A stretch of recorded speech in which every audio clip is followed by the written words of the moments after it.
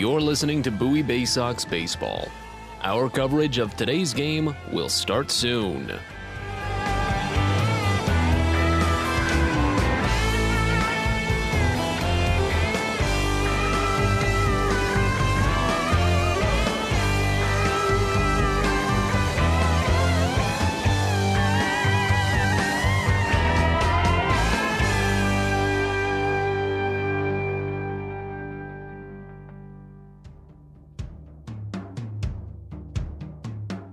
You're listening to Bowie Baysox Baseball. Our coverage of today's game will start soon.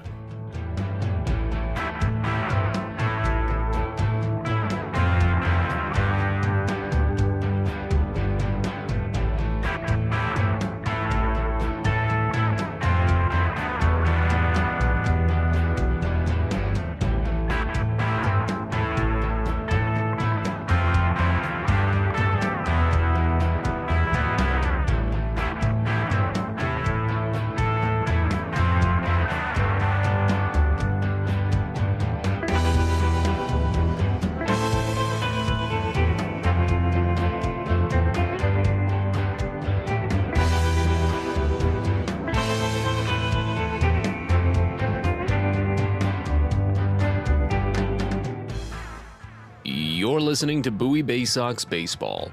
Our coverage of today's game will start soon.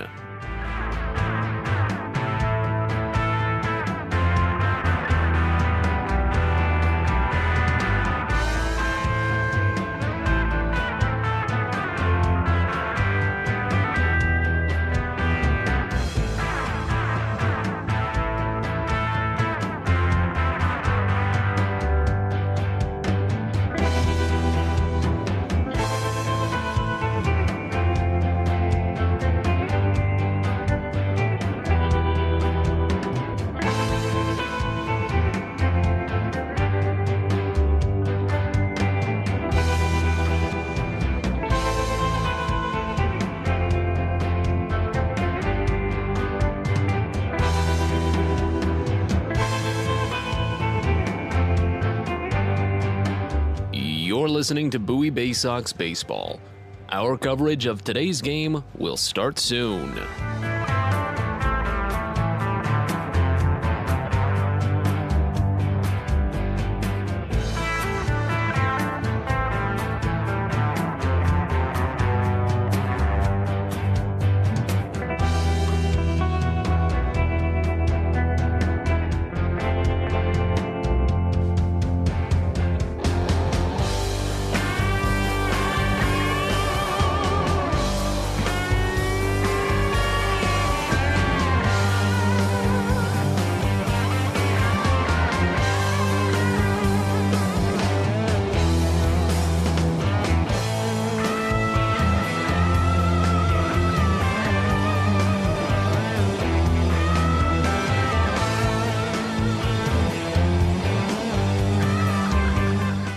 You're listening to Bowie Baysox Baseball.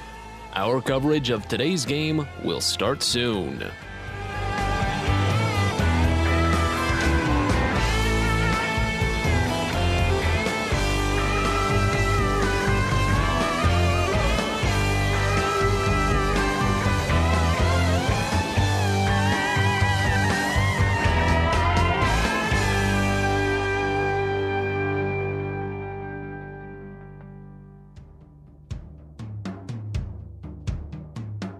You're listening to Bowie Baysox Baseball.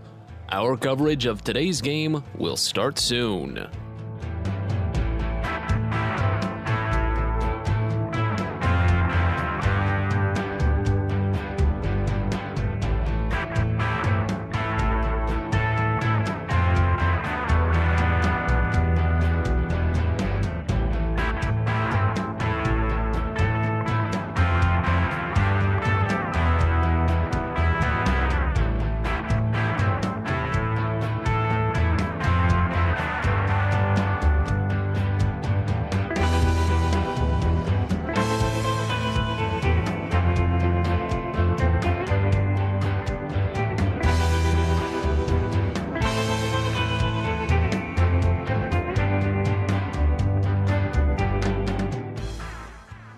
You're listening to Bowie Baysox Baseball. Our coverage of today's game will start soon.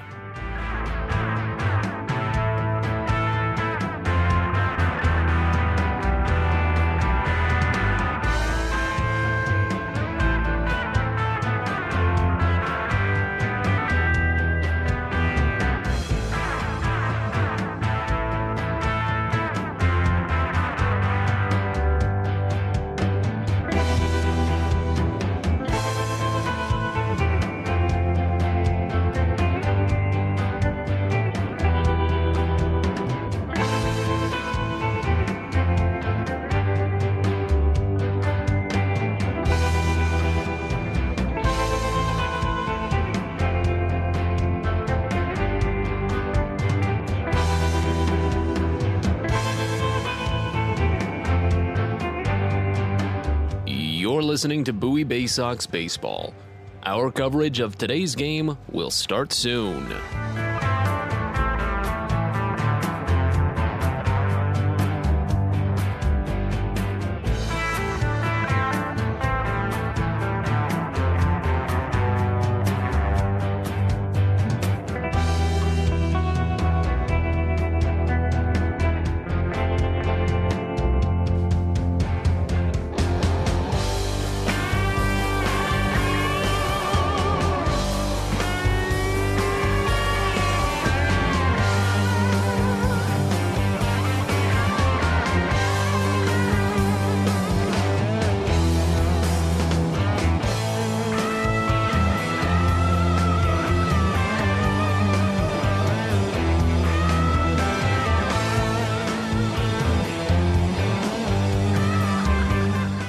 You're listening to Bowie Baysox Baseball.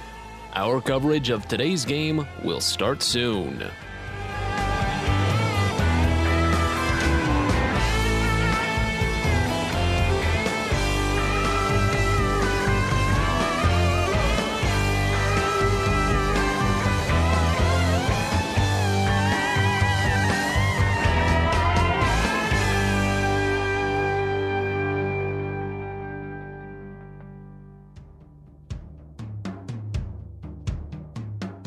You're listening to Bowie Baysox Baseball. Our coverage of today's game will start soon.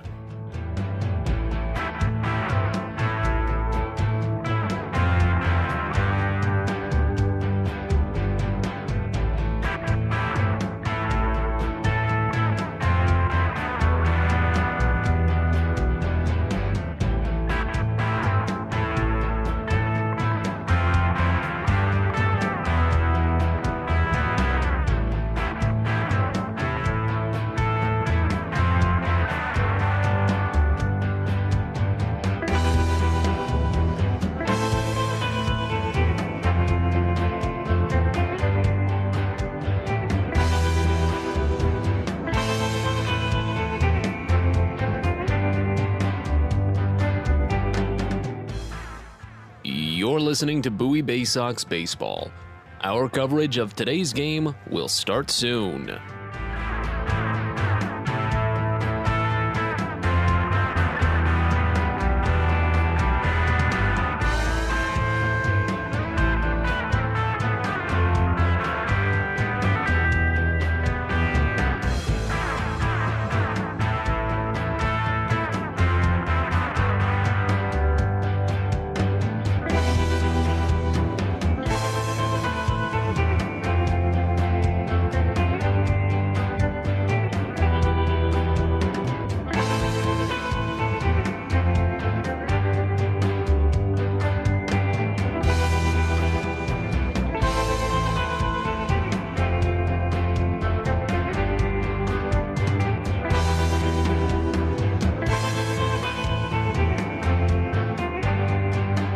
You're listening to Bowie Baysox Baseball. Our coverage of today's game will start soon.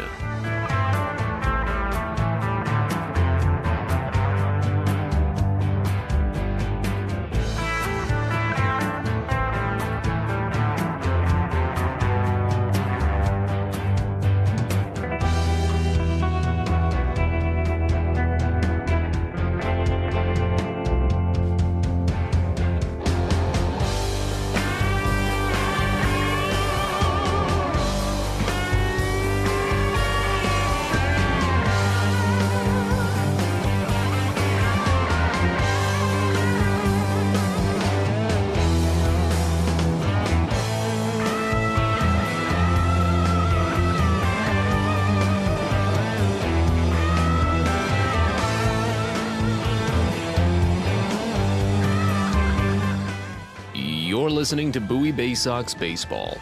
Our coverage of today's game will start soon.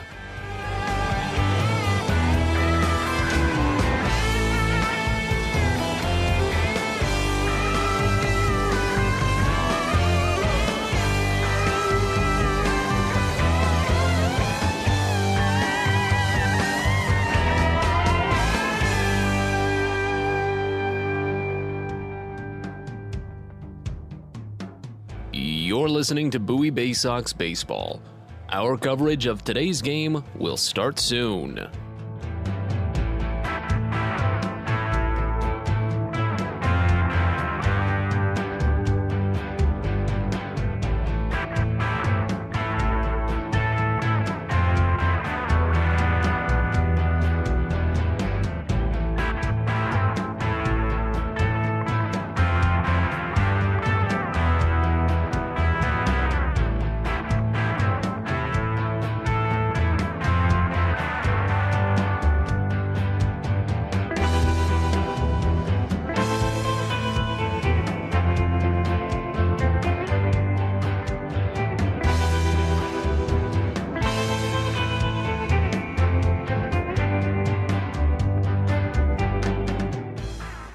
You're listening to Bowie Baysox Baseball.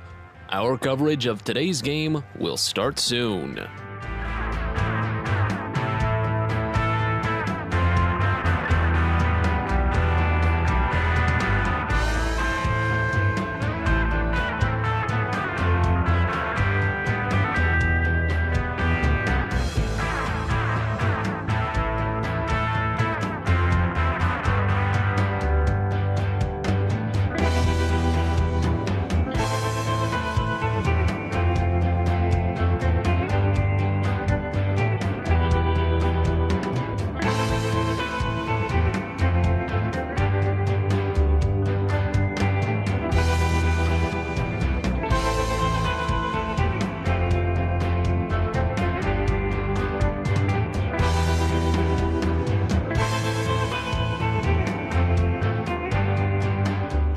You're listening to Bowie Baysox Baseball. Our coverage of today's game will start soon.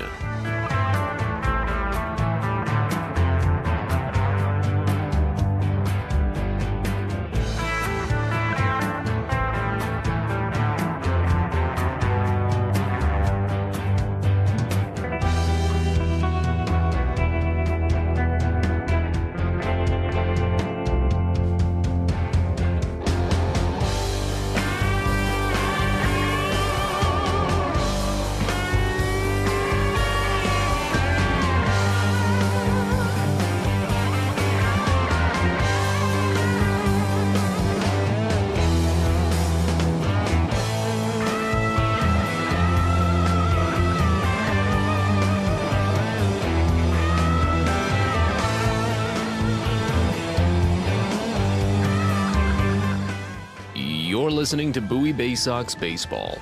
Our coverage of today's game will start soon.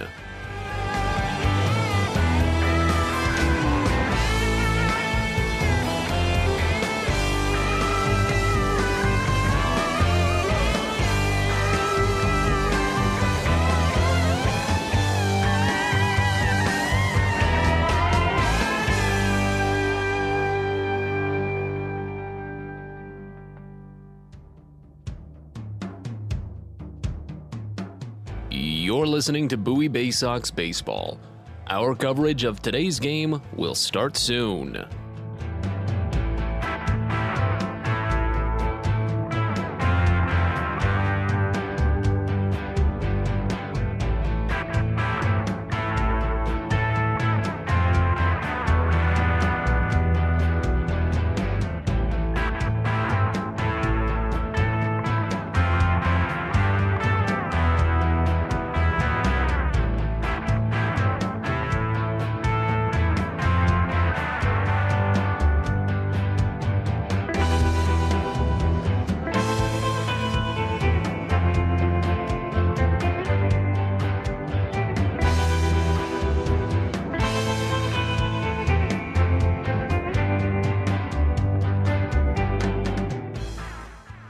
You're listening to Bowie Baysox Baseball. Our coverage of today's game will start soon.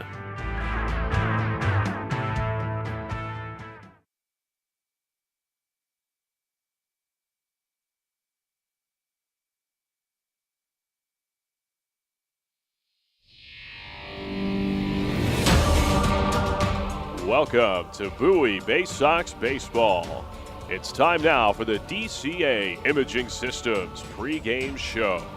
It's the DCA Imaging Systems pregame show from Canal Park as we're getting set for a doubleheader between the Akron Rubber Ducks and your Bowie Baysox. So glad you're with us. Matt Sabat is with you from downtown Akron, Ohio, as Bowie has a big opportunity today to take a lead in the series, maybe even win a series at the same time. Today's doubleheader will feature a game making up a postponed game back in July at Prince George's Stadium. So it will be slightly interesting today, as Bowie will be the road team as normally for Game 1. But in Game 2, since it's going to be a makeup of a game lost at Prince George's Stadium, Bowie will be the home team in Game 2. They've already done this actually a couple of times this season. If you were around for either the Binghamton series at Prince George's Stadium or the first Harrisburg series at FNB Field prior to this 2-week road trip when Bowie also visited FNB Field, either way, Bowie, if they can pick up the doubleheader sweep, they will win the 7-game series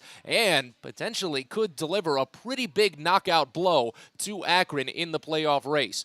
Bowie had a big blow last night as they were able to take down Akron 6-4, but the Ducks kept it close because it was 6-0 at one point very early on in the game for Bowie. They scored all of their runs in the first half of the game. Akron scored all of their runs in the second half of the game. 6-0 Bowie after the halfway point before Akron put on their 4 runs against Justin Armbruster and the Bowie bullpen. But that early attack for the Baysox has been strong this season. They're just running into more and more runners left on base. Bowie had a bases-loaded situation a couple of nights ago in the first inning and left them all loaded. They had 2 runners on to open the first and the second innings last night and still came up empty. They finally, though, got runs across in the third inning when Maverick Hendley laced a 2-out, 2 RBI single. A lot of 2-out hitting has been pretty critical for Bowie. But more notably, Connor Norby played well, 4 for 6. It's his second 4-hit day in just 4 games, and only the 8th 4-hit day from a Baysox batter this season, after Norby picked up 4 singles on Sunday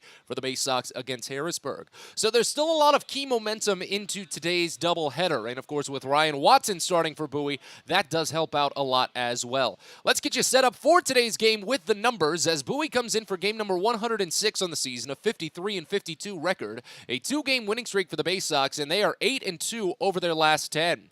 Bowie is 25-30 when playing on the road. Akron comes in for game number 105 on the season, a 57-47 record, a 2-game losing streak for the Ducks, as they are 7-3 over their last 10, and 31-24 when playing in front of the home crowds here at Canal Park. Bowie is 26-10 in the second half. That is the best record in the Eastern League. Akron is 17-18 in the second half. The Rubber Ducks are tied for third with the Altoona Curve, who are 18-19, each 1 game under 500, but Altoona has played 2 more games. But they are both 8.5 games out of first place. Bowie does have a commanding lead over those 2. It would be a big opportunity for Bowie. If they can sweep this doubleheader, that would put Akron 10.5 games out of first with less, well, not less, but just over 30 games left to play, 31 total games left to play. That could be a big chance for the Baysox to really eliminate one key team from the race. Not mathematically, but of course, philosophically, I suppose.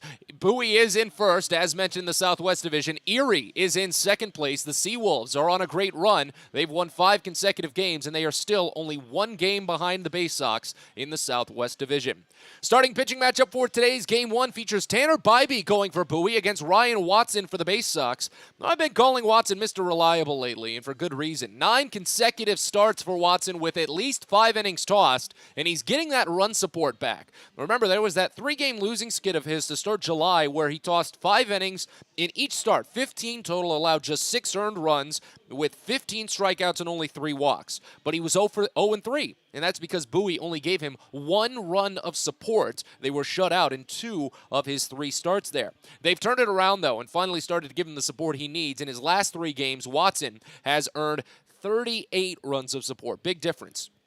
And he still put up the same numbers. 15 innings, only 3 runs allowed, 3 walks, and 14 strikeouts. He had shifted a little bit to the contact leading into the start of this road trip, but his last start against Harrisburg was one of the best in recent memory. 5 scoreless innings for Watson that matched a season's high in scoreless work, including his first Double-A start against Richmond when he tossed 5 scoreless innings, and 7 strikeouts was one shy of tying a season's high. So for him to get the strikeout stuff back has been very, very critical. He didn't allow more than 1 runner to reach scoring position against Harrisburg last week. Now, that's obviously a different team. That's a lesser offense that's in the bottom half of the Eastern League. But if Watson still comes out with that precision, if his changeup plays well on the inside edge to the right-handers, and he locates his slider well in the lower inside corner to the left-handers, then he'll be good. He should be able to pick up another 5-inning performance, and hopefully the Bowie offense can give him a win as well. As Tanner Bybee goes for Akron today, he's still just in his first organization as a professional after being drafted in the 5th round of the 2021 draft.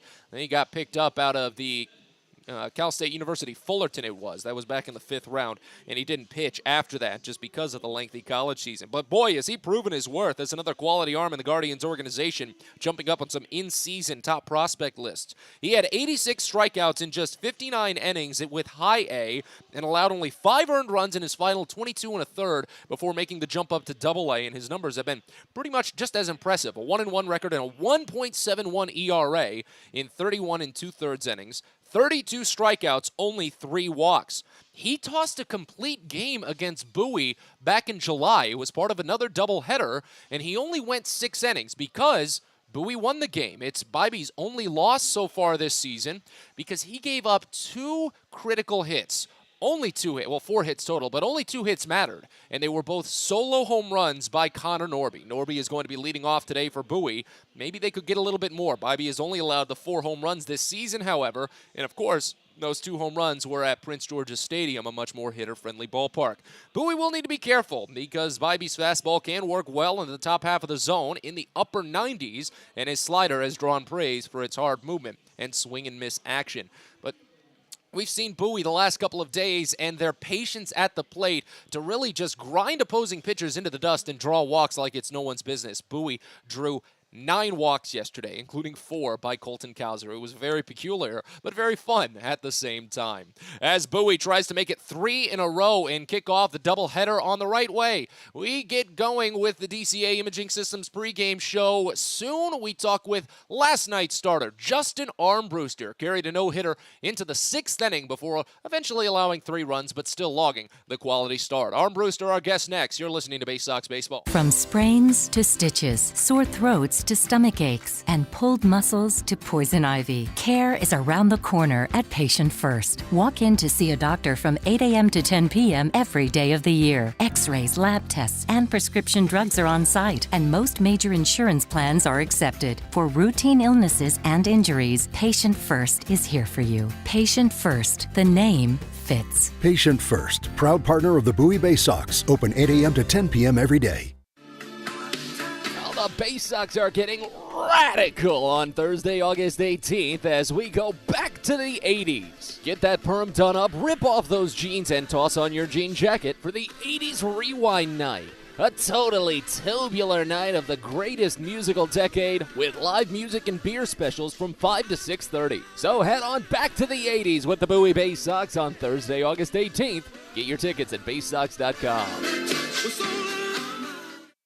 Everyone deserves a great smile, and Rad Orthodontics is here to help you, Bowie Baysox fans. Rad Orthodontics accepts most insurance, and whether it's braces or Invisalign aligners, anyone can get the smile they've always wanted with our flexible payment options. With 2 of the country's leading orthodontists right here in the D.C. area, we love to see Baysox fans smile with confidence. So get that amazing smile you deserve. Visit radsmile.com today and book your free consult. That's radsmile.com for Rad Orthodontics, official smile provider of the Bowie Baysox.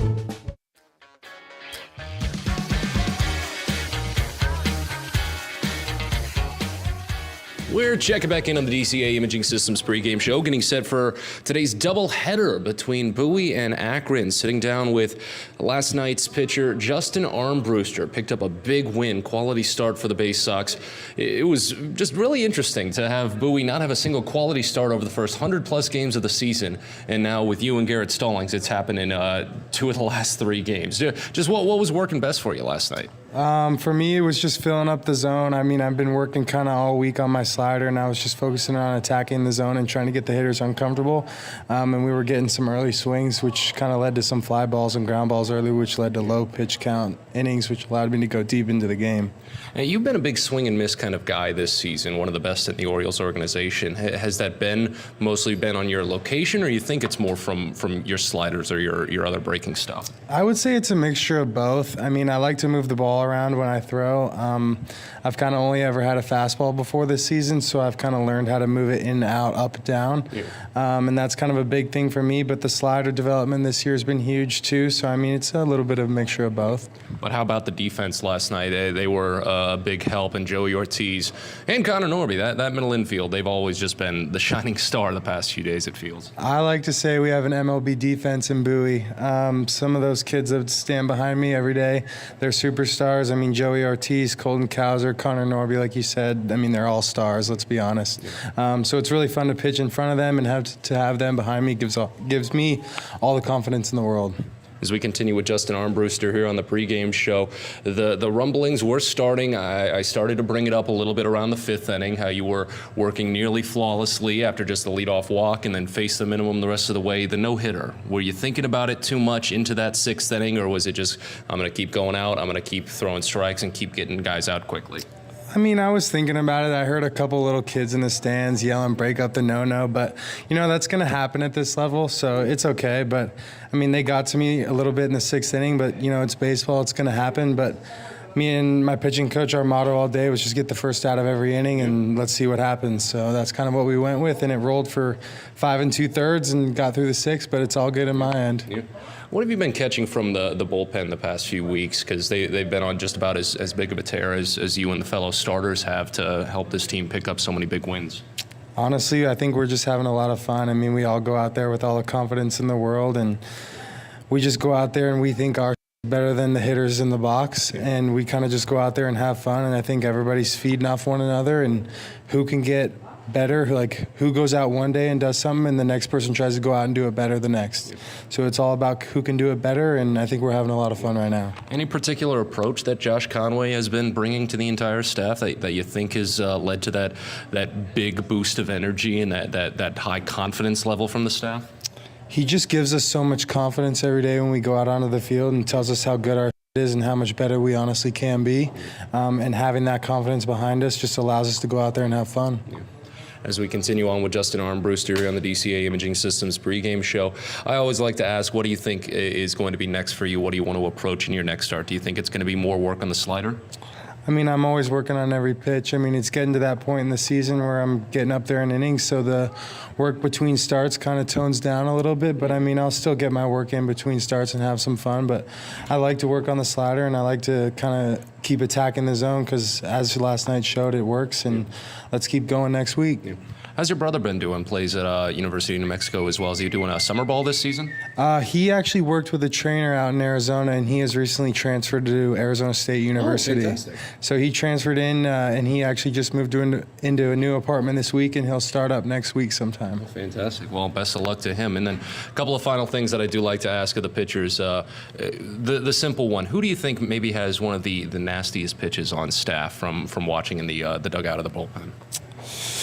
I like watching Jensen Elliott throw a sinker, but I also like kind of low pitch throwing a slider. Yeah. So those are 2 pitches that I really like watching, and if I could have those 2 tools in my bag, it'd be nice, but pitching's not that easy. Yeah. But it's always fun to watch from the other side. It is always fun to watch, that is for sure. And then as we wrap things up, I do always like to ask on these long road trips, especially a 2-week long road trip like this, sometimes a lot of guys will get in and binge a show. They have a long day at the ballpark, get back to the hotel and wrap up the evening, put on Netflix, Hulu, whatever the streaming service is. Has there been a show that you've been binging lately just to end the nights? I'm not a huge show, but I am a movie guy. So I'm a kind of person that goes on, looks at the top 10 and picks one that looks interesting and always down for a new movie. But I mean, mean, last night, Star Wars, my favorite series, Rise of Skywalker was on, and I saw that. They were running the entire sequel trilogy, I think. Yeah. I saw The Last Jedi earlier and then Rise of Skywalker after that. Yeah, so that's one of the original 6 is my favorite. Number 3, I would say, is my all-time favorite. But the new 3 that they come out over the last couple of years are really good. And I mean, it was just a cap to quite a great day. Yeah, very nice showing. All right, Justin, thank you so much for the time. Yeah, of course, and go Baysox. That's Justin Armbruster here on the DCA Imaging Systems pregame show. We'll step aside. Be back in a bit. You're listening to Baysox Baseball. Pest Now is proud to partner with the Bowie Baysox and provide their pest control services. For all your residential and commercial pest control needs, call Pest Now. For general pest control, termite control, mosquito control, and all other pest control services, call Pest Now. You can reach us at 301-231-8300 or visit us online at www.pestnow.com. Are you interested in beginning or expanding on a career in the pipe fitting, pipe welding, or HVAC service industry? Are you interested in a career path that will set you up for life without experiencing any college debt? If you are interested in these things and you live in the DC area, the Steamfitters UA Local 602 Apprenticeship Program is the best choice for you. For more information about our apprenticeship program and how to apply, please visit steamfitters-602.org. That's steamfitters-602.org. Hey kids, the Baysox Futures Club is the best way to be a fan of the Baysox, and it's completely free for kids ages 3 through 12. Futures Club members get access to special members-only events, discount ticket offers, and free gifts for just signing up. Parents, head over to Baysox.com to sign up your kids, so don't miss out on all the promotions and giveaways at Prince George's Stadium this season and next. The Baysox Futures Club. Sign up now at Baysox.com.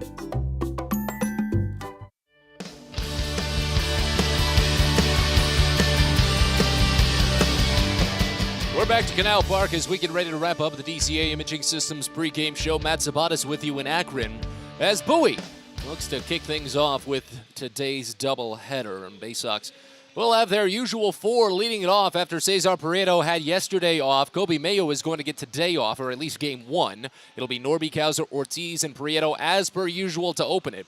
Then Hudson Haskin, Toby Welk, and Maverick Hanley to follow. Andrew Dashbach and Zach Watson will close out the starting 9 for Bowie. Dashbach is back in after a couple of days of rest as well. But so nice to have him and Toby Welk platooning at first base now. Welk back in from his injury with a little bit more opportunity to play at first base. A much easier road after that injury he suffered back in Binghamton. But Welk will be the DH today, so maybe he'll play first in game 2. All that aside, though, we're ready to get going. Teams have taken the field, so we'll step aside. When we return, we've got first pitch and all the play-by-play. You're listening to Baysox Baseball.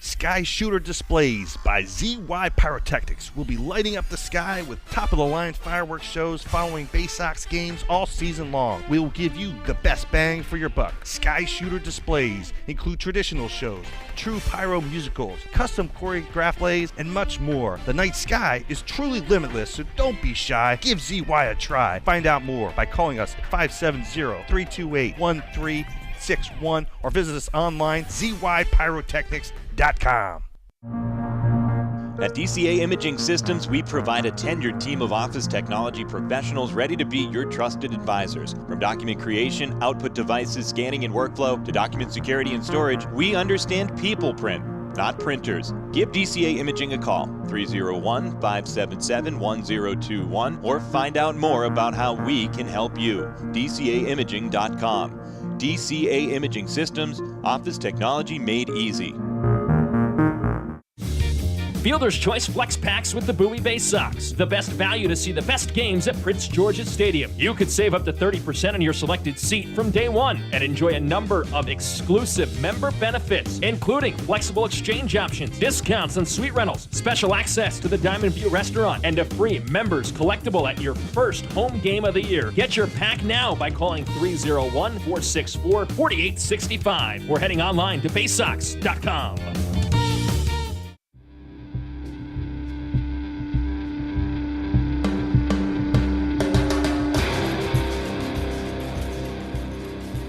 It's time for Bowie Baysox Baseball. The Baysox are the AA affiliate of the Baltimore Orioles. Coverage of the 2022 Bowie Baysox season is brought to you by Chesapeake Employers Insurance, DCA Imaging Systems, On the Green, Patient First, Royal Farms, Smile Doctors, and ZY Pyrotechnics. And now, live from the ballpark, it's time for Bowie Baysox baseball. We're ready to go from Canal Park. It's Game 5 of this 7-game series between the Akron Rubber Ducks and your Bowie Baysox. The first of a doubleheader today. So glad you're stopping by, and a nice good evening to you. Matt Sabat is with you from Canal Park in Akron, Ohio. And as Tanner Bybee warms on the mound for the Rubber Ducks, the starting lineup for the Bowie Baysox that he'll face looks like this. Leading off at second base, you've got Connor Norby, followed by Colton Cowser in center field, batting second. Joey Ortiz is the shortstop, batting third. Cesar Prieto at third base, bats fourth. Hudson Haskin in right field, bats fifth. Toby Welk, the DH, bats sixth. Maverick Handley is the catcher, batting seventh. Andrew Dashbach at first base, eighth. And Zach Watson is in left field, batting ninth. The Baysox are the AA affiliate of the Baltimore Orioles. They're managed by Kyle Moore, assisted by Brandon Becker, Josh Conway, Tim DeJohn, Billy Facto, and Chandler Geller. Galvin Christensen is the video coordinator. Lindsey Birchfield and Blake Wooten are the athletic trainers. Bowie is 53-52 on the season, a 2-game winning streak, 8-2 over their last 10, and 26-10 in the second half. That's the best record in the Eastern League. And again, the lineup features Norby, Cowser, Ortiz, Prieto, Haskin, Welk, Handley, Dashbach, Watson, all to face off against Tanner Bybee on the mound. Canal Park here in Akron, 337 feet down the line to right field, 331 feet down the line to left field, and 400 feet to the deepest part of straightaway center field, with that small crook in a little bit in right center. As Norby digs in, right-hander hitting .276 this season with an .896 OPS in 33 games. Bybee holds set at the chin, steps back, kicks high, and fires the first pitch home. It's a breaking ball, misses up and away, and we're underway at 5:06 p.m. on a 77-degree, mostly cloudy day here in Akron. Here's the 1-0 offering to Norby. Popped foul right side out of play, and the count runs even at a ball and a strike. 7 doubles and a triple for Norby this season, 8 home runs, 18 runs batted in. He had a massive day yesterday. Led off the game with a single as well. Big part of Bowie's 6-4 win, the 1-1. Norby watches a nice curveball miss too far outside, and the count goes to 2 balls and a strike. Norby had a 4-for-6 day. He started 4 for 4. A couple of runs batted in and a run scored as the 2-1 pitch comes in, and it's another curveball. This one finds the zone, hits the top half, and the count runs even at 2 balls and 2 strikes on Norby. Very calm early day here in Akron. I think they were giving something away because there was a line out front before the gates opened as the 2-2 is sprayed foul the other way. Count stays even at 2. But the fans filling into their seats are taking a little bit of time. I suppose they're still just roaming the concourse at this point. As Bybee covers most of the face with that glove before firing the 2-2. It misses high. Count fills. And he spreads the glove wide while holding ball in it the entire time out of the windup. With a wide gap up the middle of the infield here for the leadoff batter. 3-2 pitch to Norby. Called strike 3 and a curveball outside half. That's a great breaking ball from Bybee.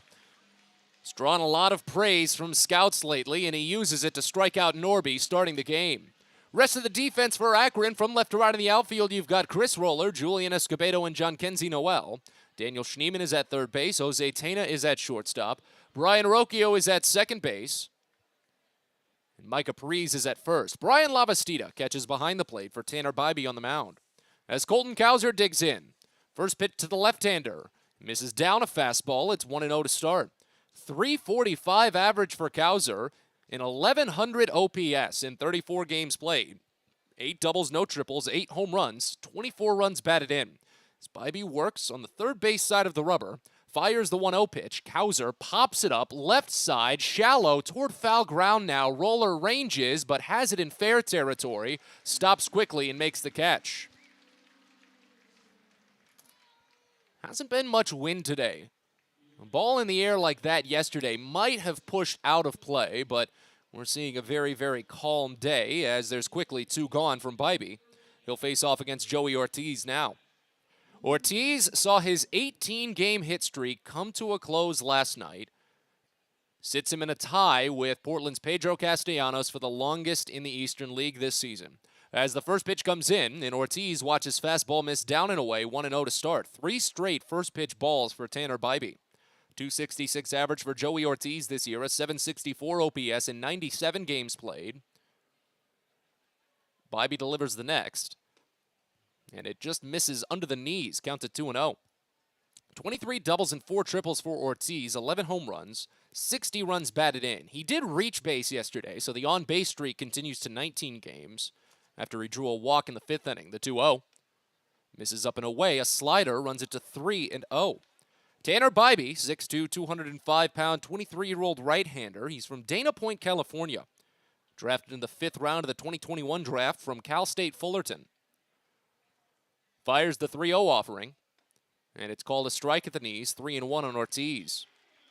On the season, Bybee is 1-1 with a 1.71 ERA in 6 games, all starts at Double-A. This is still his first professional season. Played well at High A to earn the promotion. The 3-1 pitch, and Ortiz fouls it off right side, count fills.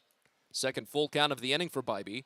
Opponents are 4 for 16 against him on full counts, 5 strikeouts, 1 walk. He's only fired 31 2/3 innings at Double-A. He has struck out 32 batters and walked only 3. He's allowed 4 home runs, and opponents are hitting him at a 204 mark. Payoff pitch to Ortiz. Swing and a miss for strike 3. Bybee retires the side here in the top of the first, including a pair of punch-outs on 15 pitches. Bottom of the first coming up here in Akron. Bowie nothing. Akron coming on up. You're listening to Baysox Baseball. At Luminous Health, we want you to feel your best. This summer, take the time to catch up on your annual health screenings. Visit us at our Anne Arundel Medical Center, Doctors Community Medical Center, or one of our primary care offices in your neighborhood. At Luminous Health, you are the MVP. Learn more at luminoushealth.org. When your commercial plumbing project calls for a job done safely and on time, then your job calls for the plumbers of Local 5 Washington, D.C. Local 5 will always deliver the most skilled and well-trained plumbing craftsmen in the DMV. If you're a contractor who needs safe jobs done well, you need the plumbers of Local 5 Washington, D.C. Start your partnership with them today. Visit local5plumbers.org. That's local5plumbers.org.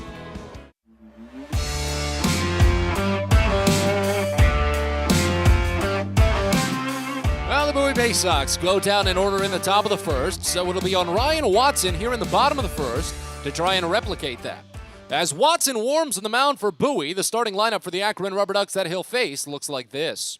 Leading off at shortstop, it's Jose Tena, followed by Brian Arocchio, the second baseman, batting second. Brian Lavastida is the catcher, batting third. Mike Capriz at first base, bats fourth.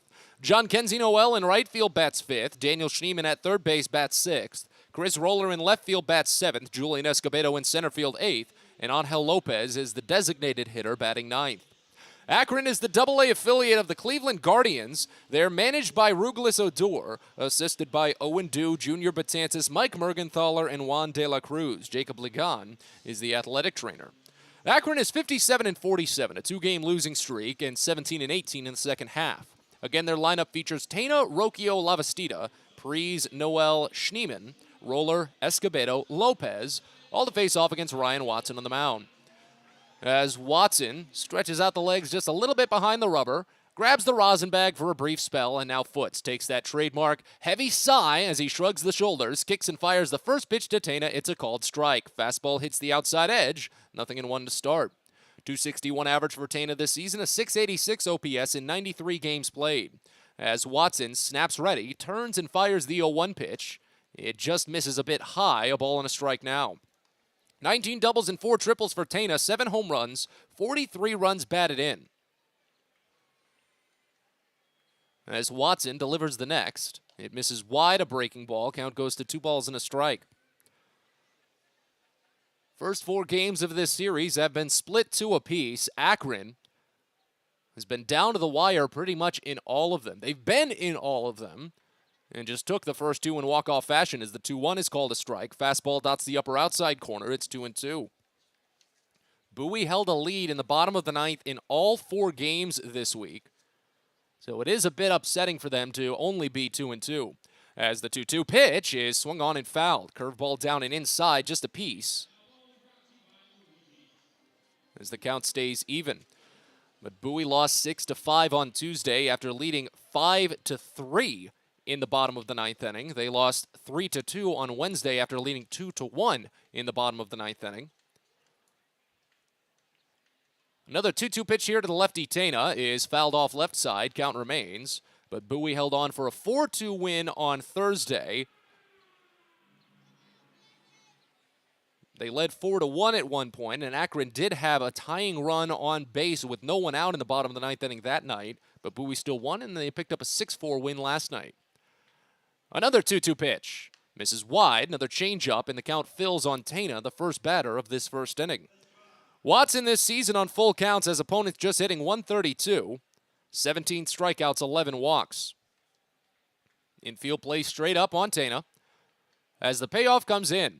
Swing and a miss for strike 3. Got him to chase on a fastball up and away. 94 miles an hour on the radar for Watson, and he starts his day with a strikeout.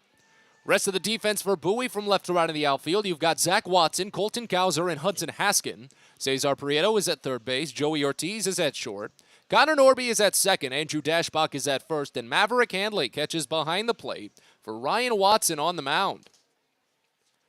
And switch hitter Brian Rocchio digs in, batting lefty. First pitch in, he squares and bunts it back toward the mound, right into the glove of Watson on 2 hops, and he tosses it easily to first base. 1-3 put out, and quickly 2 gone. Your umpiring crew for today's game, Louis Krupa is the crew chief at third base, Tim Detweiler is at first, and Gabe Alfonso is calling the balls and strikes behind home plate. Bowie is wearing their alternate orange uniforms today, black block Bowie on the front side, gray pants, black cap, orange brim. While Akron is in their alternate baby blues today with the script Akron on the front side, white pants. First pitch into Brian Lavastida is grounded hard deep in the hole at short and past Joey Ortiz. A late bounce on it, and Ortiz just wasn't able to outstretch as the ball bounced lowly underneath his glove. Lavastida opens with a base hit. Akron attacking the first pitch on back-to-back plate appearances now, and Lavastida now has base hits in back-to-back games, 6 of his last 7. That extends the inning, but still an easy chance for Watson to get out of the frame fast as Micah Prees digs in. Another left-hander for Akron. They're dealing a lot of them today. 5 total when you include the switch hitter Brian Rocchio. As Watson sets out of the stretch for the first time, runner goes. First pitch is outside for a ball. Throw to second is a little bit the other way and not in time. Joey Ortiz had to move the glove across the body, so up a little bit over to his right side. Timing-wise, it was there, but Maverick Handley just had it a little bit off target, and Lavastida picks up his 4th stolen base of the season. He's been perfect this year. Handley allows his 30th stolen base in 44 attempts. So now runner in scoring position in a 1-0 count on Prees. Here's the next pitch. Misses down and away for a ball. It's 2-0. Scoreless here in the bottom of the first inning. Akron has not scored in the first inning except for Tuesday when they got a pair of runs in the first before Bowie broke ahead with a 4-run third. Here's the 2-0 to Prees. Late swing, fouled off right side. Handley was about to try the snap back to second base. He had straightened up and was charging to fire a bullet to second, but the foul ball took away that chance. Micah Prees hitting .263 this season, an .847 OPS in 91 games. He's been a tough customer in this series. As the 2-1 pitch is sprayed foul the other way, Handley was thinking about it again. But it runs the count even at 2 balls and 2 strikes. We'll see now, though, if Lavastida thinks about taking off with a 2-strike opportunity with 2 outs. 23 doubles, 4 triples for Prees, 16 home runs, 59 runs batted in. Runner at second, 2 away. The 2-2 pitch, no, a pick off to second as Watson had kicked and turned to second base. He actually caught Lavastida going the other way with his secondary lead, but Ortiz was not in much of a hurry to cover the bag. So Watson still threw the ball over there, but Ortiz really wasn't too close to the bag to even elicit anything. Now we get the 2-2 pitch. Swing and just a piece. Hit off of the ground. Nearly into the mid of the catcher. Might have fallen off of Hanley's glove. But it holds the count even at 2 as this inning, while it may not be too long, it is starting to extend, in which Ryan Watson was nearly out of it on just a very small handful of pitches.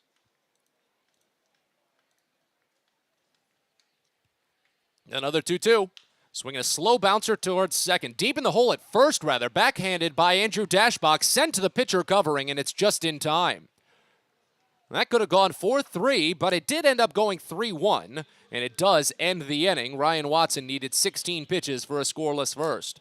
He allows a base hit and sends us to the second. 0-0. You're listening to Baysox Baseball. The Baysox are calling all deadheads to make their way out to Prince George's Stadium on Friday, August 26th for Grateful Dead Night. With special themes and music all night throughout the game, it'll culminate in a Grateful Dead-themed fireworks show to cap the evening.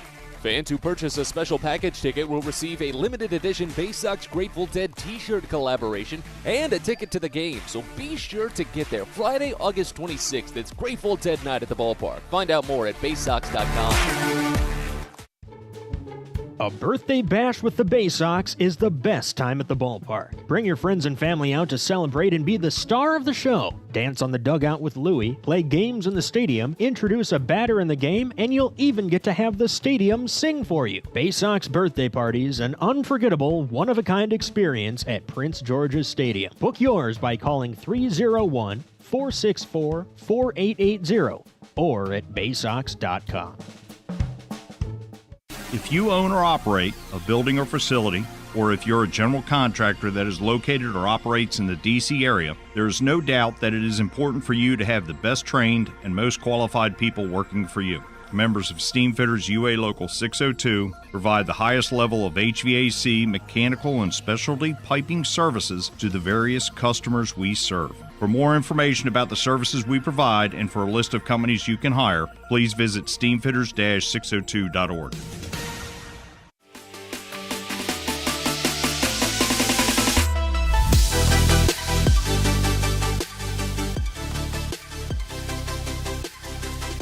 Second inning here in Akron, a scoreless ball game. Each starting pitcher working fairly efficiently in the first. 15 pitches for Tanner Bybee in a perfect first. 16 pitches for Ryan Watson, allowing just one base hit in the first. As it'll be 4, 5, and 6 for the Baysox batters to try and get something aboard against Bybee. Cesar Prieto will lead off after taking off yesterday. 281 average for Prieto, a 704 OPS in 62 games played. 17 doubles, no triples, 3 homers, 28 runs batted in. As Bybee holds set on the third base side and fires the first pitch. He squares, bunts it in the air and foul. Up and away as Prieto. That's the second time he's tried that now and come up empty. He's usually been so steady-handed on the bunt attempts. When did he try that 2 days ago? I think it might have been in the 5th inning. Akron's one of the few teams that's been able to pitch around his bunting acumen. The 0-1 pitch. Swing and a miss on a fastball down, and it's 0-2.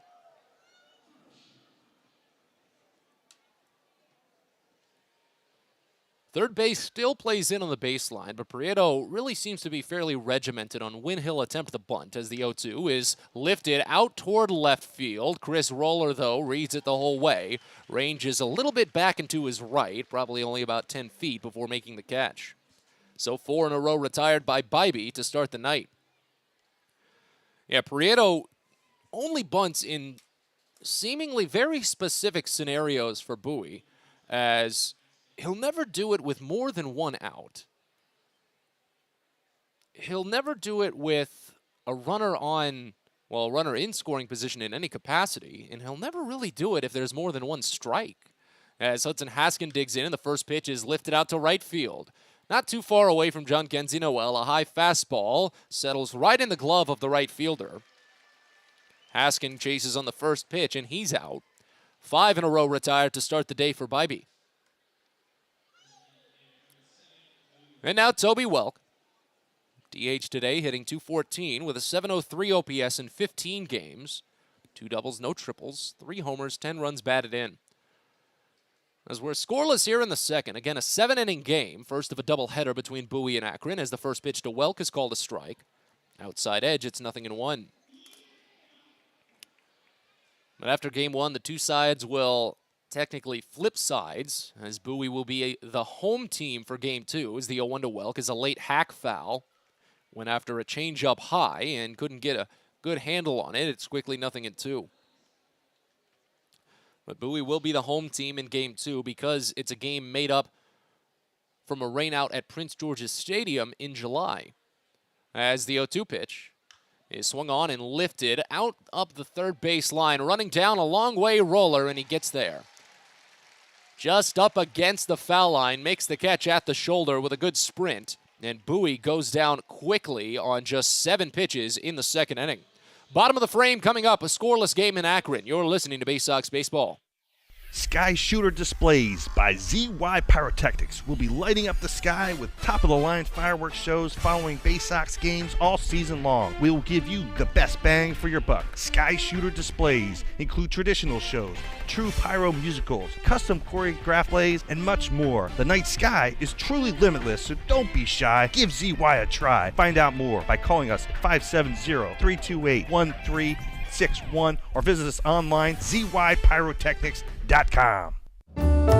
On the Green Incorporated is your lawn care team, providing professional organic-based lawn care programs for residential and commercial lawns. Our lawn care programs provide ballpark quality results. Each service is custom tailored with guaranteed results for even the toughest lawns. On the Green also offers outdoor pest control services. Mosquitoes, ants, ticks, and more. Safely and effectively control insects and enjoy the outdoors this summer with On the Green Incorporated. Go to onthegreeninc.com.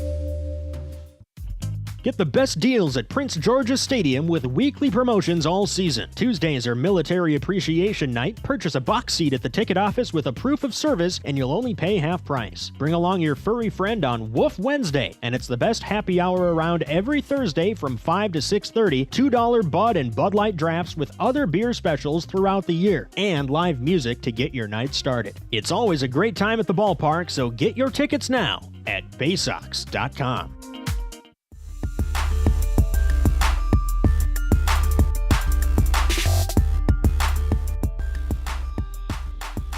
Bottom of the second inning in Akron, still a scoreless game. Ryan Watson didn't get much time on the bench, as Tanner Bybee used just 7 pitches for a perfect second with a trio of flyouts, 2 to left field, 1 to right.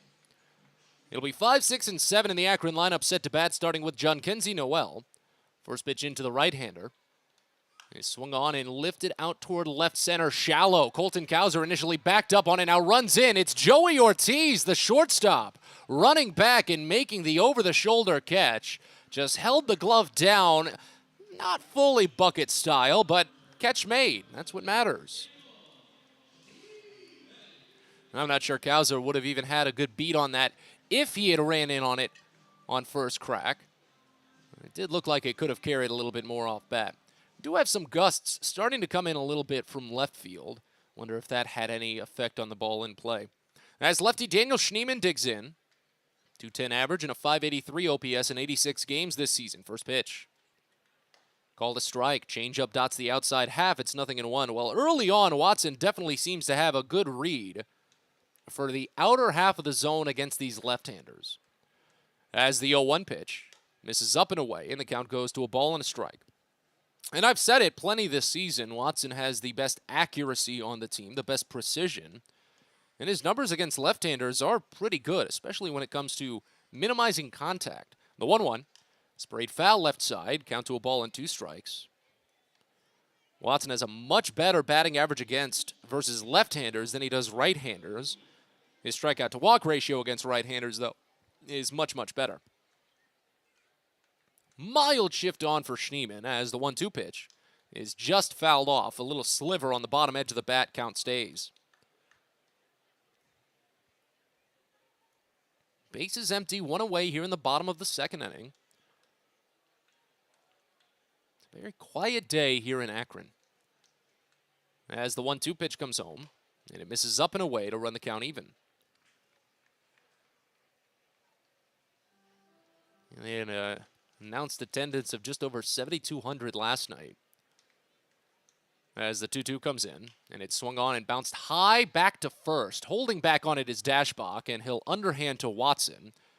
Pitcher sprints over to tag the base, 3-1 put out, and there's 2 away.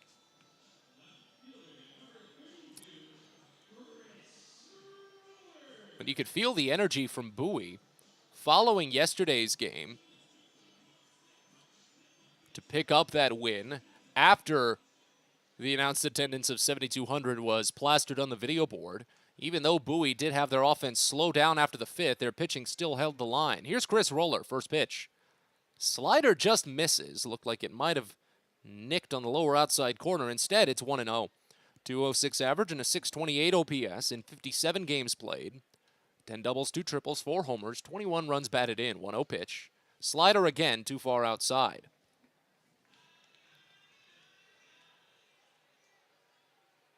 But again, this is a Bowie team that understands the assignment a lot of times.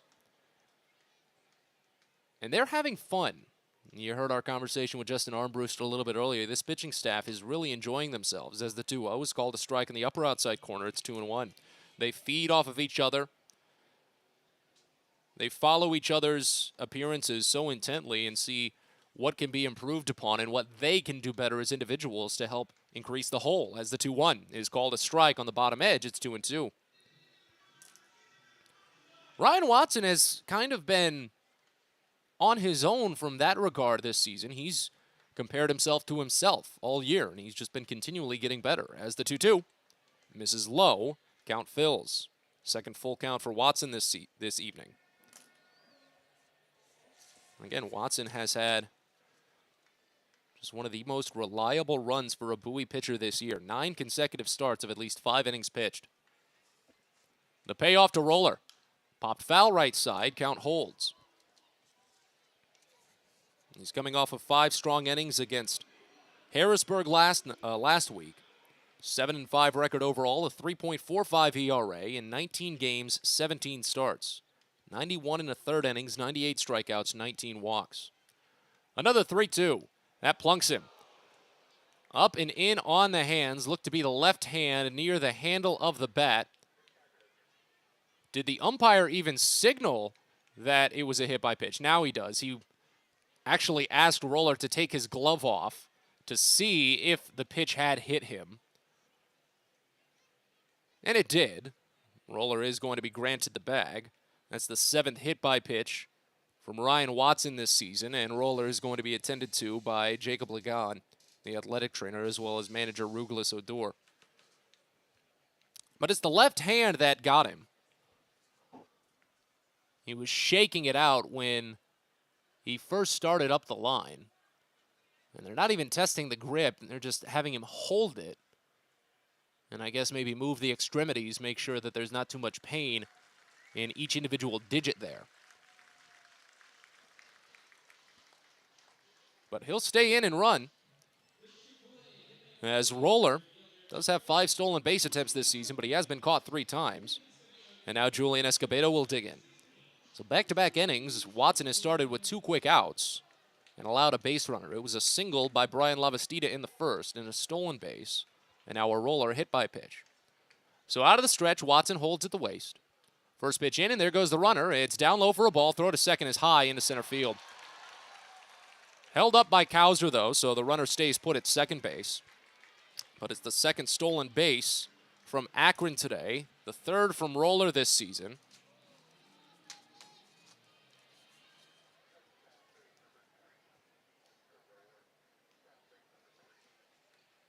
And we've got to wonder how many more stolen base attempts we're going to see.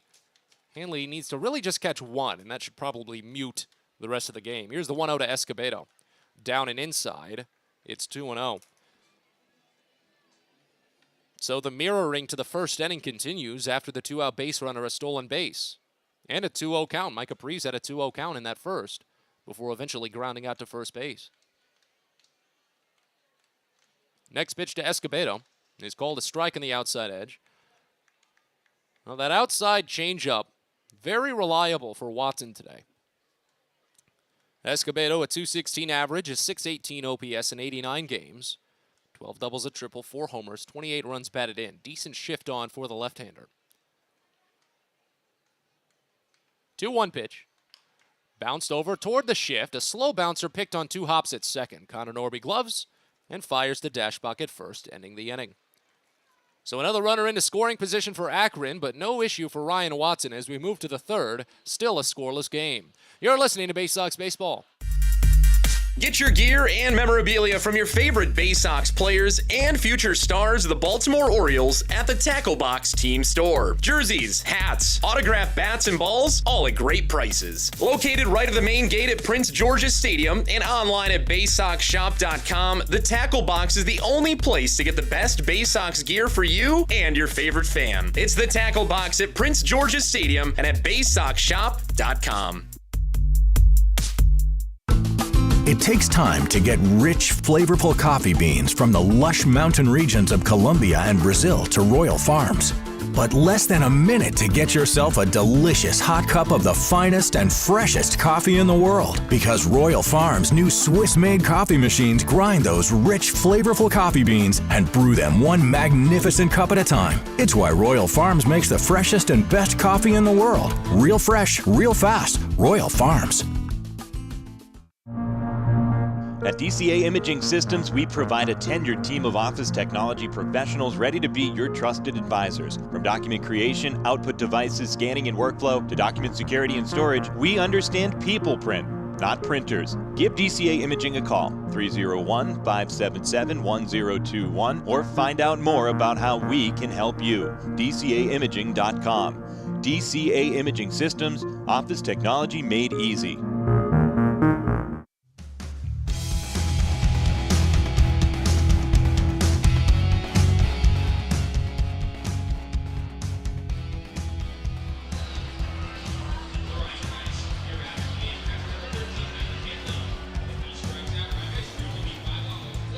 Third inning here in Akron, still a scoreless ball game between the Baysox and the Rubber Ducks as Tanner Bybee gets back to work.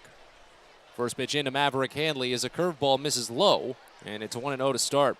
As it'll be 7, 8, and 9 in the Baysox lineup set to bat. Bowie still looking for their first base runner. Handley hitting .232 this season, .763 OPS in 62 games. Next pitch, breaking ball called for strike at the top half of the zone. Runs the count even at 1. 11 doubles and a triple for Handley, 8 homers, 40 runs batted in. 1-1. Fastball high, 2 balls and a strike. A very light shift put on. So it's a decent gap up the middle as the right side isn't playing too much into it.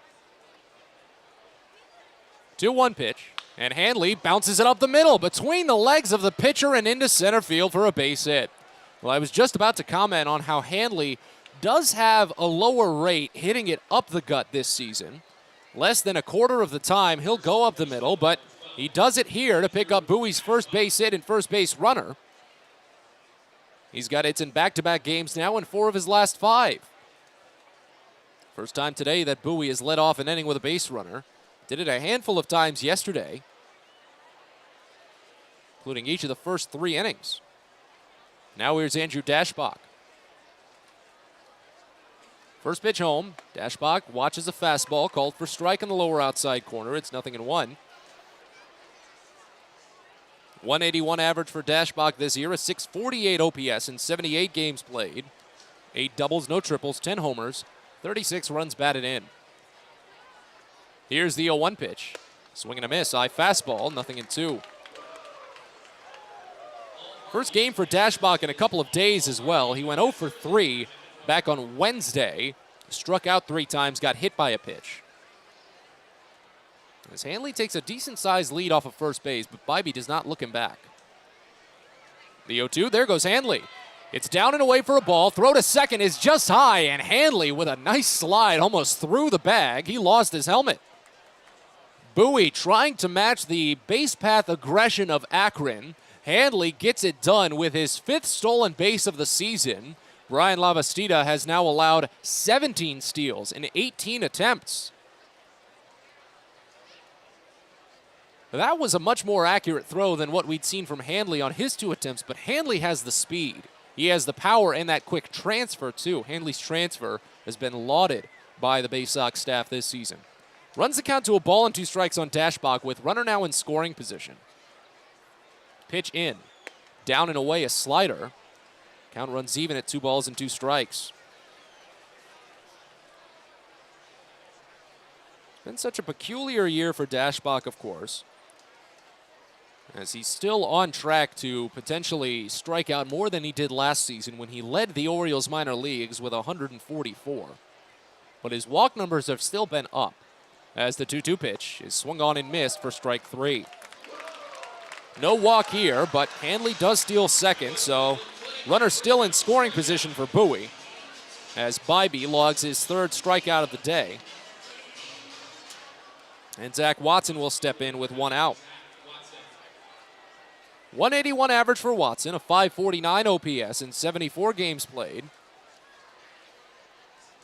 7 doubles, 2 triples, 7 homers, 21 runs batted in.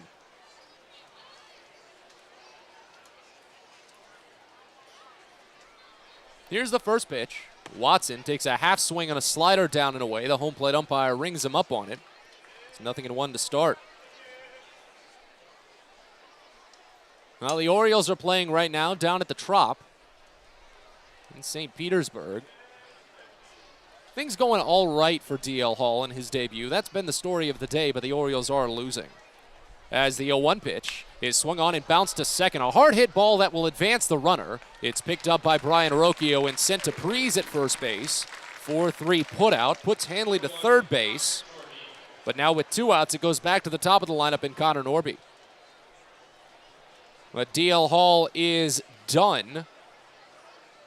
3 2/3 innings. He gave up 5 runs and 5 hits with 3 walks but 6 strikeouts. He struck out the side on 12 pitches in the second.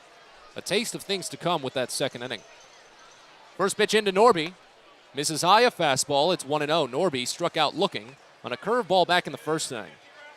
When Bybee faced off against Bowie back in July, he took his only loss of the season. And the loss was purely dictated by Connor Norby. Next pitch misses down and away. And the count goes to 2-0. As Norby took him yard twice. Bowie won the game 2-0. As the 2-0 pitch is sprayed foul right side. Count to 2-1. But not only was it a clean game from Bybee, aside from the home runs, it was a complete game. So it was also a doubleheader, and since it was at home, he only tossed 6 innings, didn't toss a bottom of the 7th. Bowie won. The 2-1. A flinch and a high fastball. Norby got back in time. More so pulled the arms in. 3 balls and a strike now with runner at third, 2 away, and a scoreless top of the 3rd. Maverick Handley led off with a single, stole second, and moved to third on a ground out. Hitters count to Norby. Called a strike on the outside edge. Norby had taken a step and a half out of the batter's box and looks back at the umpire without saying anything. That was a similar pitch to the one that had rung him up looking in the first inning. We'll see. As Bybee tries for the strikeout, the payoff. Sprayed foul right side, a good crack. But the count stays full. 97-mile-an-hour fastball. We've been seeing some varying velocity right now from Bybee. But he's been routinely hitting 97, especially on potential put-down pitches. Holds the timing. Another 3-2 is high ball 4. Went with a fastball again, but Norby read it the whole way, and he draws Bowie's first walk of the game. Puts them at the corners now for Colton Cowser.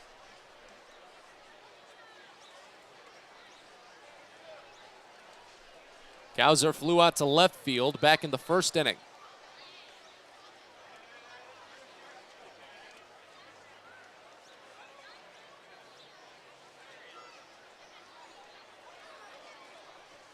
.40 pitches for Bybee so far. 18 in this inning. First pitch to Cowser. Called a strike. Good slider at the knees. It's 0-1. Well, that slider for Bybee has drawn praise. Rightfully so. Its work against lefties is big. 154 average against left-handed batters. Here's the 0-1. Cowser gets brushed off inside by the fastball. 96 on the gun, and it's a ball and a strike now. Now could be a good time for Norby to try and steal second. They've got a decent shift on, but keeping him at first might help because it only leaves the second baseman as the lone fielder. The first baseman has to hold Norby on base. Here's the 1-1.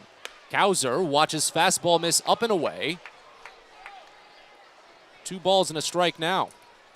And that's where you can play a little bit of strategy. Of course, Bowie does have the speed of Norby. 4 steals in 5 attempts this season. They already have the stolen base in this inning. They've tested the arm of Lavastida. But you do have an opening on the right side of the infield, the pull side for Cowser. 2-1 pitch. Swing and a miss. Way too far ahead of the curveball. Count runs even at 2 balls and 2 strikes. That was a great pitch. A cloudy day here in Akron. Wind's starting to die down a little bit. Still not too cold, not too warm. Just been a nice average day to get things done. At the corners with 2 outs. A scoreless top of the third. 2-2 to Cowser. Called strike 3 on the lower inside corner. That slider for Bybee. It works. His 4th strikeout. Strands a runner at third. And we're on to the bottom of the third in Akron. Scoreless. You're listening to Baysox Baseball. Most people don't know what a steam fitter is. More importantly, what we do and how much it impacts you. Just take a moment to think about what your world would look like if you didn't have the ability to generate electricity, to have heating or air conditioning, microchip production, internet service, web-based storage, cellular service, and frozen or refrigerated produce. Could you imagine? And these are just some of the things that we impact. Please visit steamfitters-602.org and let's talk about how we can bring value to you.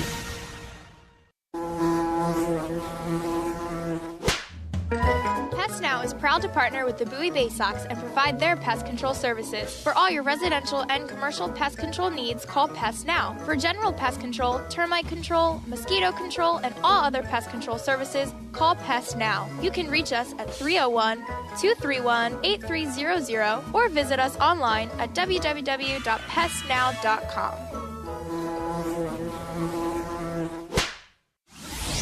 Celebrate your Chesapeake pride on Friday, August 19th as the Baysox host Maryland's Baytoberfest at Prince George's Stadium. All things Maryland presented by Royal Farms with an upcoming special Baytoberfest beer stein and ticket package available. And with a big chance to celebrate all things Maryland, it wouldn't be complete without your very own Maryland flag designed Baysox hat with Adley Rutschman and his number 35 patched on the side. It's the Maryland Baytoberfest and the Adley Rutschman hat giveaway Friday, August 19th at Prince George's Stadium. So get your tickets at baysox.com.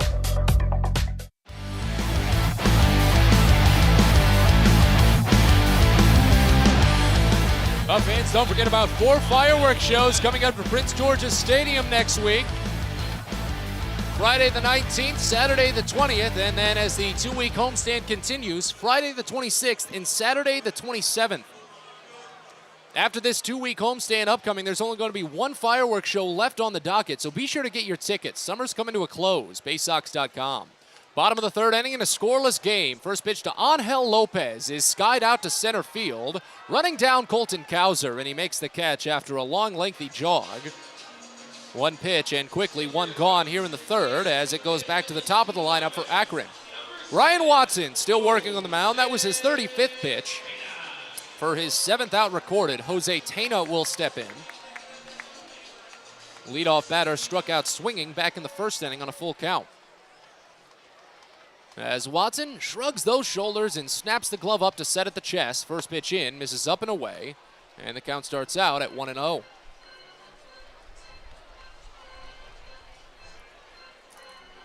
Since Game 2 is scheduled to be a bullpen day for both sides, Watson is critical in his performance today as the 1-0 is a lost bat. A foul ball skirted to the left side while the bat goes helicoptering into the netting on the right side. 1-1 the count on Tena now as he'll get some pine tar. No, he's not going to ask for any pine tar? What? You lost your bat and you're not even going to try and improve your grip. Okay. That's the 2nd consecutive day that an Akron batter has just sent their bat spiraling into the netting. as the 1-1 pitch. Misses down and inside. Count goes to 2-1. Well, I said it yesterday. I think it was Reynel Delgado who lost his bat when it happened. Do you get a little gun shy after something like that? Because it is embarrassing in a sense. I don't know. Here's the 2-1 pitch. Swing and a miss, high fastball. Tena held on to the bat that time as the count evens at 2 balls and 2 strikes.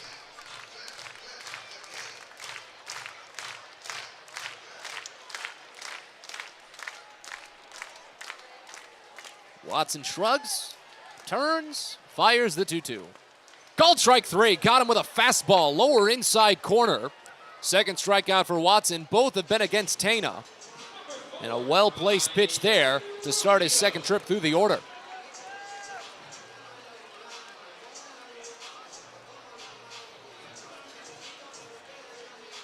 So now on to Rocchio with 2 gone. Again, Watson and his distance today will be very important in how Bowie fares in this doubleheader, as the first pitch to Rocchio is swung on and missed. Rocchio tried to pull his swing back but couldn't. Count starts out at 0-1. Rocchio bunted his way into an out in the first inning. Hit it right back to the mound. As the 0-1 pitch comes in, and it's swung on and lifted out to left, Watson initially steps in, now backs up and moves to his right about 10 feet, now runs down and makes the catch at the waist. A quick third inning for Watson. He's through these 3 on just 42 total pitches. That was an 8-pitch third.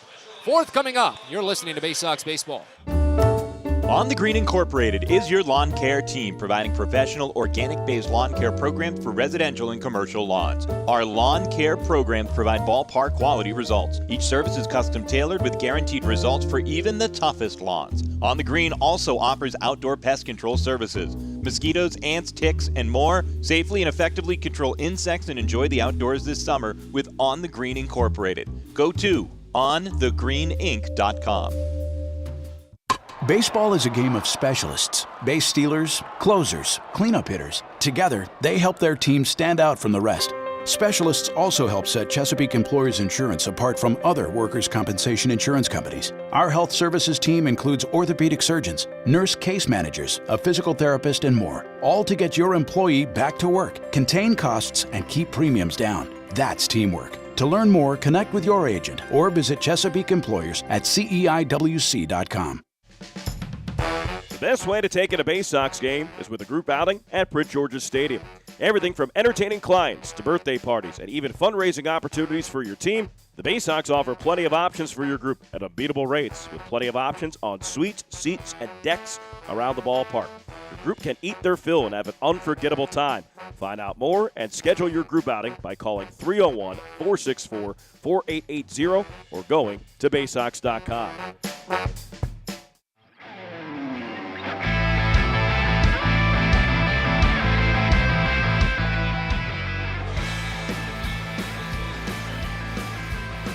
Well, Fans Cares around the corner at Patient First. Urgent care that's open 8 a.m. to 10 p.m. every day of the year.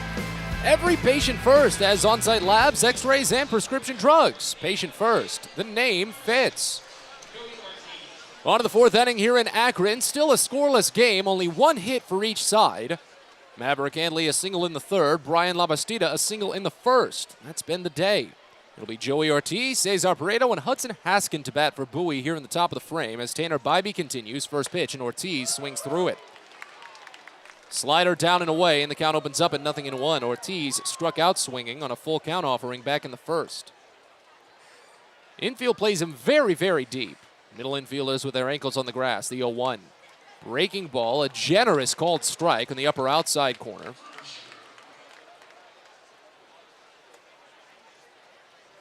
Count quickly to 0-2. Here's the next from Bybee. Sprayed foul, hits the netting up to the right side. Count stays. Ortiz's average has been dipping this month.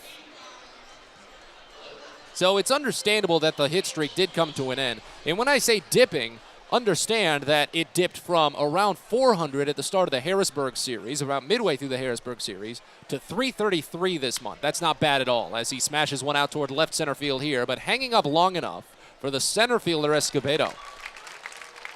He gets to the gap and makes the catch. We've not seen, I think, any base hit or anything get to the warning track in left center field this series. It's one of the deepest, it seems, in the Eastern League. As Ortiz opens up the fourth by flying out. Here's Cesar Prieto. He flew out to left field back in the second inning. First pitch, and Prieto swings through a low breaking ball. 0-1 to start.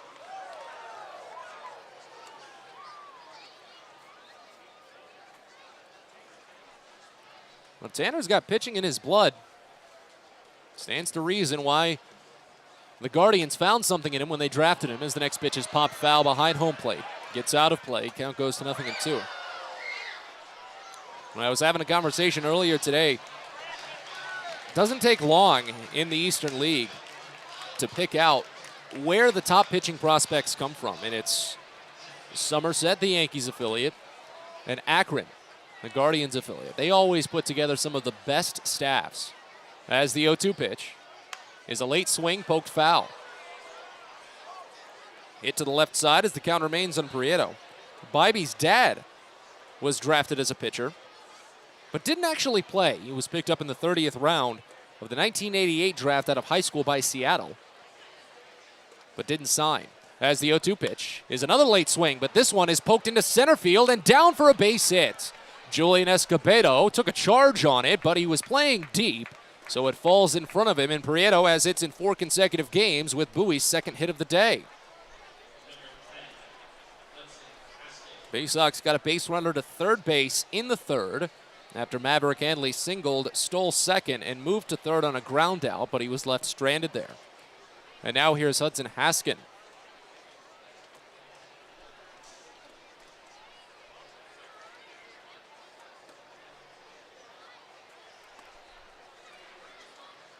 First pitch home. Haskin takes a late pop and skies it out toward foul ground on the right side. First baseman Micah Breeze is there, and he makes the catch. Haskin has been a notable bat to attack on the first pitch, and he's now gone down on the first pitch he's seen in both of his plate appearances today. Suddenly 2 gone. So now here's Toby Welk. Yeah, Bybee's dad was actually his pitching coach. Volunteered at his high school back in California as the pitching coach there as well. Here's Welk, first pitch, called a strike. Curveball in the lower inside corner, it's 0-1. Welk flew out to left field back in the second inning.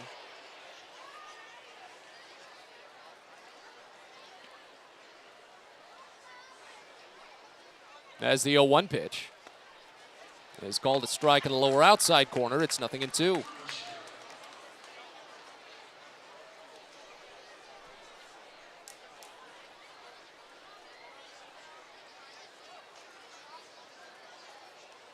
Bybee needed 23 pitches in the third, but this one's been much more efficient for him.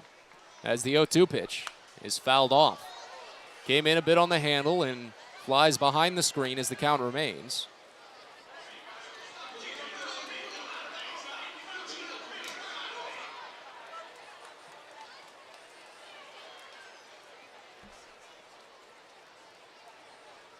Bybee sets again on the third base side.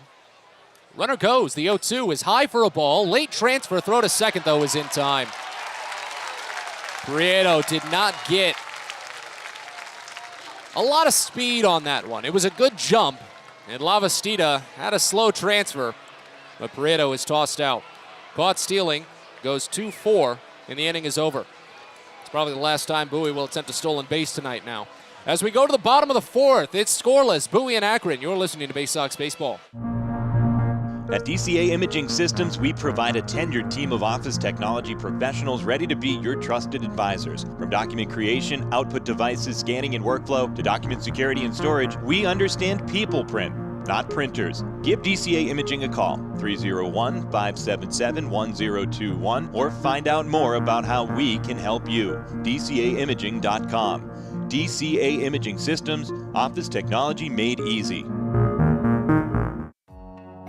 There's plenty going on at the ballpark on Saturday, August 27th. Bowie will be hosting a special tribute to Negro League Baseball, as well as an exhibit presented by the Josh Gibson Foundation with special artifacts from the Hall of Famer's career, as well as the Baysox huge Touch a Truck event featuring dozens of construction, excavation, emergency vehicles, and trucks for all fans to enjoy and interact with exhibits as well. It begins at 4:30 and is going to run till 6:30 ahead of the 6:35 game. It's all presented by Miss Utility and comes your way on a busy Saturday, August 27th, so get your tickets at Baysox.com. Sky Shooter Displays by ZY Pyrotechnics will be lighting up the sky with top-of-the-line fireworks shows following Baysox games all season long. We will give you the best bang for your buck. Sky Shooter Displays include traditional shows, true pyro musicals, custom choreographed plays, and much more. The night sky is truly limitless, so don't be shy. Give ZY a try. Find out more by calling us at 570-328-1361 or visit us online, zypyrotechnics.com.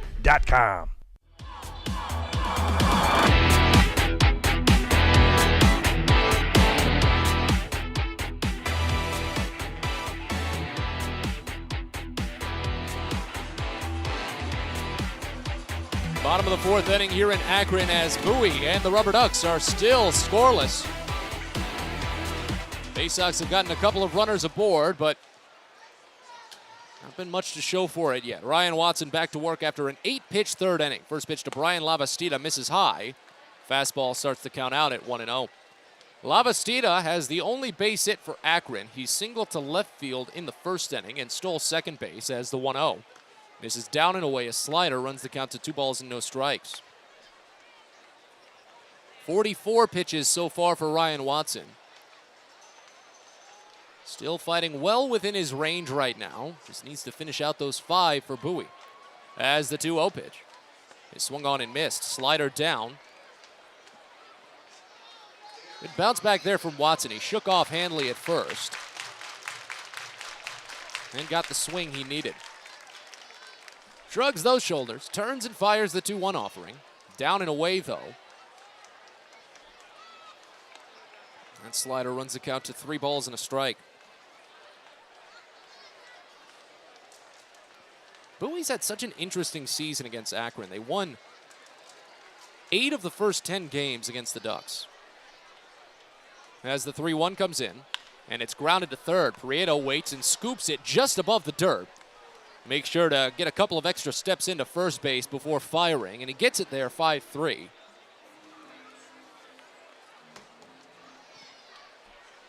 Watson has retired the first batter in all 4 innings so far. Yeah, Bowie won 8 of the first 10. But then they lost 3 straight, including the 2 walk-off losses to start this series. And they have a hearty edge over Akron in the season series, but it's still not captured just yet. As Micah Parise digs in, first pitch sails to the backstop. Fastball up and away. And with no runner on, Maverick Hanley didn't need to hop out to get it. But it does start the count out at 1-0. Bowie has a 10-5 lead in the season series right now. But again, there's still a lot of games left between these two. 1-0 pitch. Called to strike, upper outside corner on Parise. It's 1-1. Parise grounded out to first base his last time up. Including this game, since it's still up in the air, a scoreless tie in the bottom of the fourth. There are 8 games left. Make that 9 games left between these two, as this next pitch is punched slowly to short. Scooped on 2 bounces in the baseline by Ortiz, and he rips it to first. Chin high for Andrew Dashbach, too. A great throw. Back-to-back ground outs on the left side, and there's 2 gone here in the fourth. I forgot how to count there for a second. Yeah, when you include today's game, the first of this doubleheader, there's still 9 games left between these two.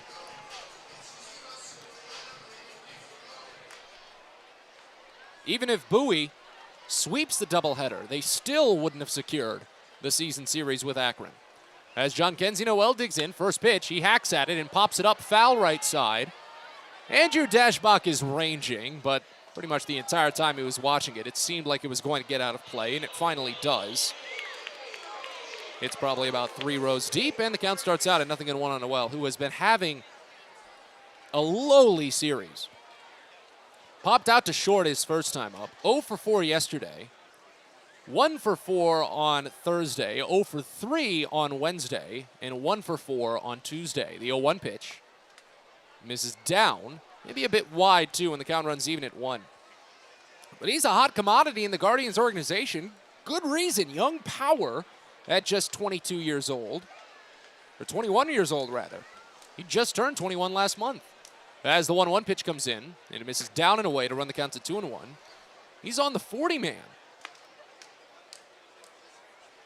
But he's just not been able to pick up those breaking balls that so often puzzle hitters when they first join Double-A.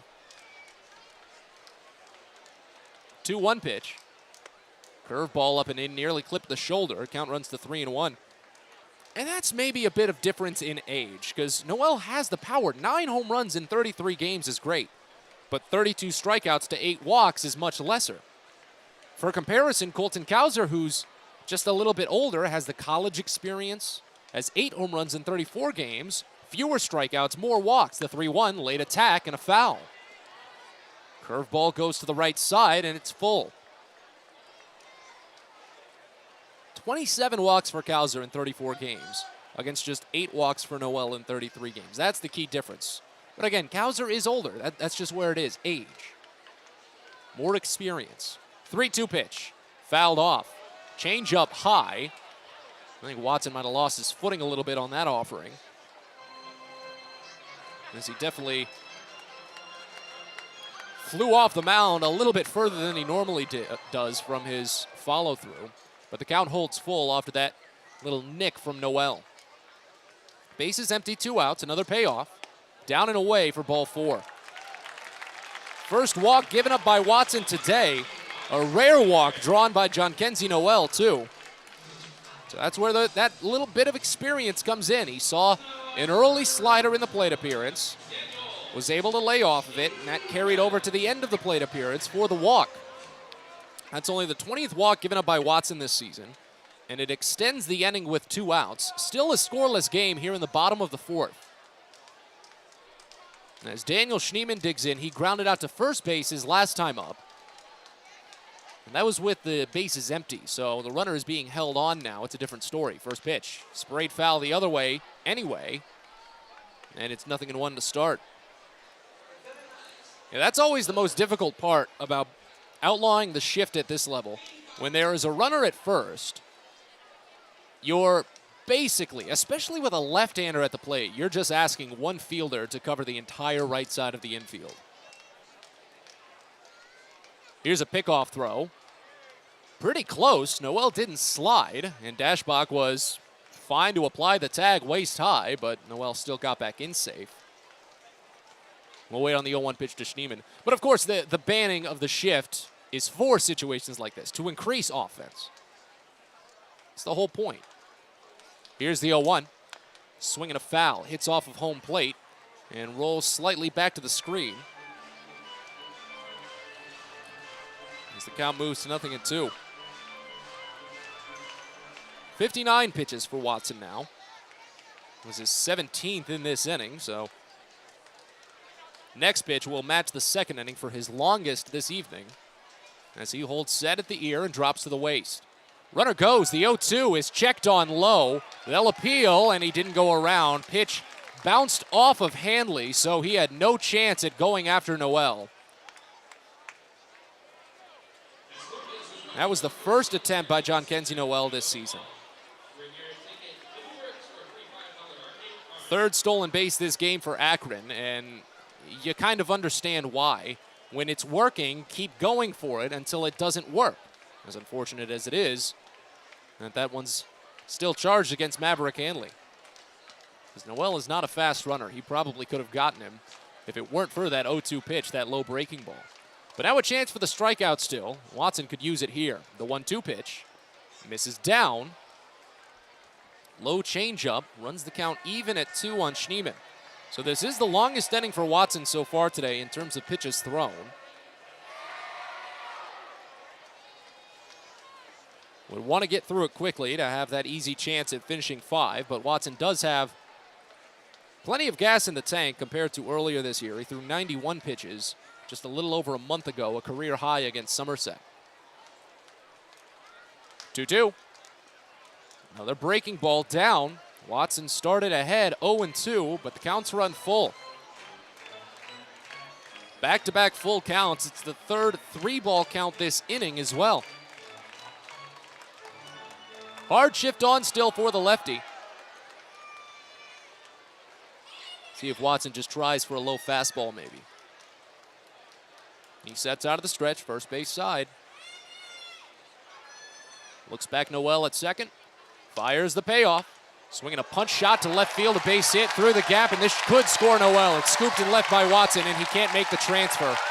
An RBI single, and Akron takes the lead 1-0. So the stolen base is hurt, and that's why Akron keeps going for them. Without that stolen base, there's no run. Schneemann collects just the second base hit of the day for Akron. And it gets the job done.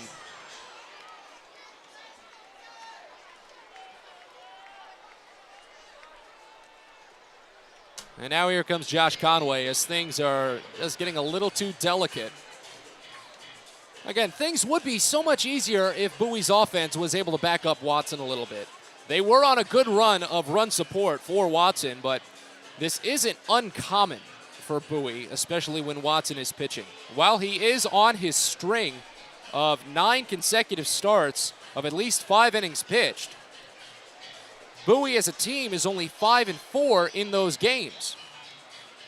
In the 4 losses, Bowie has only given Watson a grand total of 3 runs of offense.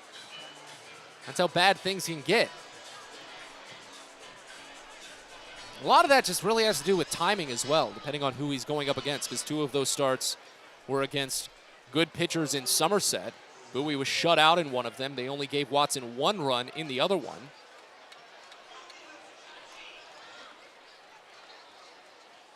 One of those losses to Somerset was a 1-0 loss as well. But now here in the bottom of the 4th, as Akron takes the 1-0 lead, it's on the offense.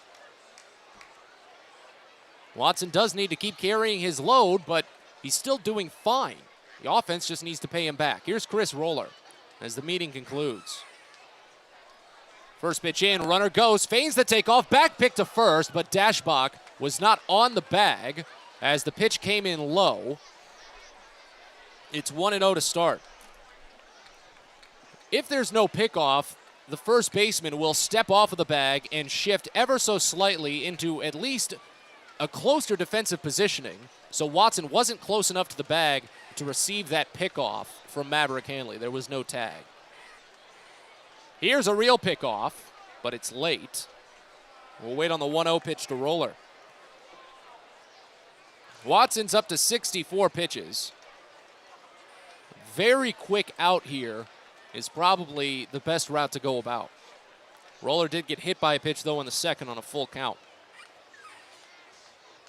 Here's the 1-0. Runner feigns again, and it's off Hanley. Bounces away. He gloves, fires to second, but it's too short. Akron is getting everywhere on the base paths today. Every single batter that has reached safely has moved their way into scoring position. 3 stolen bases in what's going to go down most likely as a wild pitch now.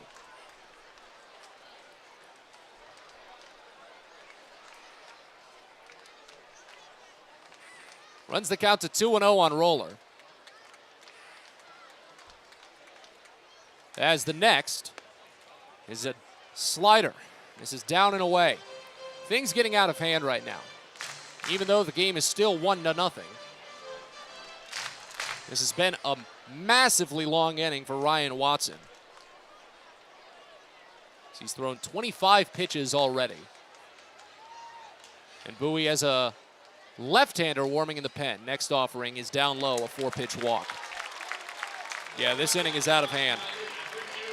2 quick outs, a walk, a stolen base, an RBI single, and then another walk. They rule it a passed ball that gave Schneemann second base. That's the 5th passed ball by Maverick Hanley this season.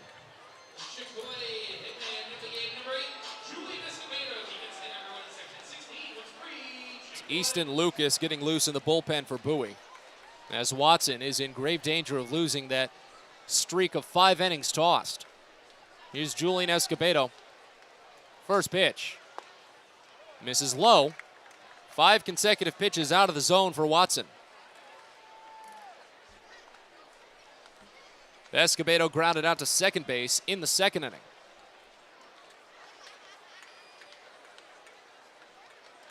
First and second, still 2 away. As the 1-0 pitch is swung on and missed down. Maybe a little piece, but it went back to the catcher anyway, and the count runs even at 1. Akron has done so much of their work this series with 2 outs. They scored all 4 of their runs yesterday with 2 outs. They scored all 5 of their runs, rather all 6 of their runs on Tuesday in the walk-off loss with 2 outs. Here's the 1-1. Inside, and it hit the batter. Hit off of his foot, and the bases are loaded. Slider to the left-hander, just didn't hit.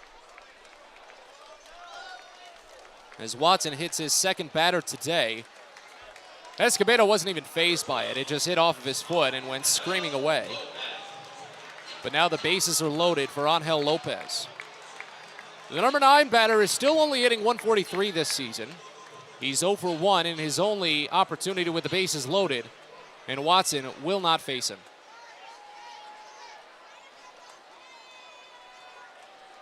Still only a 1-0 game, but Watson has not had the 4th inning go his way. 2 quick outs. Walk, RBI single, walk, hit by pitch, and he's done. So Easton Lucas will come on as Bowie really needs to limit the damage. They trail 1-0 with the bases loaded and 2 outs here in the bottom of the 4th of a 7-inning game. You're listening to Baysox Baseball.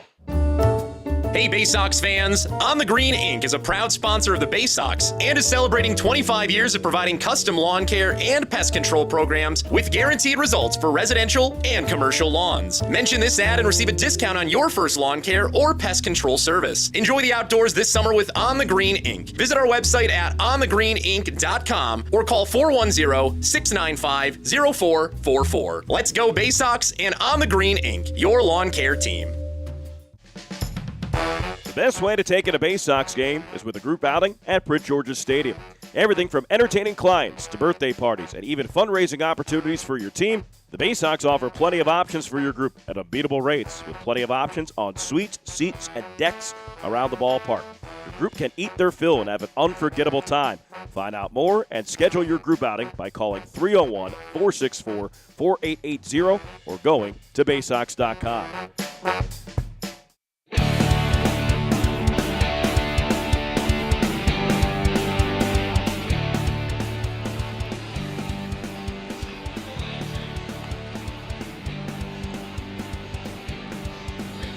Well, things have not gone well for Bowie today. While it is only just a 1-0 game, it's been a very lengthy and tense 4th inning. A 4th inning that had no business being as tense as it has been.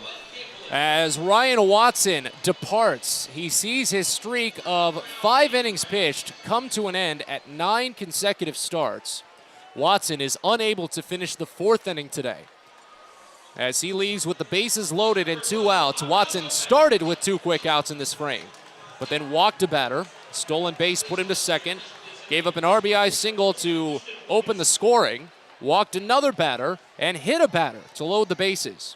As Easton Lucas comes on to face Angel Lopez, first pitch, swing and a miss. Breaking ball down from the left-hander. It's 0-1 to start. Lopez flew out to center field in the 3rd inning. Again, he's 0 for 1. With the bases loaded this season. No strikeouts, no walks, nothing. As Lucas sets on the first base side of the rubber out of the stretch, fires the 0-1 pitch, and it swung on and missed high, a fastball. Counts to 0-2. Line on Watson is not final. All 3 runners belong to him. 3 2/3 innings, he allowed 2 hits, currently 1 earned run. He struck out 2 and walked 2. Lucas is trying to quickly strand all 3 inherited runners. He's inherited 6 runners this season, only 1 of them has scored. As Lucas sets. 0-2 pitch. Check swing, high fastball. Lopez pulled back. A ball and 2 strikes. Easton Lucas, 6'4", 180-pound left-hander, traded over from Miami back in 2019. On the season, he's made 23 appearances, gone 2-0 with a 4.76 ERA. 1-2 pitch. Swinging a bouncer foul, third base side, too far ahead on a curve. And the count stays at a ball and 2 strikes. 39 2/3 innings for Lucas. He struck out 43 batters, walked 21. He's allowed 5 home runs. This is his second appearance of the series. His first didn't go too well, but he didn't see too many batters to really hold it against him. As the 1-2 pitch is swung on and missed for strike 3. A curveball down, and Lucas strands the inherited bases loaded and sends us to the 5th. But Akron is on the board. They lead 1-0, and there's only 2 innings left. You're listening to Baysox Baseball. Hey kids, the Baysox Futures Club is the best way to be a fan of the Baysox, and it's completely free for kids ages 3 through 12. Futures Club members get access to special members-only events, discount ticket offers, and free gifts for just signing up. Parents, head over to Baysox.com to sign up your kids, so don't miss out on all the promotions and giveaways at Prince George's Stadium this season and next. The Baysox Futures Club. Sign up now at Baysox.com. If you're working in the Washington, D.C. metropolitan area as a pipe fitter, pipe welder, or HVAC service technician, and you're interested in a better life, a better means to provide for yourself and your family, a way to make sure that you're earning the highest wages and the best benefits in our industry, visit our website at steamfitters-602.org. That's steamfitters-602.org. And let's talk about what we can do to help change your life. Hey, coffee lovers. Know where you'll find the world's freshest cup of coffee? Right here at Royal Farms. Because with our new brewing system, it takes less than a minute to go from selecting the kind of coffee you want to this. The freshest, most flavorful cup of coffee you can buy is at Royal Farms. So try one. It'll be love at first sip. Because it's the freshest coffee in the world. Real fresh, real fast, Royal Farms.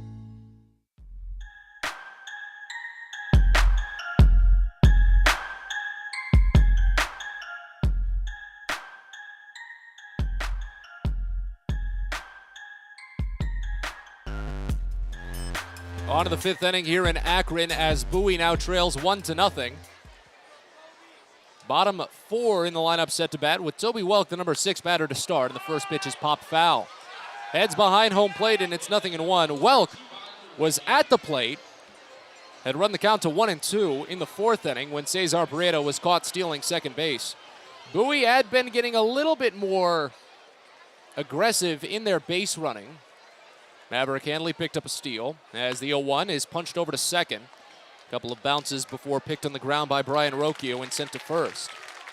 4-3 put out, and there's one gone. But after Prieto was caught stealing, I imagine Bowie is not going to try another stolen base for the rest of today. And that would include game 2 of this doubleheader. The line on Ryan Watson is done as Easton Lucas stranded all 3 inherited runners. 3 2/3 innings for Watson, 2 hits, a run it was earned.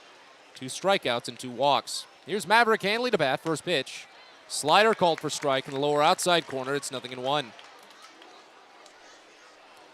Hanley, one of 2 base hits for Bowie, singled in the 3rd, stole second, moved to 3rd on a grounder, but was left stranded. Closest Bowie has been to scoring today as the 0-1 is a late swing foul off. Bounces slowly back to the screen as the count goes to 0-2. Bowie has been running Bybee up just a little bit. He had a 23-pitch 3rd, but responded with just a 13-pitch 4th, thanks in part to that caught stealing. Here's the 0-2 pitch. Down and away. Slider again. Tried to get Hanley to go after it. Count goes to a ball and 2 strikes. Well, the 2-out work this series has been pretty pivotal. Did a quick run through as the 1-2 pitch misses high, 2-2. And Bowie pitchers have given up a handful more base hits with 2 outs this season. than other teams in the league. They're top 4. As the 2-2 pitch. This is down and away, a slider. Hanley falls behind 0-2, but runs it full. And I remember looking it up the other day as well. Bowie batters are kind of just middle of the road with 2 outs this season. Payoff to Hanley. Called strike 3. Curveball found its way back into the zone. Hanley thought it was going to miss inside, but he realized as soon as it crossed home that it did get home. 5th strikeout for Tanner Bybee. 3 of them have been called. 2 gone here in the 5th inning. And now here's Andrew Dashbach.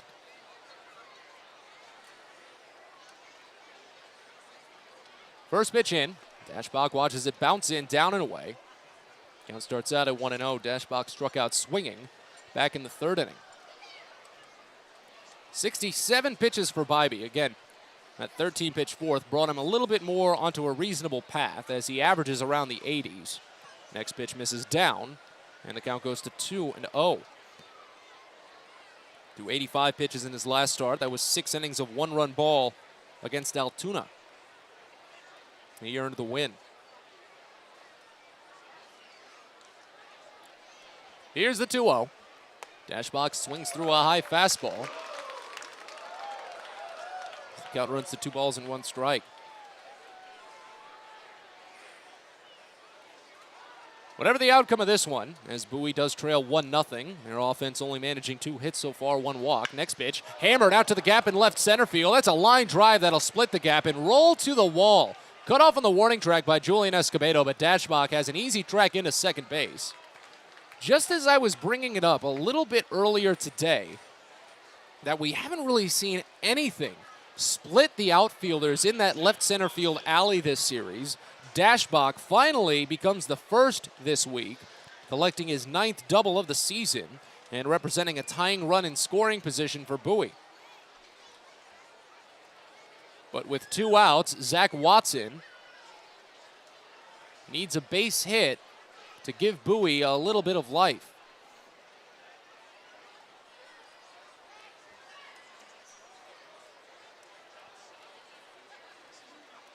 Here's the first pitch. Watson watches a curveball called for strike. Count opens up at 0-1.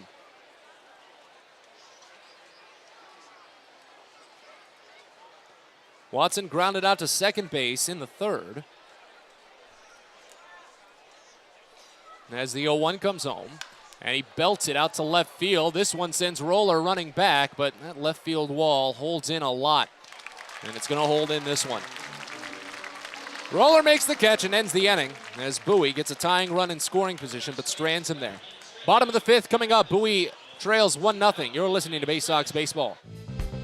Well, it's the night that all Orioles fans should have circled on their calendar. Sunday, August 21st, when the Baysox celebrate Birdland. We know you're already loud and proud at Prince George's Stadium, but you don't want to miss this game, as the Baysox will be giving away special mystery autographed items from the 2022 team. The first 750 fans ages 3 and up will receive a mystery autographed item, so be sure to get your tickets fast. Sunday, August 21st, the Birdland celebration. Go to Baysox.com. Baseball is a game of specialists. Base stealers, closers, cleanup hitters. Together, they help their team stand out from the rest. Specialists also help set Chesapeake Employers Insurance apart from other workers' compensation insurance companies. Our health services team includes orthopedic surgeons, nurse case managers, a physical therapist, and more, all to get your employee back to work, contain costs, and keep premiums down. That's teamwork. To learn more, connect with your agent or visit Chesapeake Employers at CEIWC.com. Fielder's Choice Flex Packs with the Bowie Baysox. The best value to see the best games at Prince George's Stadium. You could save up to 30% on your selected seat from day one and enjoy a number of exclusive member benefits, including flexible exchange options, discounts on suite rentals, special access to the Diamond View restaurant, and a free members collectible at your first home game of the year. Get your pack now by calling 301-464-4865 or heading online to Baysox.com.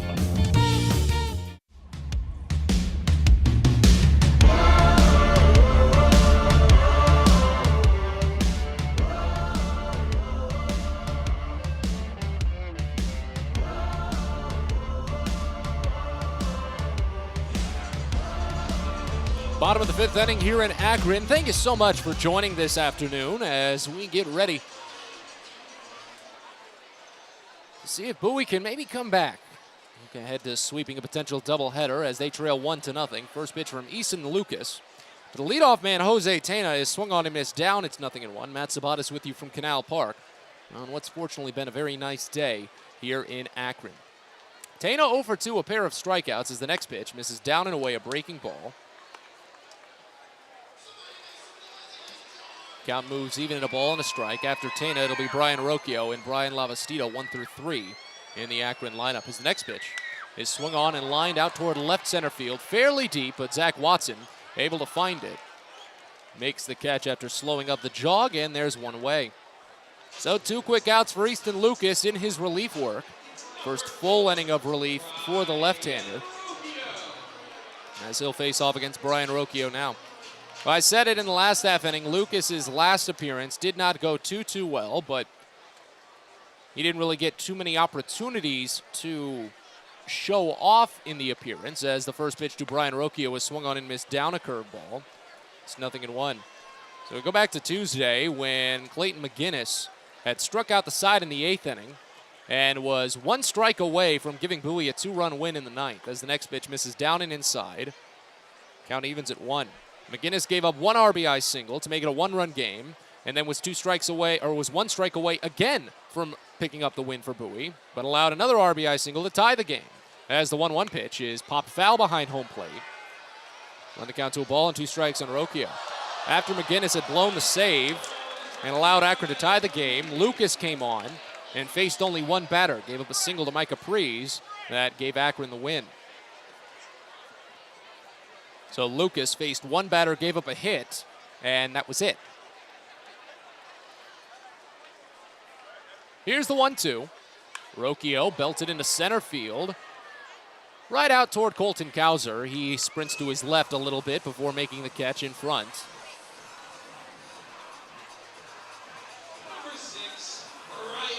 And it's 2-0, or 2 outs, I should say, as Brian Lavastida will dig in. Bowie trails 1-0.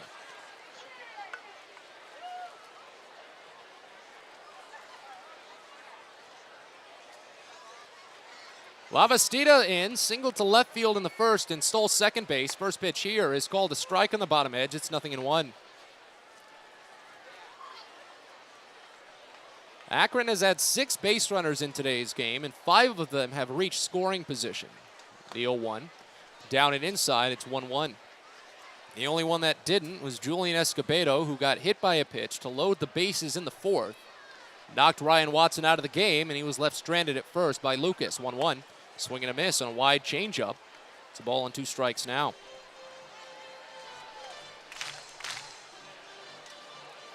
And I said it, the work on the base paths, the stolen bases, are going to be critical in the way that this doubleheader goes. Game 2 will be interesting when Cody Roberts gets behind the dish, as the 1-2 is swung on and missed for strike 3. Breaking ball down and inside, and Lucas with a perfect 5th inning for his first in relief, his 2nd strikeout. On to the 6th, last 2 innings in Game 1 of this doubleheader, as Bowie trails 1-0. You're listening to Baysox Baseball. Sky Shooter Displays by ZY Pyrotechnics will be lighting up the sky with top-of-the-line fireworks shows following Baysox games all season long. We will give you the best bang for your buck. Sky Shooter Displays include traditional shows, true pyro musicals, custom choreographed plays, and much more. The night sky is truly limitless, so don't be shy. Give ZY a try. Find out more by calling us at 570-328-1361 or visit us online, zypyrotechnics.com.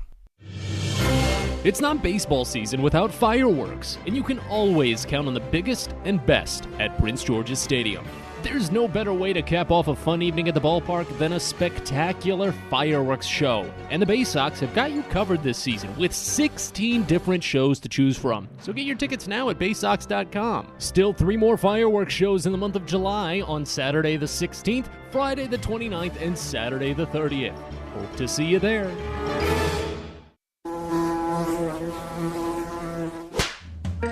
Pest now Now is proud to partner with the Bowie Baysox and provide their pest control services. For all your residential and commercial pest control needs, call Pest Now. For general pest control, termite control, mosquito control, and all other pest control services, call Pest Now. You can reach us at 301-231-8300 or visit us online at www.pestnow.com.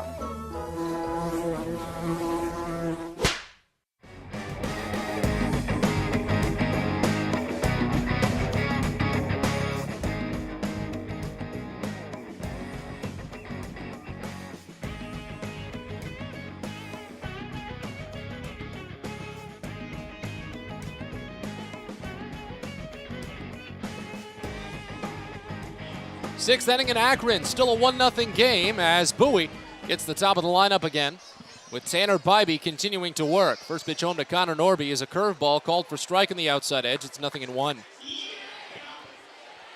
It's been a great run for Bybee. 5 innings of scoreless ball, 3 hits allowed, 1 walk, 5 strikeouts. And again, we don't get live data on called strikes and swinging strikes as the next offering misses down and away. A slider to Norby runs it even at 1. But I imagine Bybee is working pretty well this evening when it comes to the called strikes. Got about 67% of his total pitches going for strikes as the 1-1 is called a strike. On the lower outside corner, it's 1-2. Norby 0 for 1, struck out looking in the first inning. He walked in the third inning. Of the 5 strikeouts for Bybee, 3 of them have been looking. Here's the 1-2 offering. Misses high, a fastball. Count evens at 2 balls and 2 strikes. After Norby, it'll be left-hander Cowser, and then Joey Ortiz to bat.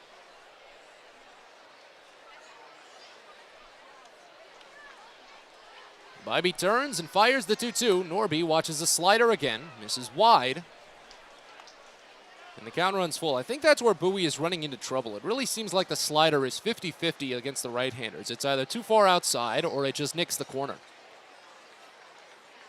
Here's the payoff. Norby checks his swing and a low breaking ball. He didn't go around. He asked for an appeal, but, I mean, that one was fine.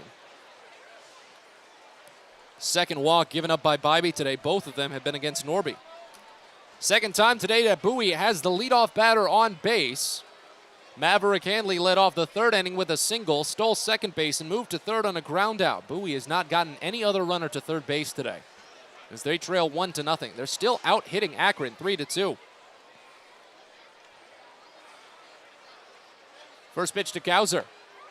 Fastball under the knees, 1-0 to start. Again, this is a critical opportunity for Cowser. Came up in the third inning as well in this same scenario with a runner at first, but Cowser struck out looking.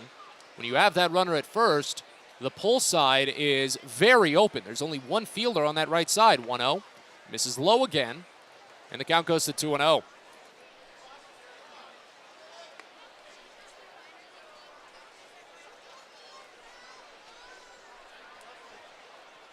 Second baseman isn't even really playing in the midway point between first and second now. Leaves a massive gap on the heavy pull side, 2-0.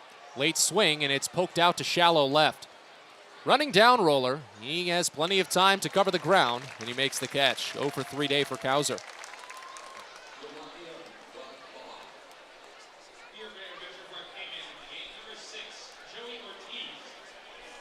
Here's Joey Ortiz.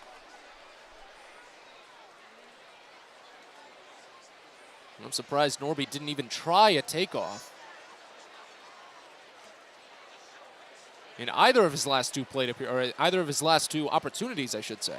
After his 2 walks, 1 in the third and 1 now. First pitch, Ortiz sprays it the other way and deep. Noel's running back to the warning track, but he has it read and makes the catch at the shoulder.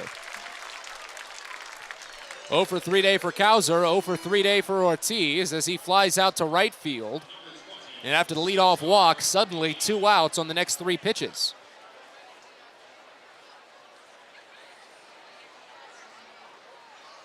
Bybee has an opportunity to throw a complete game shutout, all depending on how he navigates Prieto here. If it goes quickly, Bybee would most definitely come out for the 7th inning, as he's only at 82 pitches. But Brian Lavastida is going to come out and have a battery visit. I suppose to set up the proper sequencing with a left-hander in the box if Norby tries to take off for second base. But again, after Cesar Prieto got caught stealing in the fourth inning, seems pretty likely that Bowie is not going to attempt another steal for the rest of the day. As Norby leads off briefly from first base, Prieto singled in the fourth. First pitch, called a strike in the lower outside corner. It's 0-1. Again, as Bowie trails 1-0 here in the top of the sixth inning, a 7-inning game. They have held a lead into the final inning in all 4 games this series, but it's not looking like that's going to be the case here in game 1 of the doubleheader. 0-1, and Prieto grounds to the right side, deep in the hole, and it's off the wrist of Brian Rocchio. Could go down as either result. As Prieto's at first base, Norby's at second. That was a hard hit ball, and it was a bit of a slide by Rocchio as well when he tried to glove it. And they'll give it an error on Rocchio. Not sure if I agree with that one, because you go with the usual term ordinary effort when applying an error or a hit. If the fielder exerted ordinary effort in trying to field the ball but still failed to field the ball, then it should be an error. And I really don't think a fielder trying to slide and pick a ball deep to their left is ordinary effort. So if the fielder has to put in something above ordinary effort, then it should be ruled a hit. And I imagine Bowie would make a bit of a fuss about that as well. But it's going to lead to a true mound visit this time as pitching coach Owen Dew is out and Akron has a right-hander tossing.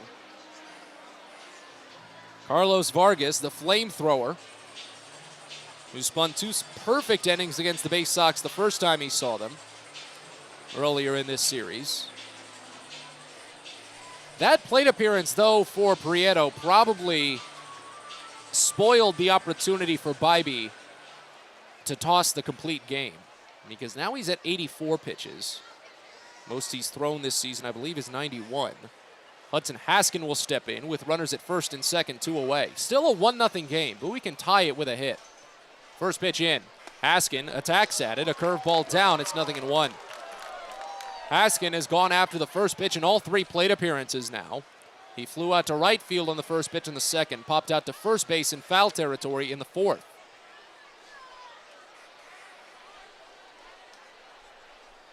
I'm mistaken. 88 pitches is the season high for Bybee.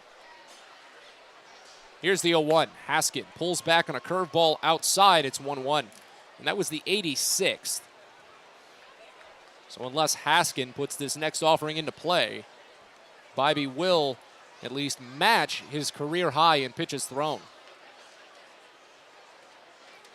Nobody in the Bowie bullpen, so Easton Lucas is still the go-to. Here's the 1-1 pitch. Haskin grounds it foul, third base side. Ball and 2 strikes now. Third chance for Bowie with a runner in scoring position today. Overall, the Baysox are 0 for 4 with runners in scoring position. Metric that they've actually had a decent bit of trouble with in this series.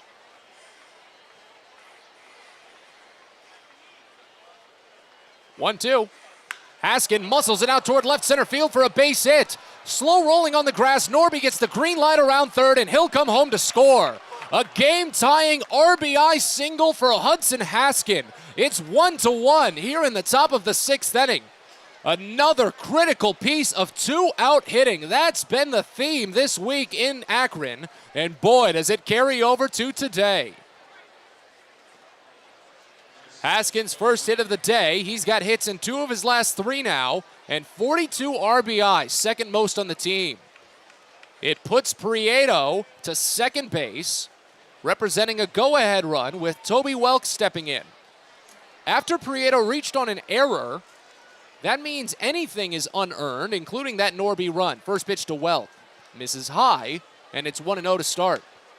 So Bybee will still have no earned runs on his ledger. This is most definitely the last batter he faces at this point, because he's now thrown 89 pitches, a career high. The 1-0 pitch. Welk flinches on a curveball called for strike in the top half. It's 1-1. But it's going to be the last batter for Bybee, whether he gets him out or gets on base. And if Welk gets on base, if he drives in a run, no matter what it is, it's unearned on Bybee. So this will do a good spell for his ERA still at the end of the day. The 1-1. And Welk drives it far but foul, right side. A ball and 2 strikes now. But a 1-1 game here as Bowie picks up just their 4th hit of the day. What's been a well-pitched affair from both sides. Bybee sets out of the stretch. First and second, 2 away. The pitch to Welk. Just a piece. Too far ahead of the changeup, and the ball goes screeching back to the screen. Count stays at 1-2.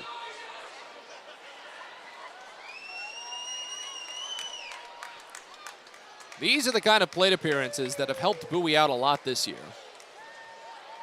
Grinding them out, extending them past 4 pitches, maybe into 5, 6, 7 territory. Haven't been too many of those in this game, and that's what allowed Bybee to pitch so effectively. He got just enough on the weak parts of the bat. Another 1-2 pitch. Welk fouls it off of himself. Hit his inner thigh. Change up inside, holds the count the same at a ball and 2 strikes. And Welk has been pretty much one of the same practitioners as other batters in the Bowie roster when it comes to having a high pitches per plate appearance statistic. Nearly 4 pitches per. Another 1-2 pitch is swung on and missed for strike 3. Slider down and away. Welk might have gotten a piece, but it ends the inning. 6th strikeout for Bybee, finishes his 6th inning overall, but Bowie is on the board. Game-tying RBI single by Hudson Haskin. Bottom of the 6th of a 1-1 game here in Canal Park. You're listening to Baysox Baseball. It takes time to get rich, flavorful coffee beans from the lush mountain regions of Colombia and Brazil to Royal Farms. But less than a minute to get yourself a delicious hot cup of the finest and freshest coffee in the world. Because Royal Farms' new Swiss-made coffee machines grind those rich, flavorful coffee beans and brew them one magnificent cup at a time. It's why Royal Farms makes the freshest and best coffee in the world. Real fresh, real fast. Royal Farms. Are you interested in beginning or expanding on a career in the pipe fitting, pipe welding, or HVAC service industry? Are you interested in a career path that will set you up for life without experiencing any college debt? If you are interested in these things and you live in the DC area, the Steamfitters UA Local 602 Apprenticeship Program is the best choice for you. For more information about our apprenticeship program and how to apply, please visit steamfitters-602.org. That's steamfitters-602.org. A birthday bash with the Baysox is the best time at the ballpark. Bring your friends and family out to celebrate and be the star of the show. Dance on the dugout with Louie, play games in the stadium, introduce a batter in the game, and you'll even get to have the stadium sing for you. Baysox birthday parties, an unforgettable, one-of-a-kind experience at Prince George's Stadium. Book yours by calling 301-464-4880 or at baysox.com.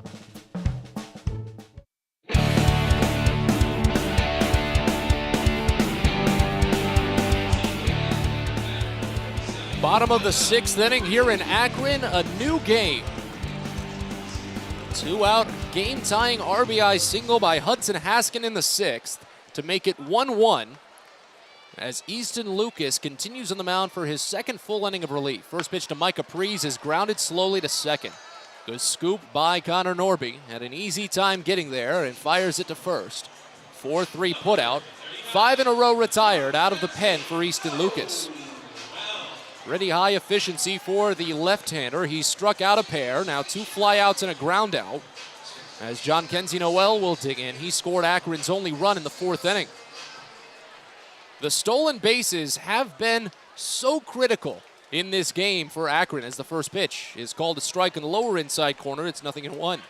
Not only did they serve to provide constant pressure on Ryan Watson, who only tossed 3 2/3 innings for his shortest start since June, As the 0-1 pitch is pop foul right side out of play. It's 0-2. If it weren't for the stolen bases, Akron might not have had their run. Of course, John Kenzinoa probably still would have scored if the inning had continued the way it did in the fourth. As the 0-2 pitch is a breaking ball bounced foul third base side, count remains. Because after Noel walked and stole second base, he scored on an RBI single by Daniel Schneemann. Of course, he wouldn't have scored if he didn't steal second base, but there was a passed ball to follow that, a walk, and then a hit by pitch. So he still most likely would have scored. The 0-2 pitch, though, is swung on and missed for strike 3. Curveball down and away, and Lucas logs his third strikeout, 6 in a row retired to start the outing. Now here's Daniel Schneemann. So it doesn't necessarily matter as much, but the pressure was still there, and that's what's most important. As the first pitch to Schneemann is a nice changeup. Finds the top half of the zone for a called strike. It's 0-1. Schneemann drove in the run in the fourth inning. He singled to left field through a massive gap against the shifted infield as the 0-1 is fouled off the other way. Count to 0-2.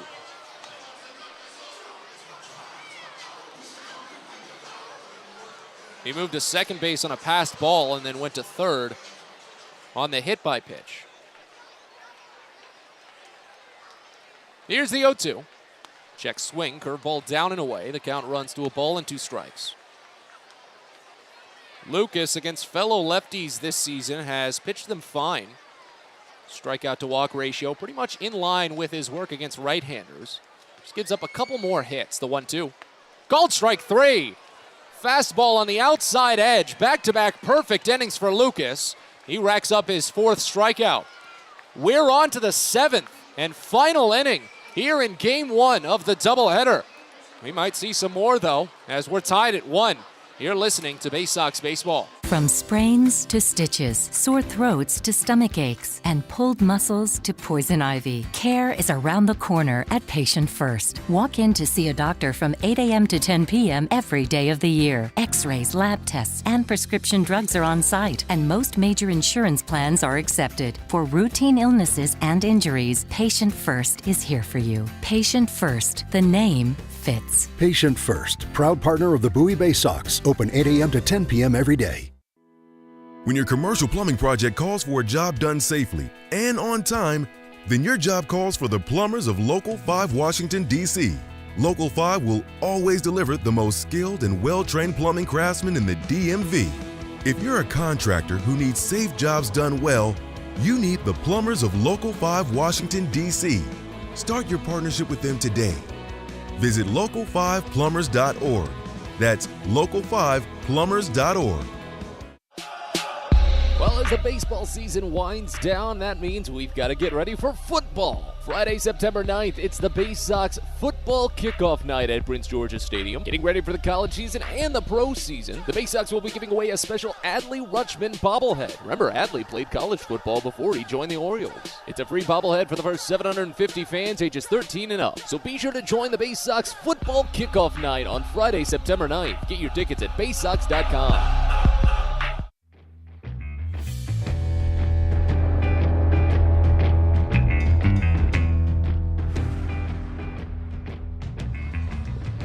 We're on to the 7th inning here in Akron, the final inning in Game 1 of this doubleheader, although we may see extras as we sit tied at 1.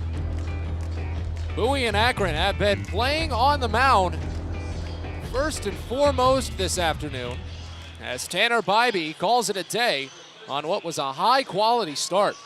6 innings for Bybee, 4 hits and 1 unearned run. He struck out 6 batters and walked 2. Hands things over to flame-throwing right-hander Carlos Vargas, who will face the 7, 8, and 9 batters in the Bowie lineup, starting with Maverick Handley. First pitch into Handley is a fastball called for strike on a bit of a generous inside give, and Handley shakes his head at it. Only 96 miles an hour on that heater, though. Vargas has hit triple digits at points this year. It'll be Handley, Dashbach, and Watson in this half inning.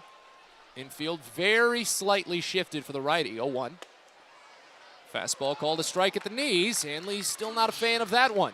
as it comes in at 97, 0-2. Hanley singled in the third inning, got to third base, and was left there. As Vargas fires the next, and it's outside. Fastball again, couldn't get him to chase as the count goes to a ball and 2 strikes. Carlos Vargas is on the 40-man, 6'4", 210-pound, 22-year-old right-hander from Moca in the Dominican. International free agent in 2015. The 1-2 is poked to second. Scooped easily by Rocchio, and he fires to first in time. Hanley actually made it a close play. Bit of a slow roller, but a 4-3 putout still. And there's one gone as Andrew Dashbach steps up. Vargas this season has made 13 appearances. He's gone 2-2 with a 4.34 ERA, 18 2/3 innings, 16 strikeouts, 9 walks. He's allowed 1 home run. He's making his second appearance this series after tossing 2 perfect innings and picking up the win in the second of the 2 walk-off losses. That was on Wednesday. First pitch to Dashbach. Half-hearted wave on a slider down and away. He only thought about pulling back well after the fact. 0-1 to start. Dashbach doubled to left field in the 5th inning and got left there. 0-1. Called a strike. Fastball at the letters. It's 0-2. Vargas had a very tough appearance against Bowie back in July. He allowed a handful of runs in 2 innings. But that was mostly because he didn't have good control over his fastball. Its location was wild.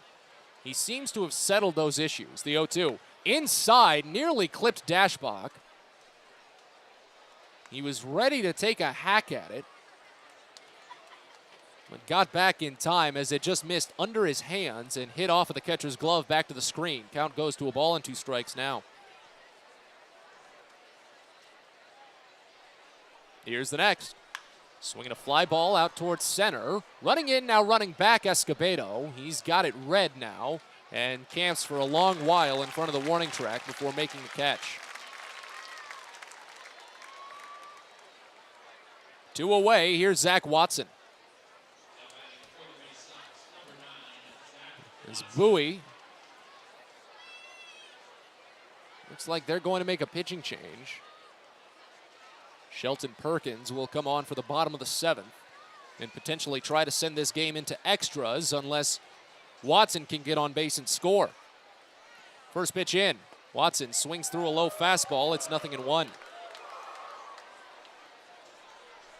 Yeah, that appearance for Vargas out in Bowie, it took 1 inning for the Baysox to pick it up. And once they realized they didn't need to attack the fastball, they just stopped. They drew a handful of walks, and Vargas looked very troubled out there as the 0-1 is fouled off.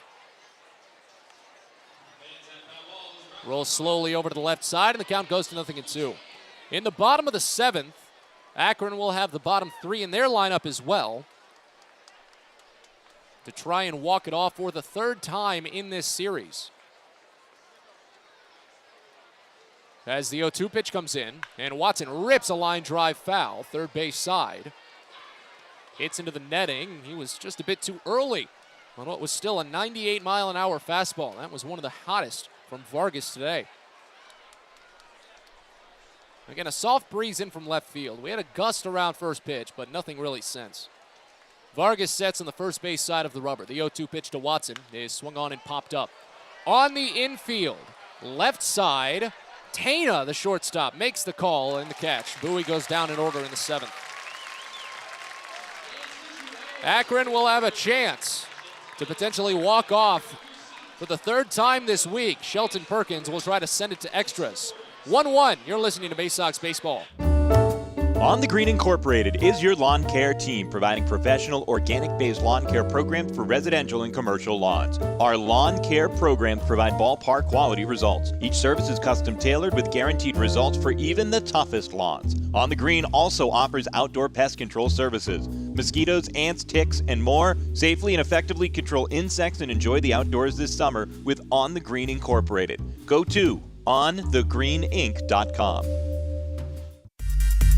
Get your gear and memorabilia from your favorite Baysox players and future stars of the Baltimore Orioles at the Tackle Box Team Store. Jerseys, hats, autographed bats and balls, all at great prices. Located right at the main gate at Prince George's Stadium and online at BaysoxShop.com, the Tackle Box is the only place to get the best Baysox gear for you and your favorite fan. It's the Tackle Box at Prince George's Stadium and at BaysoxShop.com.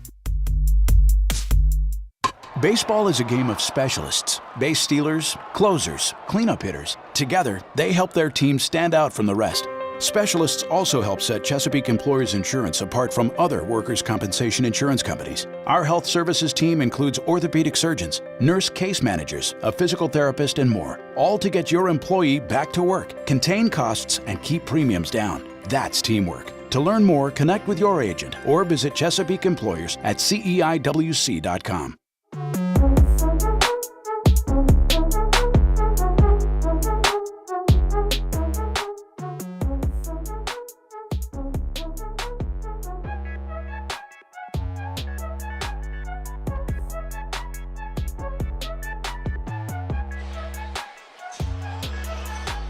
We are on to the bottom of the 7th inning here at Canal Park in Akron. Thank you so much for stopping by this evening because you're getting an interesting one, a tense one. You could categorize it as fun. First game of this doubleheader might go to extra innings. All depends on how Sheldon Perkins does right now. As Perkins comes on to take over for Bowie, replaces Easton Lucas, and the first pitch to Chris Roller. Misses down and away the slider. It's 1-0 to start. 7, 8, and 9 in the Akron lineup with Roller, Julian Escobedo, and Angel Lopez set to bat. Here's the 1-0 pitch. Swinging a high fly out toward left. Foul ground now. Watson ranging on the warning track. Leans back into fair territory and makes the catch. He was hanging up against the wall. Almost gripped the netting before finally really almost falling over back into the left side and pulling it down. So one quick out. Perkins is trying to follow what Lucas did and retired every batter he faced. 2 1/3 perfect innings for Lucas. He struck out 4. As left-hander Julian Escobedo digs in. First pitch. Changeup misses down and inside. It's 1-0. Shelton Perkins, 5'10", 215-pound right-hander. 16th round draft selection in 2019 from James Madison. Fires the 1-0, and it's swung on and missed away. Fastball there, runs it at 1. 26 appearances for Perkins this season, a 1-4 record, a 3.69 ERA. 31 2/3 innings, 32 strikeouts, 23 walks. The 1-1. Cracked bat, bounces off the mound, dies a little as it's picked up by Ortiz at short, and he fires to first in time. If that ball bounces over the mound instead of off of the mound, Ortiz might not have had a play at that. The angle it took after bouncing off of the mound really slowed it down, and that gave Ortiz the time to close the ground and pick up the ball just behind second base. So quickly 2 gone, and now here's Angel Lopez as Bowie is angling to send this game into extra innings. If they do, Zach Watson will lead off at second base. First pitch to the number 9 batter, Angel Lopez, misses down and away. Slider starts the count out at 1-0.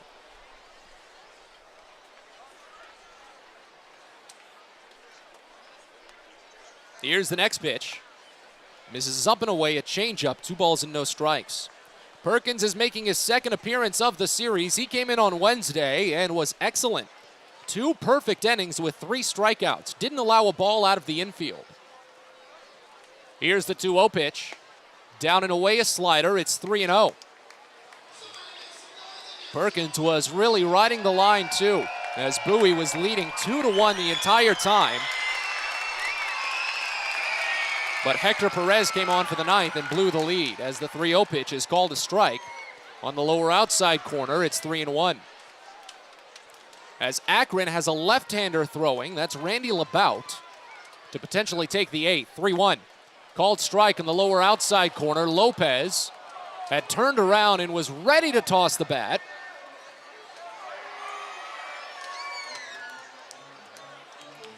But he has to step out and adjust the batting gloves now before getting back in. Perkins with a chance to retire the side, maybe pick up his first strikeout. Bases empty, 2 away in a 1-1 game, bottom of the 7th. The payoff, outside, ball 4. Fastball there from Perkins. Little too much bite on it. That puts the winning run on base for Akron as it goes back to the top of the lineup for Jose Tena.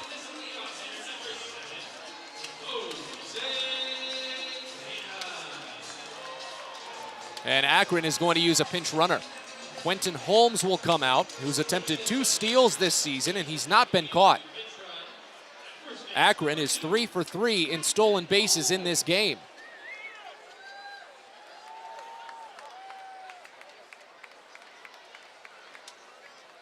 Tena is 0 for 3, but a left-hander in the box does, of course, help. Especially with Perkins' slider. First pitch, runner stays put, and it's fouled off left side. Count opens up at 0-1. But all of the ingredients are there for Akron to potentially pick up a stolen base right now and put the winning run in scoring position. But this all comes with 2 outs.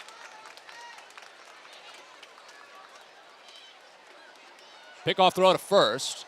Tag is a little late.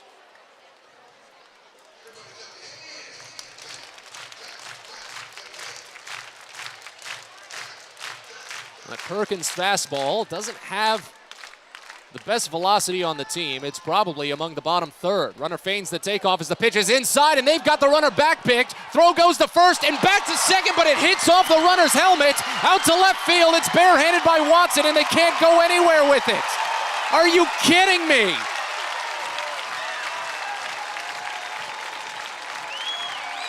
Holmes was dead in the water.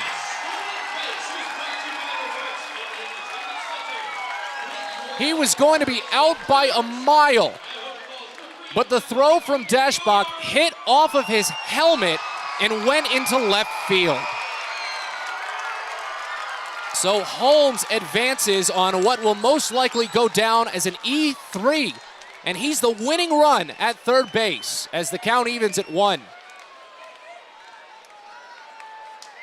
Next pitch, swinging a high pop-up. Out to right field, Haskin ranging back. He camps and makes the catch. So all of that scare is done. We go to the 8th. Extra innings here in Game 1. A 1-1 game. We're back after this. You're listening to Baysox Baseball. Sky Shooter Displays by ZY Pyrotechnics will be lighting up the sky with top-of-the-line fireworks shows following Baysox games all season long. We will give you the best bang for your buck. Sky Shooter Displays include traditional shows, true pyro musicals, custom choreographed plays, and much more. The night sky is truly limitless, so don't be shy. Give ZY a try. Find out more by calling us at 570-328-1361 or visit us online, zypyrotechnics.com. Get the best deals at Prince George's Stadium with weekly promotions all season. Tuesdays are Military Appreciation Night. Purchase a box seat at the ticket office with a proof of service and you'll only pay half price. Bring along your furry friend on Woof Wednesday, and it's the best happy hour around every Thursday from 5 to 6:30. $2 Bud and Bud Light drafts with other beer specials throughout the year, and live music to get your night started. It's always a great time at the ballpark, so get your tickets now at Baysox.com. It takes time to get rich, flavorful coffee beans from the lush mountain regions of Colombia and Brazil to Royal Farms. But less than a minute to get yourself a delicious hot cup of the finest and freshest coffee in the world. Because Royal Farms' new Swiss-made coffee machines grind those rich, flavorful coffee beans and brew them one magnificent cup at a time. It's why Royal Farms makes the freshest and best coffee in the world. Real fresh, real fast. Royal Farms.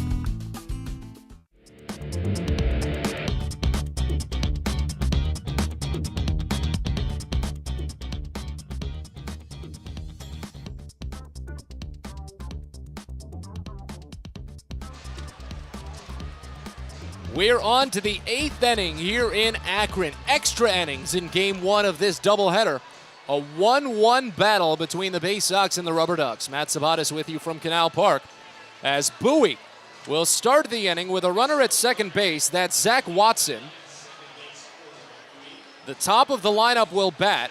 with Connor Norby and a new pitcher on the mound, left-hander Randy LeBout. Carlos Vargas is done. He retired the side in order in the 7th. His only frame, didn't strike anyone out, didn't walk anyone, very simple. Corner infielders play in for Norby as Bowie is 2-7 in extra inning games this season. Akron is 6-6. Watson at second base. As LeBout looks back twice and fires the first, Norby watches breaking ball miss high. It's 1-0 to start. Norby is 0 for 1 on the day. He struck out looking back in the first inning and has walked twice since. Third base backs up a little bit now to the baseline, but first base is still well in. Here's the 1-0 pitch. Norby watches a curveball miss wide, and the count runs to 2-0. Randy LeBout making his second appearance this series, 6'1", 205-pound, 25-year-old lefty from Tampa. 35th round draft selection in 2019 from Arizona. As he sets, third base side of the rubber out of the stretch. The 2-0 pitch. Norby takes a hack at a curveball inside but pulls back, and it's called a strike. Count goes to 2 balls and 1 strike now. LeBout, 9 appearances this year, a 2-1 record, a 6.75 ERA in 16 innings. 18 strikeouts, 12 walks, 1 home run. 2-1 pitch. Norby watches fastball miss high. It's 3-1. After Norby, it's Colton Cowser and Joey Ortiz set to bat here in this half inning.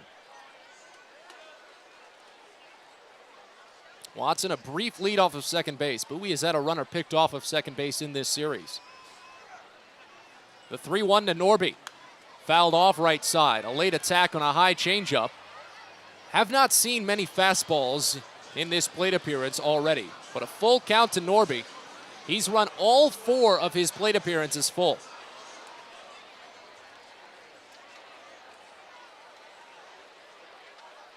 As LeBout holds ball and glove and shakes off a couple while holding that arm steady. Now sets them at the waist. Payoff pitch to Norby. Fouled off again. Line drive to the right side out of play. There was a fastball, came in a bit high, and the count stays full.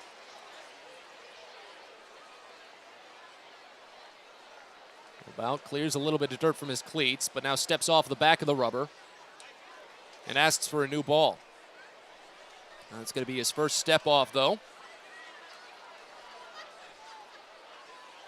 Third base is playing at a regular depth now as the count's gone to 2 strikes, but first base is still playing well in.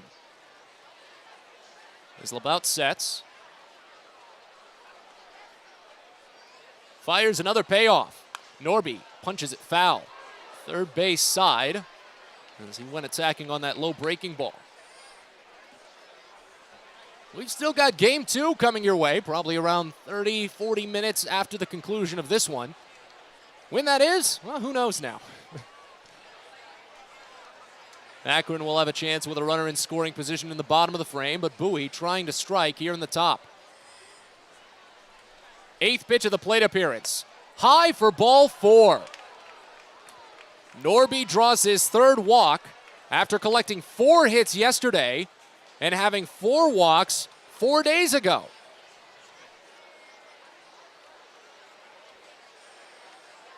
That's the first walk given up by LeBout, of course. Just the 3rd overall by Akron pitching, and they've all been against Norby. And now Colton Cowser steps in. It's an 0 for 3 day for Cowser. 2 flyouts to left field. He struck out looking in the 3rd. He's hit into 2 double plays this year. That's something that you need to be mindful of. First and second with no one out. First pitch. And he drills it over towards second. Backhanded on the ground by Rocchio. He fires to second for 1. And it's back to first in time. An athletic double play deep in the hole by Brian Rocchio. Watson advances to 3rd, but there's 2 outs now as Bowie has their chances well diminished. An 0 for 4 day for Cowser. And this is going to lead to a mound visit with Joey Ortiz coming up because that still was a well-struck ball. But the 4-6-3 double play is the third that Gauser headed into this season. That's the worst part of it sometimes. When you talk about, well, hey, it's not fun to discuss that this guy has hit this many double plays at this point, brought this up at this time, and done this here and there. But then when he does it, you do feel vindicated, but at what cost? At what cost? And again, Watson moves to third base, representing the go-ahead run. As Joey Ortiz digs in, he's 0 for 3 today. He's 0 for his last 8. It's the longest hitless stretch that Ortiz has been on since mid-July. Infield plays back very deep. And they're going to intentionally walk him. So Ortiz is aboard. 2 walks in the inning for LeBout. And they'll bring up Cesar Prieto, who's been on base twice today. He singled up the middle in the 4th inning and got caught stealing second base. He reached on an error in the 6th that really should have been a base hit. And time is called as the catcher is going to set up the defense very quickly. They've got a decent shift on for Prieto. Third base plays in on the line.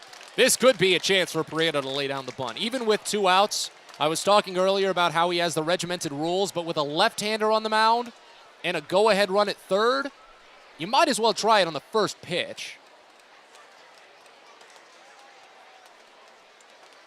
Here it is. He doesn't square. Watches low. And the count starts out at 1-0. A little bit of housekeeping, too, on the scorekeeping. In the 7th inning, they ruled Quinton Holmes advancing to second a stolen base, which I don't think is correct. But we can discuss that at a later time. Holmes will stay in the game as the designated hitter.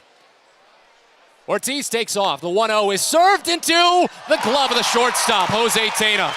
He closed the gap and took away a base hit up the middle by Cesar Prieto.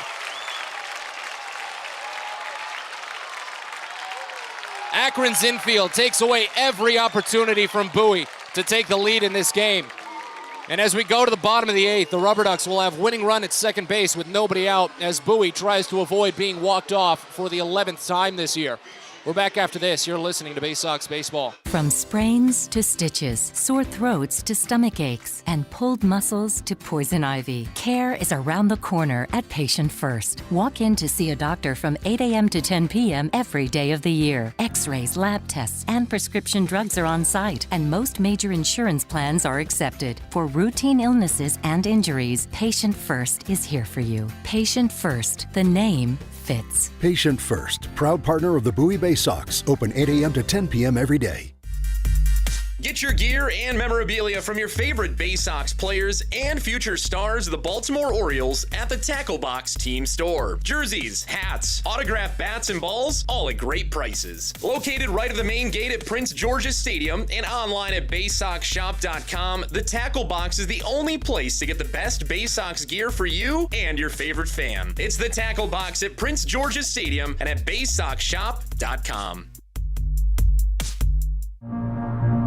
At DCA Imaging Systems, we provide a tenured team of office technology professionals ready to be your trusted advisors. From document creation, output devices, scanning and workflow, to document security and storage, we understand people print, not printers. Give DCA Imaging a call, 301-577-1021, or find out more about how we can help you. DCAimaging.com. DCA Imaging Systems, office technology made easy.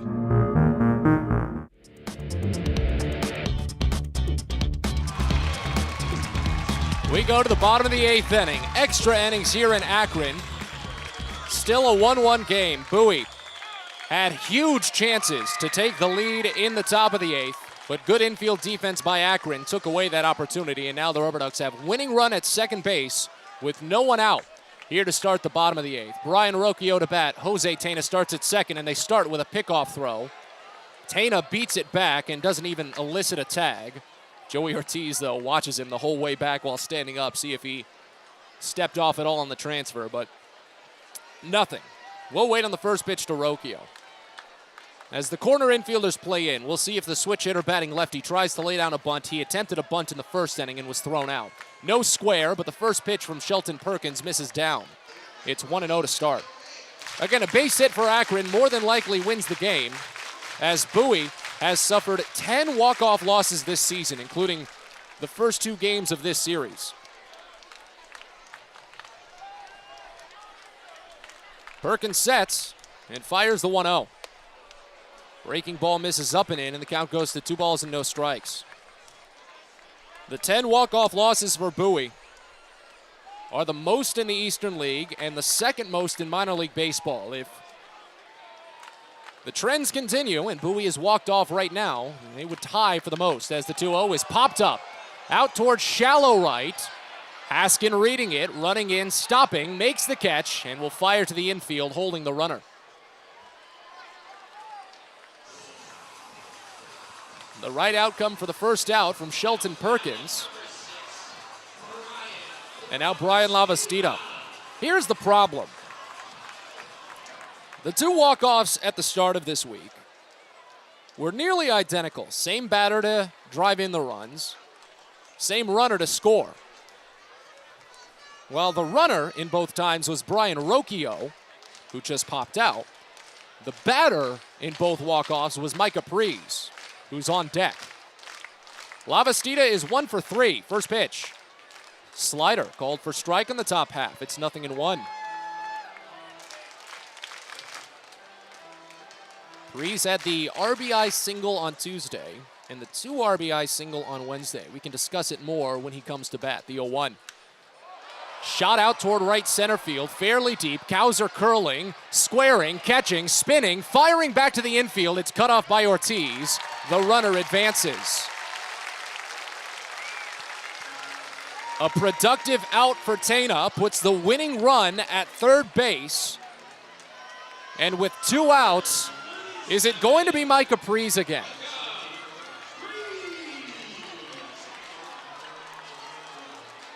I could make some sort of half-hearted bet, but I'm not going to need to because they're going to intentionally walk Prees. I was going to say something along the lines of, if Prees does it again, I'll eat a hat. But I'm not wearing a hat, 1, and they're intentionally walking Prees, 2. And I know better than to make silly bets like that. So Prees reaches. He's an irrelevant runner. They'll just let him take second base as well. As John Kenzie Noel digs in, first pitch is swung on and missed, down and away a slider. And as mentioned, Prees is going to take second base. That's defensive indifference. Noel is 0 for 2 with a walk. He's had trouble with the sliders all series, and Perkins has the best on staff. The 0-1 pitch. Noel watches changeup miss low. It's 1-1. If Perkins can escape this and send us on into the 9th inning, Cesar Prieto would start the 9th at second base. Here's the 1-1. Popped him up on the infield behind home plate. Hanley sheds to the warning track, looks to have it read, but it's just over the net. On to the second row. But it's a ball and 2 strikes now. Perkins a strike away from extending this game and giving Bowie a clean slate into the 9th. But remember, the Baysox were a strike away from a win twice on Wednesday. We'll make that on Tuesday. And they couldn't hold the line. Perkins, but he's been on a great run. Second and third, the 1-2. Swing and a miss for strike 3. Perkins sends down Noel with the slider and strands the winning run at third base. We're not done yet. On to the 9th inning here in Akron. 1-1. You're listening to Baysox Baseball. Baseball is a game of specialists. Base stealers, closers, cleanup hitters. Together, they help their team stand out from the rest. Specialists also help set Chesapeake Employers Insurance apart from other workers' compensation insurance companies. Our health services team includes orthopedic surgeons, nurse case managers, a physical therapist, and more, all to get your employee back to work, contain costs, and keep premiums down. That's teamwork. To learn more, connect with your agent or visit Chesapeake Employers at CEIWC.com. Fielder's Choice Flex Packs with the Bowie Baysox. The best value to see the best games at Prince George's Stadium. You could save up to 30% on your selected seat from day one and enjoy a number of exclusive member benefits, including flexible exchange options, discounts on suite rentals, special access to the Diamond View restaurant, and a free members collectible at your first home game of the year. Get your pack now by calling 301-464-4865 or heading online to Baysox.com. Hey Baysox fans, On the Green Inc. is a proud sponsor of the Baysox and is celebrating 25 years of providing custom lawn care and pest control programs with guaranteed results for residential and commercial lawns. Mention this ad and receive a discount on your first lawn care or pest control service. Enjoy the outdoors this summer with On the Green Inc. Visit our website at onthegreeninc.com or call 410-695-0444. Let's go Baysox and On the Green Inc., your lawn care team.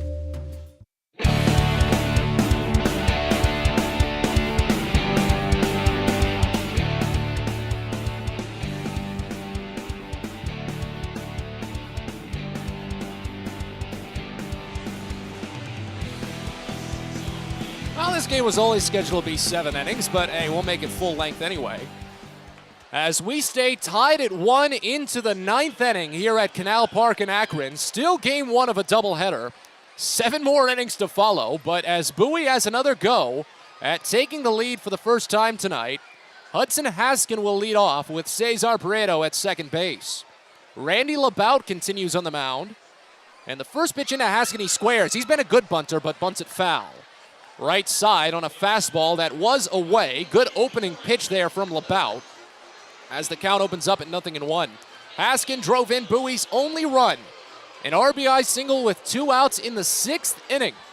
It was an unearned run against Tanner Bybee, who spun a high-quality start. 6 innings with 6 strikeouts. But it's still a 1-1 game into the 9th as Bowie has a right-hander warming to take the bottom of the frame. The 0-1 pitch. Haskin squares again, pulls back, high fastball, back pick to second, and it gets off of the glove of the shortstop. Prieto's going to take off for third. It trickles into center field, and there's no throw. Prieto advances on what will most likely be an E2. The bunt no longer necessary. It evens at 1 on Haskin, and the go-ahead run is at third. The entire infield plays in. Haskin needs to get it out of the infield, and Bowie has their first lead of the day. Second error for Akron today. Labout shakes off a couple, now sets. He faces out to right field. Fires the 1-1. Haskin serves it high but foul right side. A ball and 2 strikes now. No strikeouts in that first inning of relief for Labout. He was aided out by stellar infield defense. Had a double play started deep in the hole at second base, and a snared line drive at shortstop. Cesar Prieto nearly had an RBI single up the middle, but Jose Tena was able to take it from just behind the bag. It's a ball and 2 strikes now on Haskin. A 1-1 game in the top of the 9th. The pitch. Haskin watches high, holds back on a fastball. Count evens at 2 balls and 2 strikes. After Haskin, it'll be Toby Welk, and then Maverick Hanley to bat. Infield playing fairly shallow right now. Anticipating any fly ball for a play at the plate. 2-2 pitch. Haskin serves it under the glove of the second baseman into center field, a base hit. Prieto scores, and Bowie has the 2-1 lead. Haskin's driven in both runs for the Baysox today. 2-out RBI single in the 6th, and an RBI single here in the 9th. He's up to 43 this season, and he represents an insurance run with no one out at first base. That's the double-edged sword of playing the middle infield in as well. Bowie has done it all year. Akron did it there, and if second base was playing back, that could have been a simple 4-3 putout. First pitch to Welk, misses high. Fastball starts out at 1-0 because it was a sharp line drive. Under Rocchio's glove, if he was playing back, he could have taken it on a hop, thought about going home, Prieto probably wouldn't have even gone. But instead, they played in, and it burned them. And Bowie has the lead. 1-0 pitch. Welk watches high. Another breaking ball runs it to 2-0. So now in the bottom of the ninth, Bowie will have a new pitcher on to try for a save. Shelton Perkins is in line for a win as they lead 2-1. Runner at first, no one out, the 2-0, and Welk fouls it off back to the screen. Slider on the inside edge, maybe got a bit of the handle. Count to 2-1 now. The problem for Bowie is that they've still got to play a whole nother game. Same could be said for Akron. Fortunately, two sides haven't had to use too much of their bullpen. The 2-1 pitch, grounded hard but foul, third base side. As the count runs even at 2. Bowie will go to their third relief pitcher in the ninth inning after Lucas and Perkins each carried a heavy load. 2 1/3 for Lucas, 2 innings for Perkins. Supremely commendable. But it's still a bullpen day for both teams in Game 2 of this doubleheader. Fortunately, Adam Stauffer, who's taking the start for Bowie, does have length in his arm this season. 2-2. Welk nearly gets pinched by it. Curveball inside, runs the count full. I don't even see who's loosening for Bowie anymore. Whoever it was stopped. Might have been Clayton McGinnis. Asking a brief lead off of first. See if he takes off on this full count pitch. Stays put. 3-2 was ripped foul anyway, so it wouldn't have mattered. That was a hanging curve, just a bit too far inside. Well, couldn't get a good barrel on it, and the count remains full. But Bowie is running it up a little bit on the bout now, at least in terms of that pitch count. That was the 6th pitch to Welk, who's 0 for 3 on the day, struck out swinging back in the 6th inning. Bowie leads 2-1 in the 9th. 3-2 pitch. Welk swings and misses. Curveball down. That's the first strikeout for Randy LeBout, 7th overall for Akron pitching. Welk was actually the previous strikeout. Starting pitcher Tanner Bybee sent him down swinging in the 6th.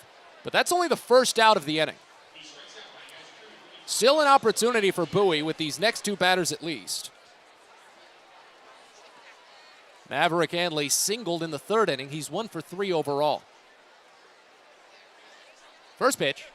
Hanley watches curveball miss high, and it's 1-0 to start.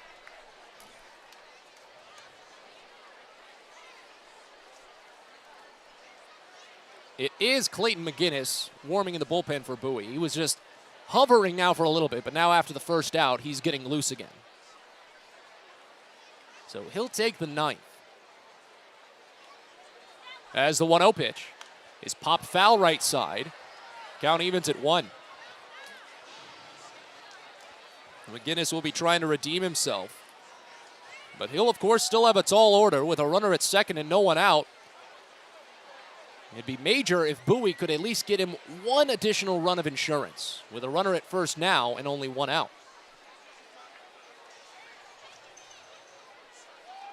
Here's the 1-1. Spoiled foul right side. Runs the count to a ball and 2 strikes on Hanley. He's hit well against left-handed pitching this season, Hanley, and OPS over 1,000, 1059. Strikes out about half as often as he does against right-handers. Here's a pickoff throw to first, but no tag. The first baseman isn't even on the bag. He's still standing about 2 steps out in front and a little bit to the right, so Haskins still has plenty of room to get back in safely before anything comes his way. But we wait on the 1-2 pitch to Hanley here. On its way. Hanley watches high. 2 balls and 2 strikes now. Again, LeBout making his 2nd appearance in this series. He came in and pitched on Tuesday as well and spun a couple of good frames. Gave up a single to Colton Cowser, and that was it. Struck out 3 in 2 scoreless innings. That gave him the win. It was Tuesday's walk-off loss, 6-5. 2-2 pitch. Handley rips it to the left side, a base hit. Deep into the 5.5 hole, and Haskin goes to second base on Handley's second hit of the day. 2 singles in the frame for Bowie, and now their insurance run is in scoring position with still only 1 out. This will be a big plate appearance for Andrew Dashbach now, as he lumbers into the box. Akron is still sticking with LeBout. They don't even have an arm loosening, as he is up to 28 pitches now. Dashbach doubled in the 5th inning. He flew out against Carlos Vargas in the 7th. And a step off. No throws anywhere. And with a runner at second, Maverick Handley is not being held on at first, so he has a massive lead. Gap base hit would easily put Handley at third, maybe even score him. First pitch in. Dashbach watches fastball miss high. That's 3 consecutive first pitch balls from Randy LeBout. That's what's kept Bowie in command in this inning. LeBout is instantly working from behind. It's extended every plate appearance. The 1-0 pitch. Dashbach takes a hack on a breaking ball down and inside. He tried to check his swing, but the home plate umpire says he went. Dashbach doesn't agree. Curveball moved too far down and inside and runs the count even at a ball and a strike. Second base is playing closest to the bag, so a shift on for the right-hander Dashbach, but that still leaves a good opening on the right side. And Dashbach does hit it the other way about a third of the time. 1-1. Outside. 2 balls and a strike. And I've brought this up a couple of times before, is that when you play with the shift and you're playing with a pretty open gap on one side of the infield, you'd think the pitcher would be on board and avoid pitching on that half of the plate that would lead to balls hitting that direction. So why would you pitch Dashbach away? I'm not sure, other than just trying to strike him out. I should say that trying to strike out Andrew Dashbach is most likely the optimal strategy from any opposing pitcher, as he leads the team in strikeouts, has a strikeout rate of 40%. So I can see both sides of the coin is what I'm saying. Runners at first and second, 1 away. The 2-1 pitch. Dashbach knuckles it foul the other way. Curveball was up and in to run the count even at 2. But again, Bowie ahead 2-1.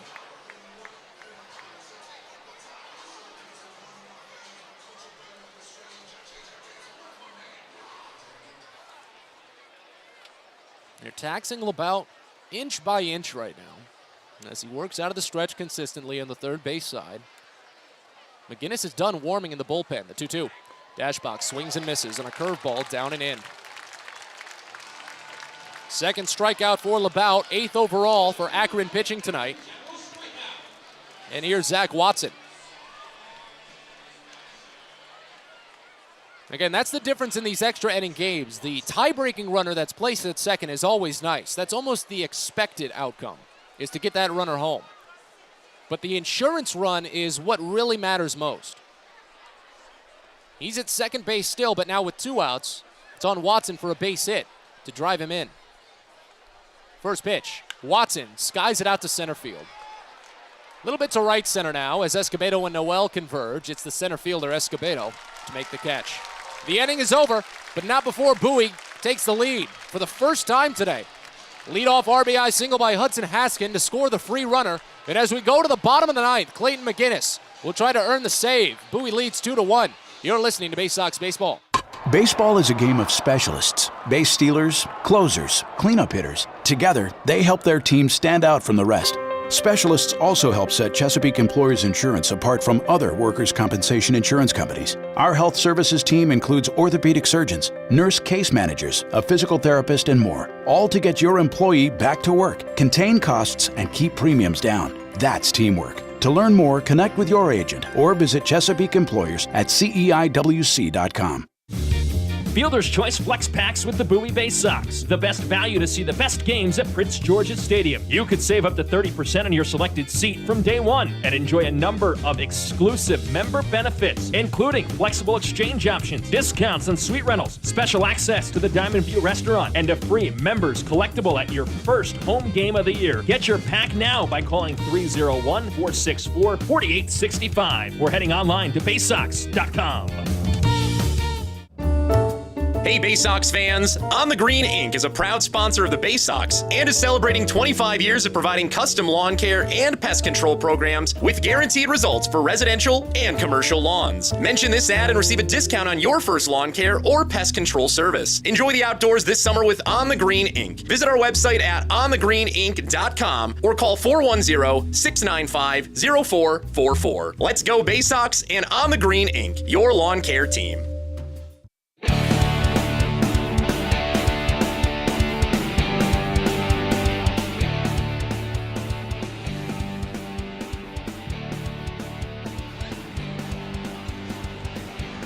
We're on to the bottom of the ninth here in Akron. Again, game one of a doubleheader, so while this may seem like a routine game, it's the second extra inning tonight as we went into the eighth, tied at 1. Both sides came up scoreless in the first extra inning. Bowie brought in their tie-breaking runner in the top of the ninth. An RBI single by Hudson Haskin to lead off the frame makes it 2-1. And here in the bottom of the ninth, the Baysox will make a pitching change. And Akron will, of course, have their free runner placed at second base.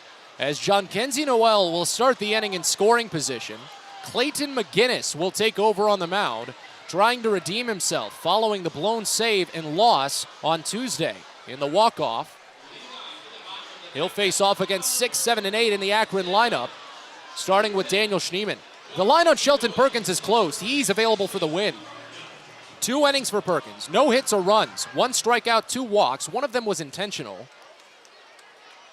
As McGinnis sets against the left-hander Schneemann, corner infielders play in for a bunt attempt.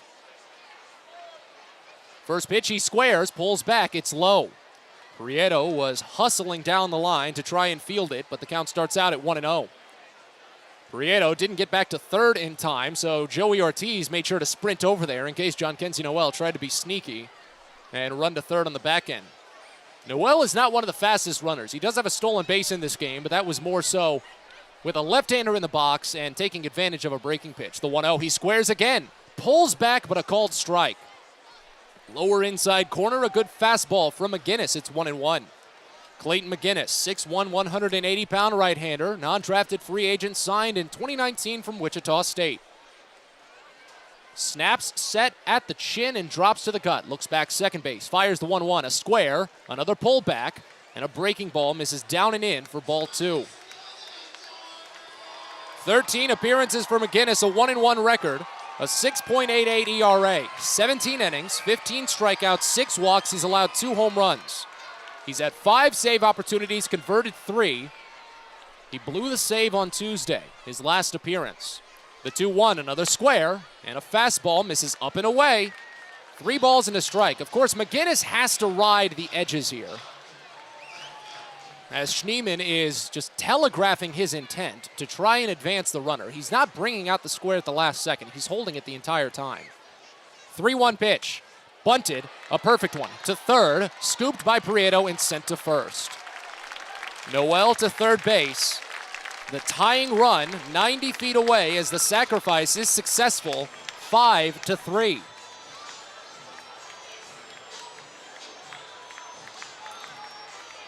So now anything out of the infield could tie the game and send us to the 10th. Infield will play in. Outfield will play in. Chris Roller is 0 for 1 today. Got hit by a pitch, walked, and flew out to left field. First pitch. Slider misses down and away, and it's 1-0 to start. McGinnis has allowed runs in back-to-back appearances for Bowie, but he did earn 3 saves in a span of 4 appearances, starting in the Richmond series after the All-Star break, 1-0. Slider misses down and away, it's 2-0, but he's having trouble throwing strikes right now. 7 pitches, only 2 of them have found the strike zone, and of the 2, One was the bunt.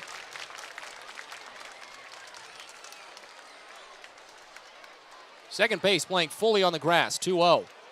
Misses low, 3 balls and no strikes.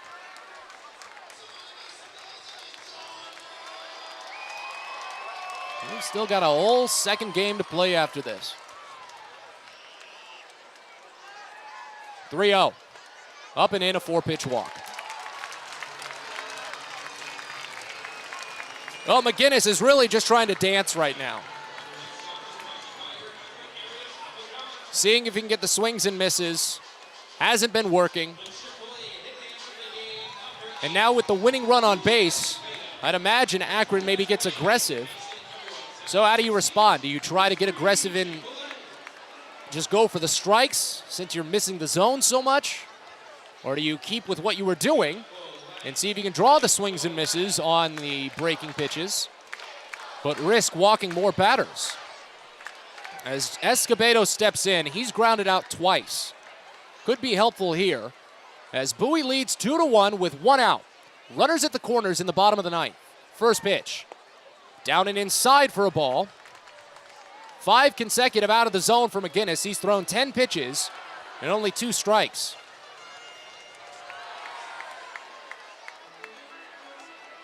And here comes Josh Conway, not happy with what he's seeing. Again, McGinnis, he's just trying to dance. You've just got to throw strikes at this point. The winning run is only at first. If you can get some good fastballs on the bottom of the zone, then you'll be able to quickly get a ground out. You need the ground out at this point. Go for the double play. Escobedo has hit into only 2 of them this season.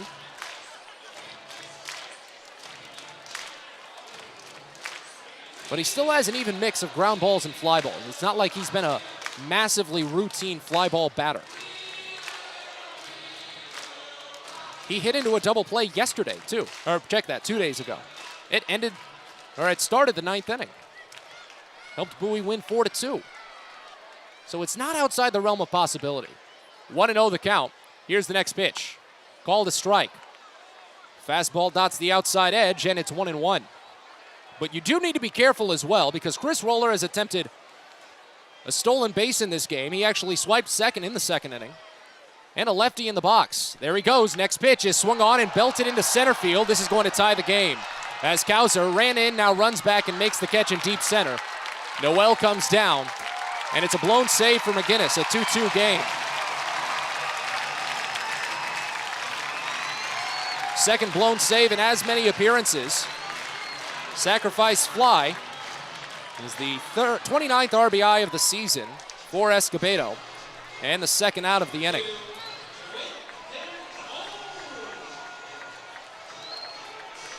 Now here's Quentin Holmes, his first plate appearance, hitting .222 this season, no homers, 1 run batted in. As McGinnis steps off the rubber before firing a pitch, that's his first step off. Now with a right-hander, we'll see if we get the stolen base attempt. First, a pickoff throw is late. Wait on the 1-0 offering. Or the first offering, I should say. Holmes came in as a pinch runner in the 7th.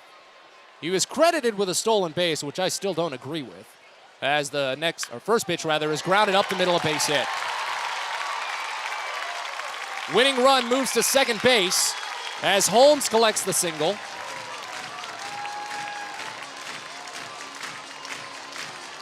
And it goes back to the top of the lineup for Jose Tena.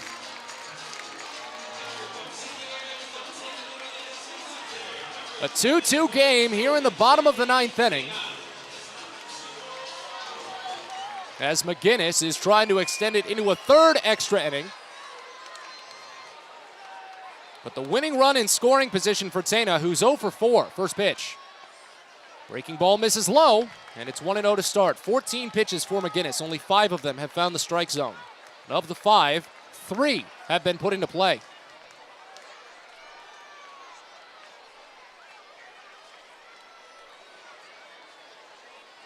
First and second, 2 away. The 1-0. Punched over to the left side, a base hit. This will probably win Akron the game. Picked in left field and sent home. It's way up the line.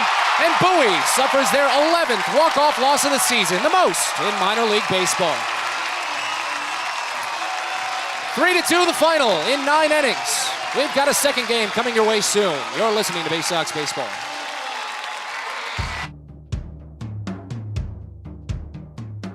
You're listening to Bowie Baysox Baseball.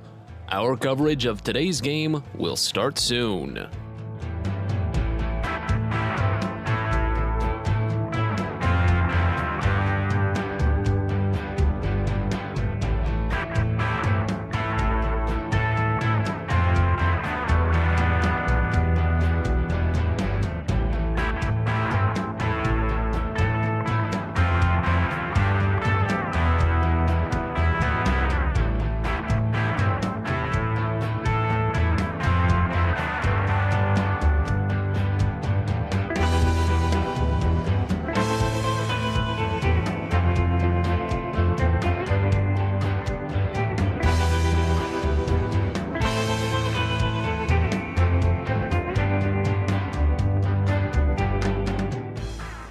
You're listening to Bowie Baysox Baseball.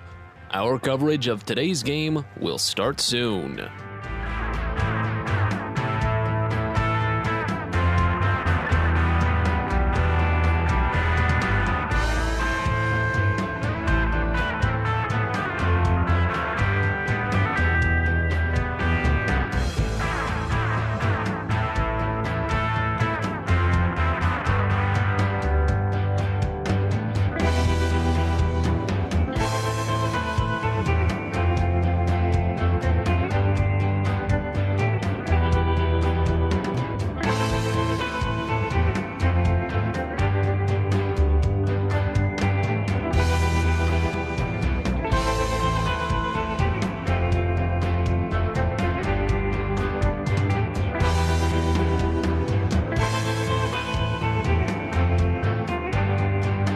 You're listening to Bowie Baysox Baseball.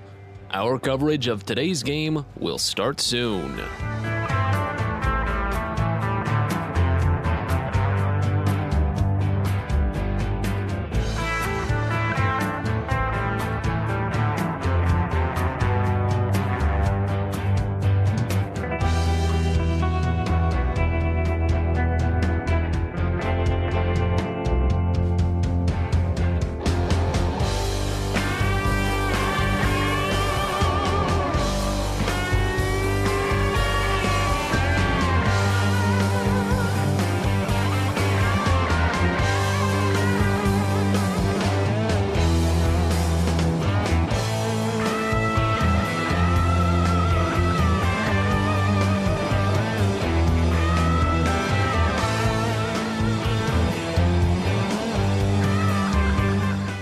You're listening to Bowie Baysox Baseball.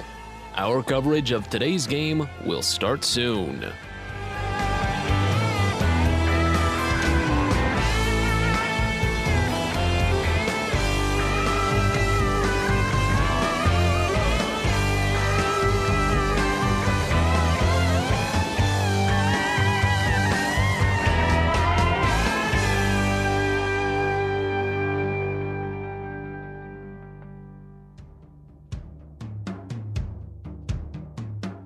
You're listening to Bowie Baysox Baseball. Our coverage of today's game will start soon.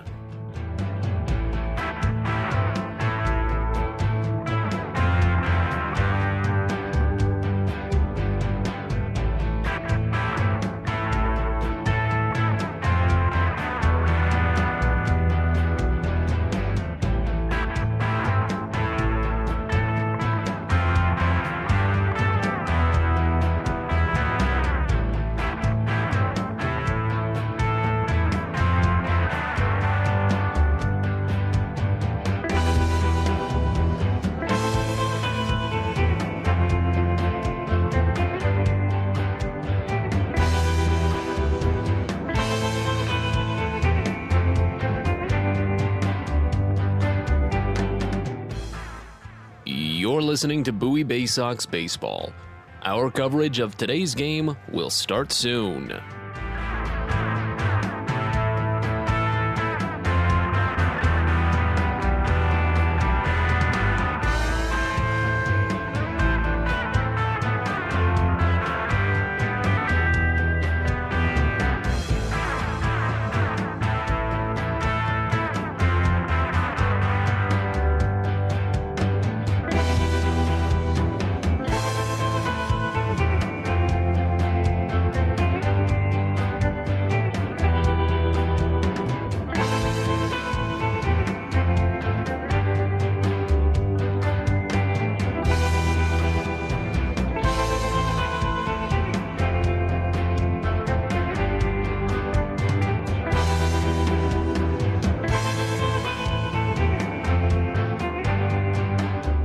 You're listening to Bowie Baysox Baseball. Our coverage of today's game will start soon.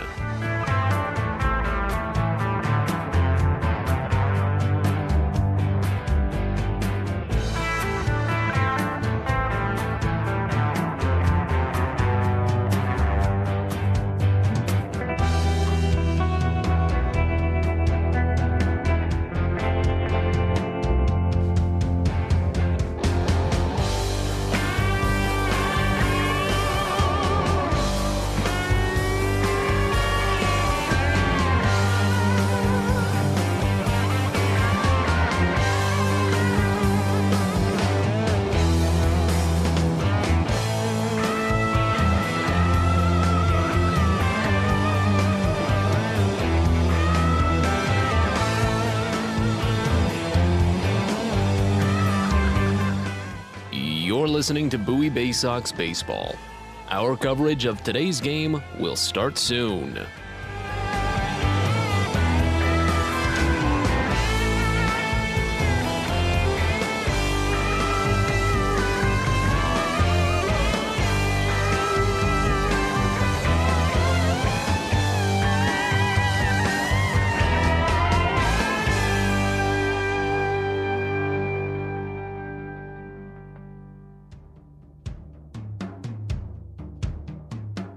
You're listening to Bowie Baysox Baseball. Our coverage of today's game will start soon.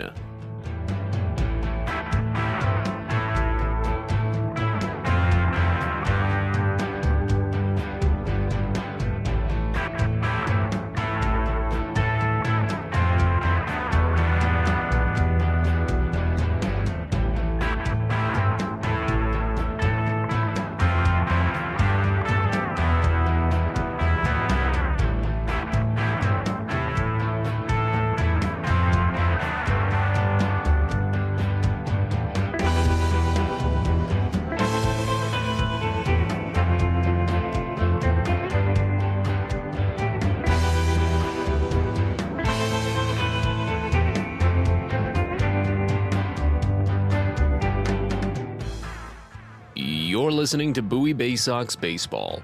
Our coverage of today's game will start soon.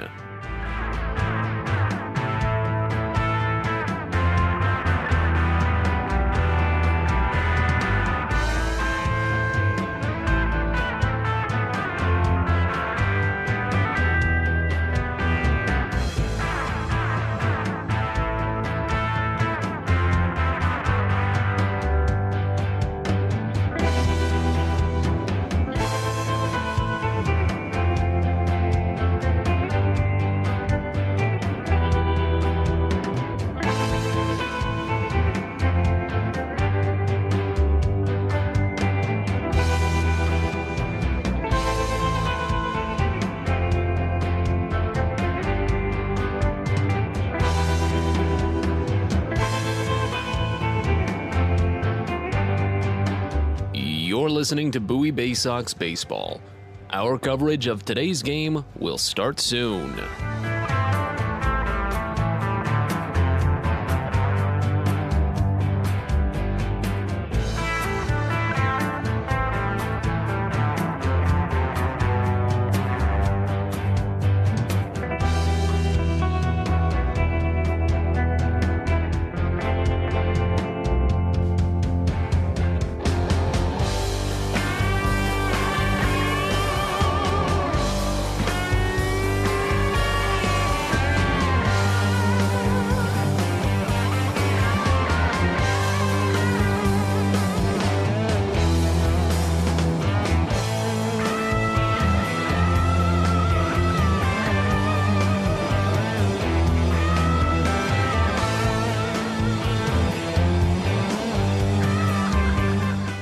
You're listening to Bowie Baysox Baseball. Our coverage of today's game will start soon.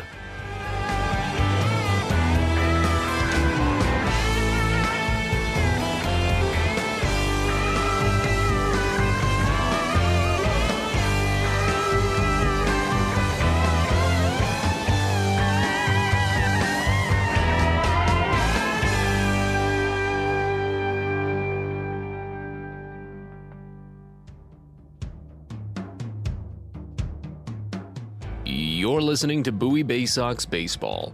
Our coverage of today's game will start soon.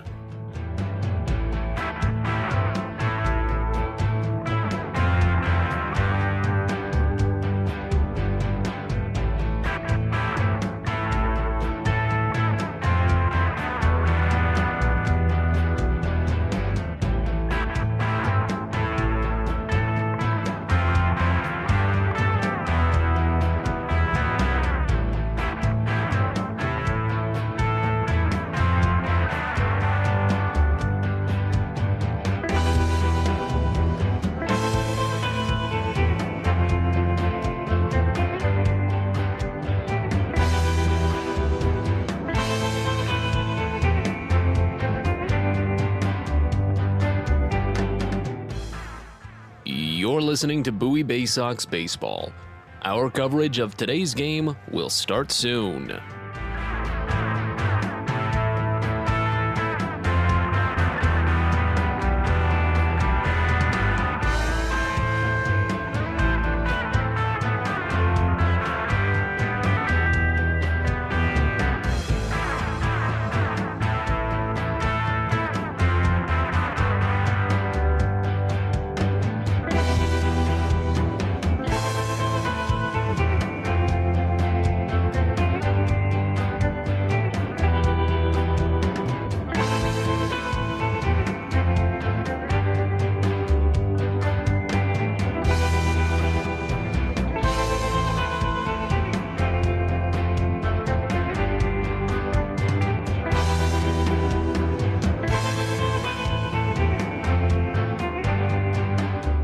You're listening to Bowie Baysox Baseball. Our coverage of today's game will start soon.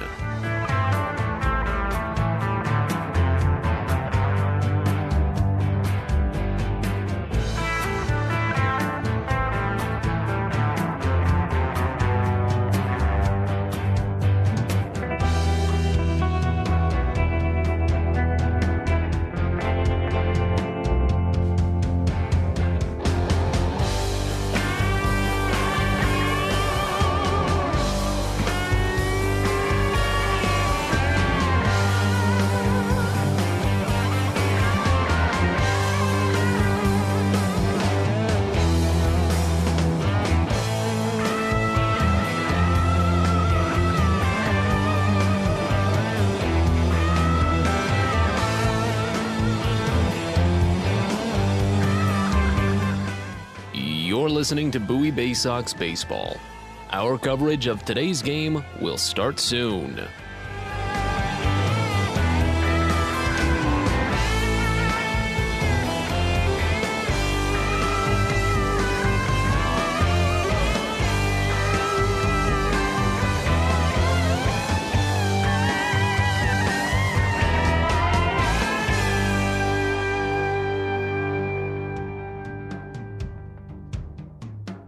You're listening to Bowie Baysox Baseball. Our coverage of today's game will start soon.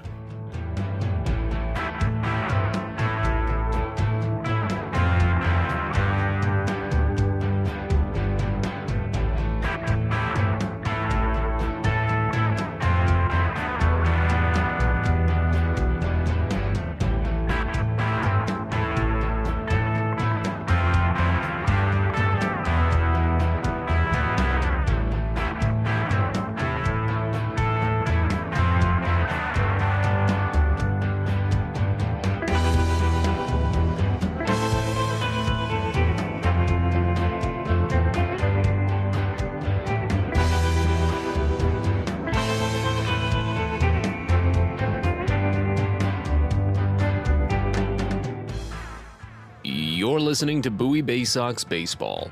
Our coverage of today's game will start soon.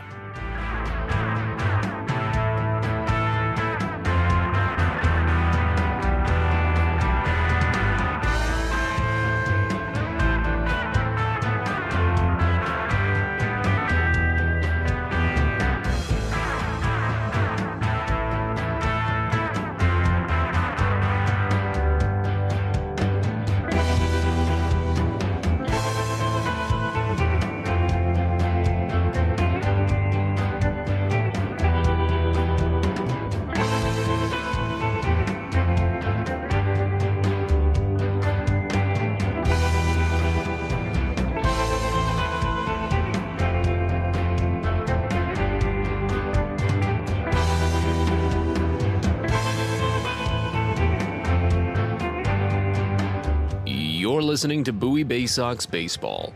Our coverage of today's game will start soon.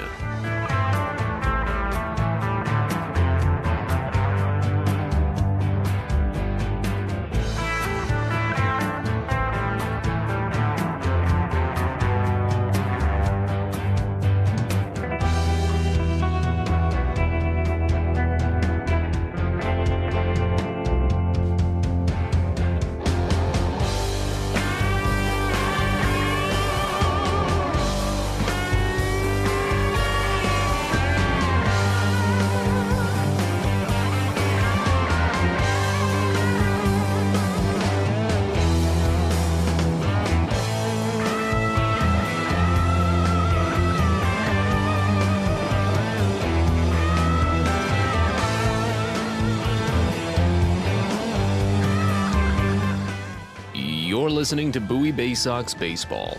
Our coverage of today's game will start soon.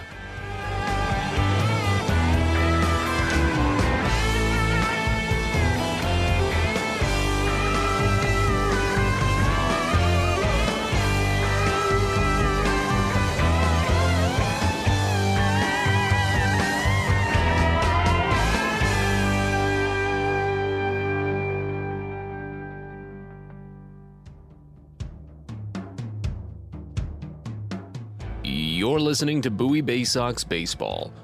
Our coverage of today's game will start soon.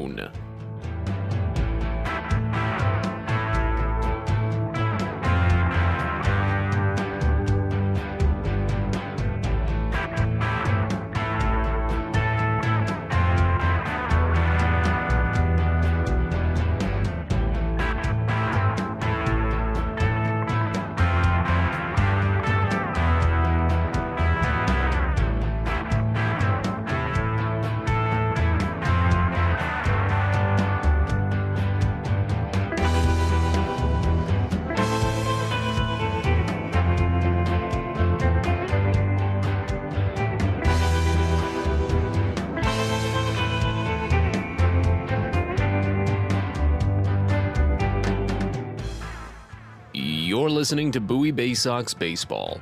Our coverage of today's game will start soon.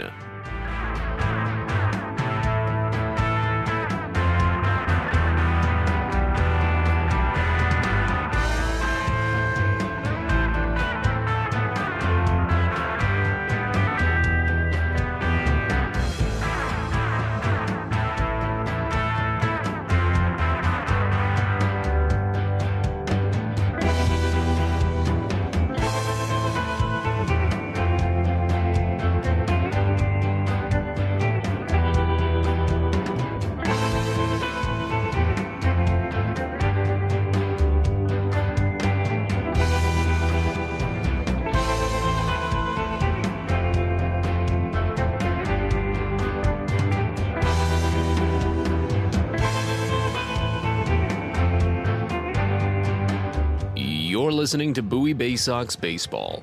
Our coverage of today's game will start soon.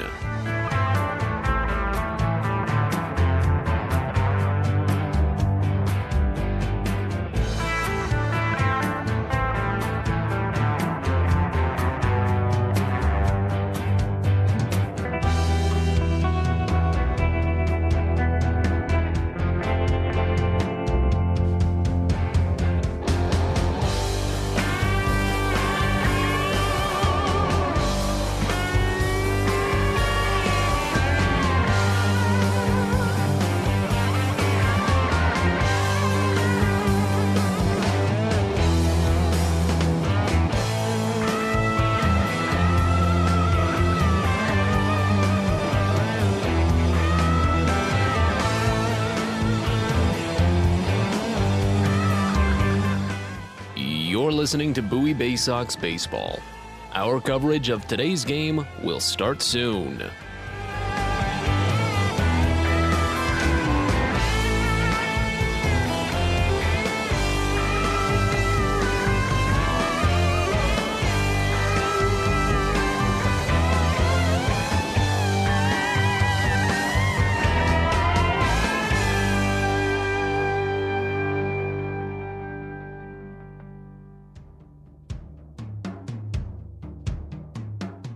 You're listening to Bowie Baysox Baseball. Our coverage of today's game will start soon.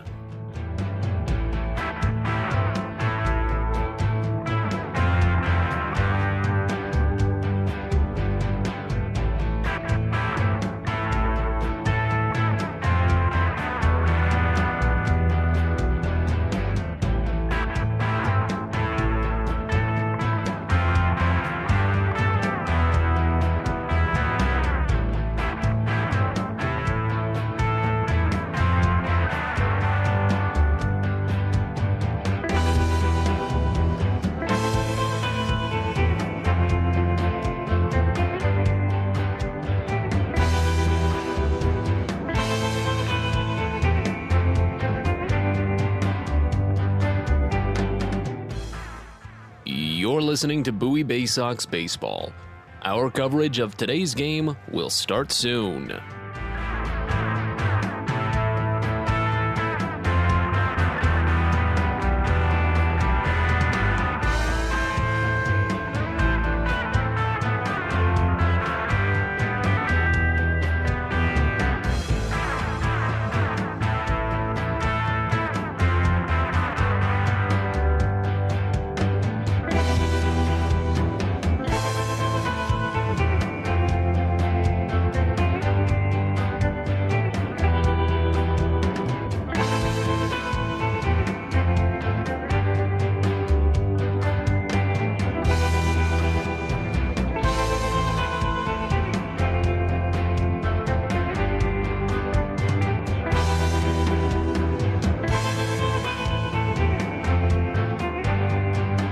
You're listening to Bowie Baysox Baseball.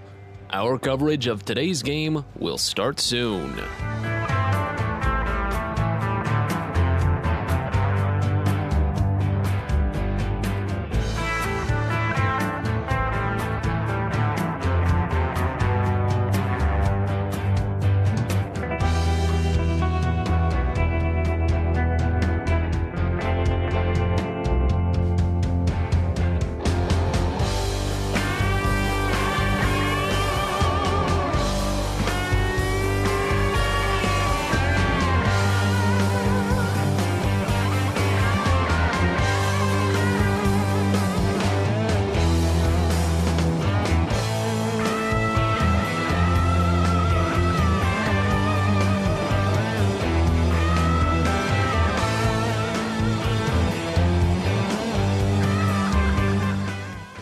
You're listening to Bowie Baysox Baseball.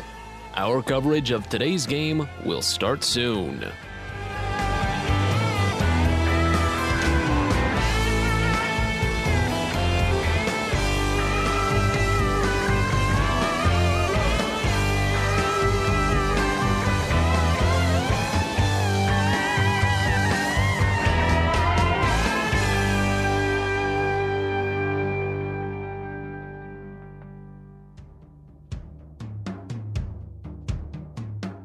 You're listening to Bowie Baysox Baseball.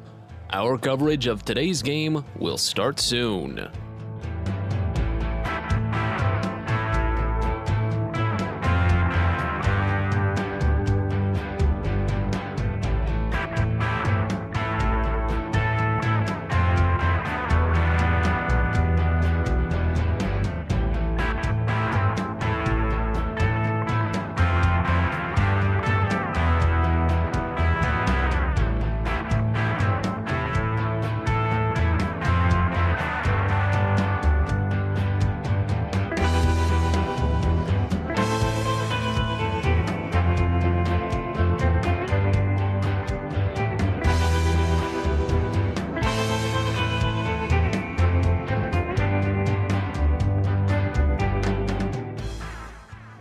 You're listening to Bowie Baysox Baseball.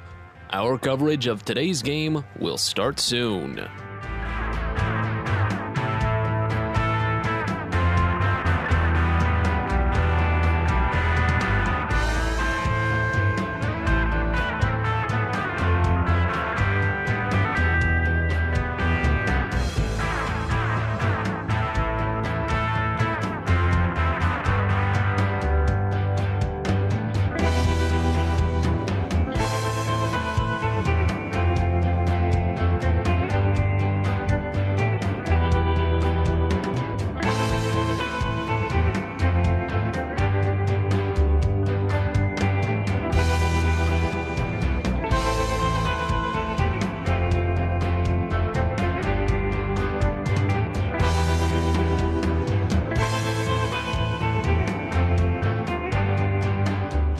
You're listening to Bowie Baysox Baseball. Our coverage of today's game will start soon.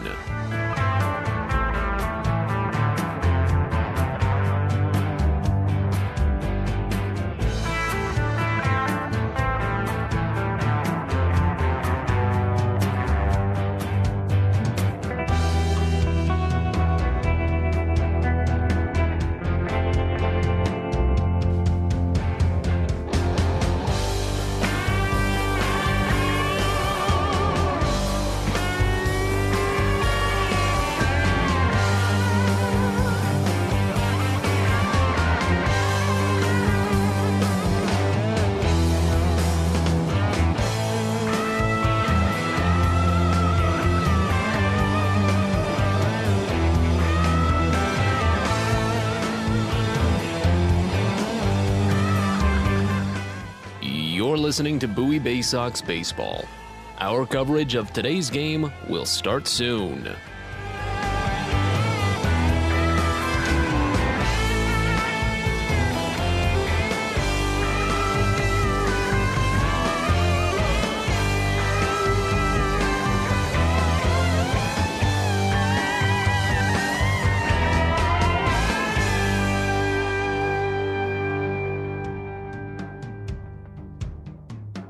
You're listening to Bowie Baysox Baseball. Our coverage of today's game will start soon.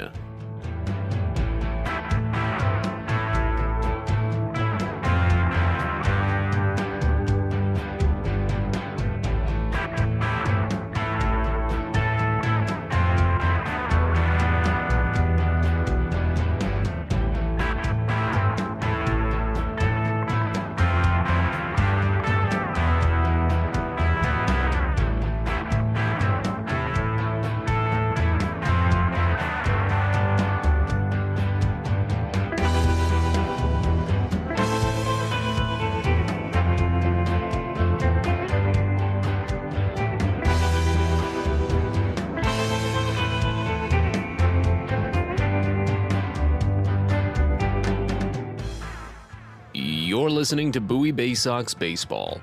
Our coverage of today's game will start soon.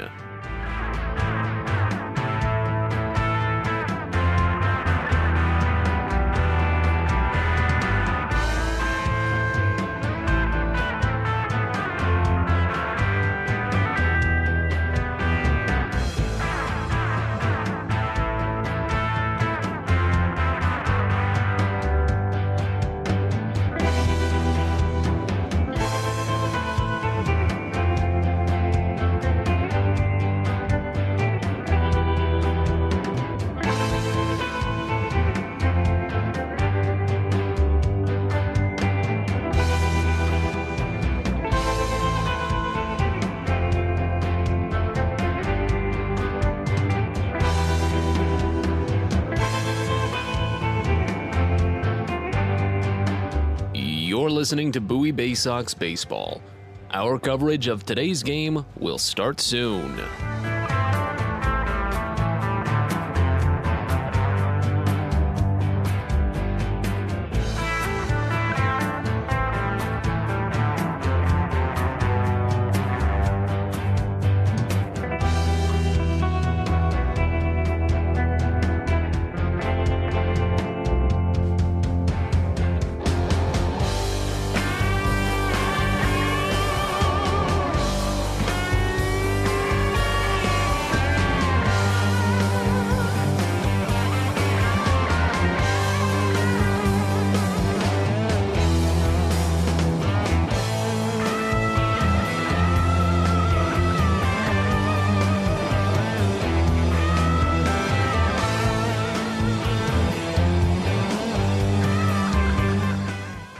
You're listening to Bowie Baysox Baseball. Our coverage of today's game will start soon.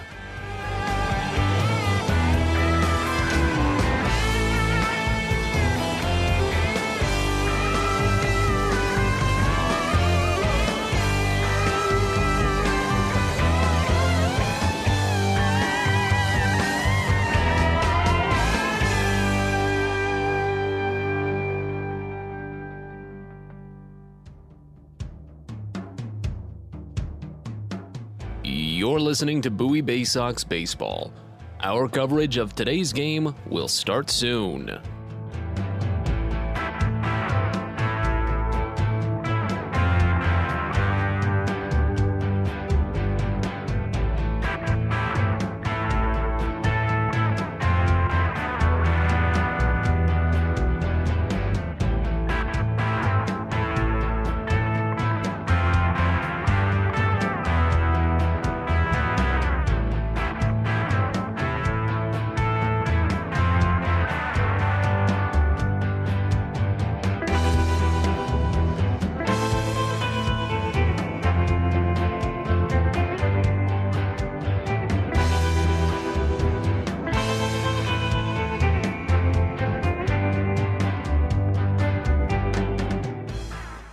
You're listening to Bowie Baysox Baseball.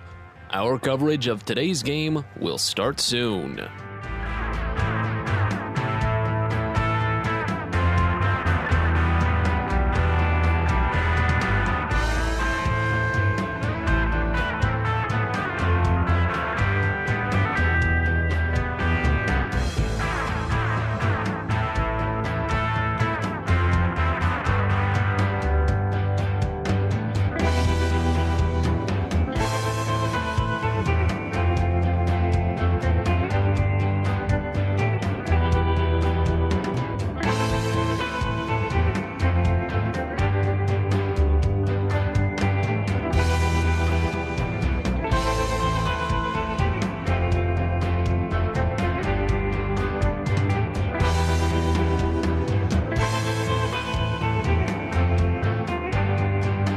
You're listening to Bowie Baysox Baseball. Our coverage of today's game will start soon.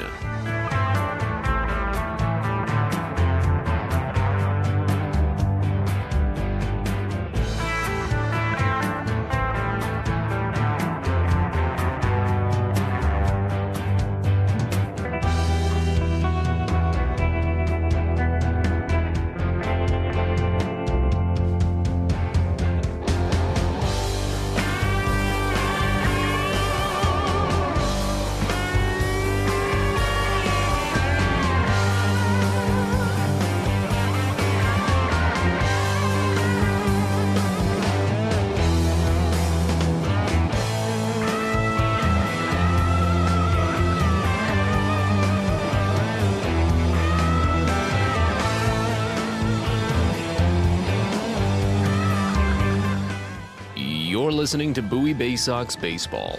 Our coverage of today's game will start soon.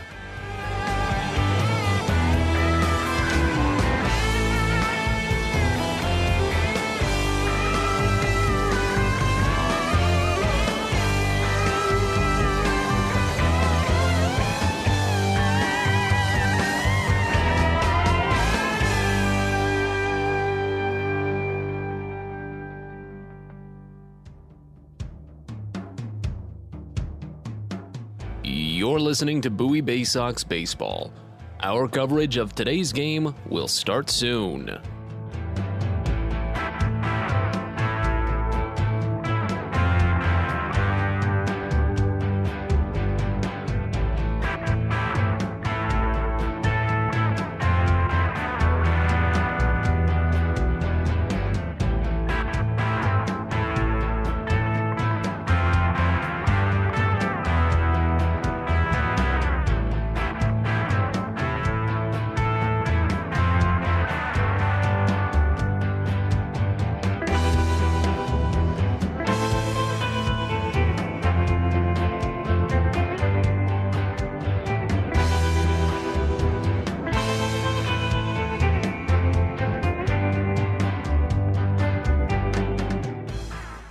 You're listening to Bowie Baysox Baseball. Our coverage of today's game will start soon.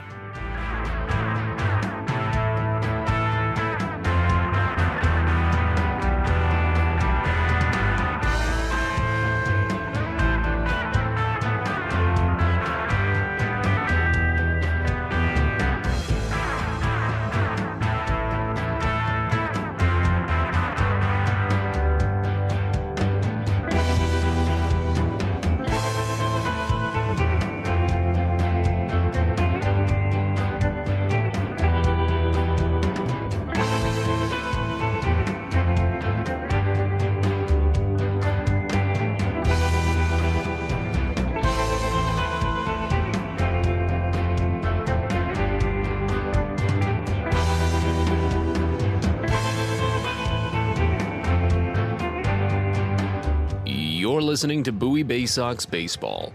Our coverage of today's game will start soon.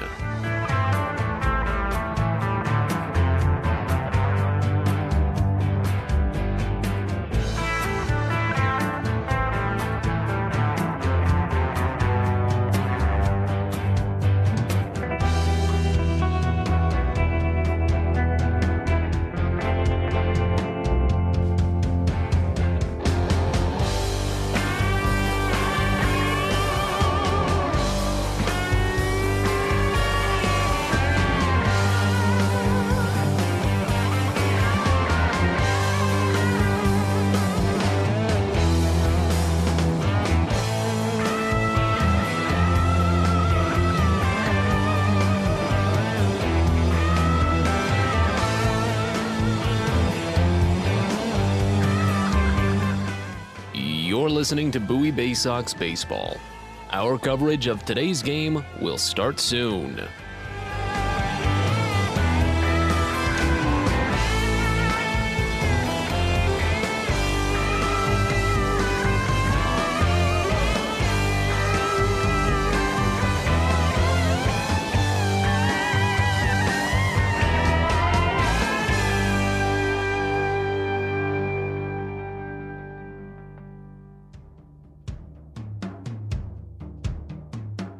You're listening to Bowie Baysox Baseball.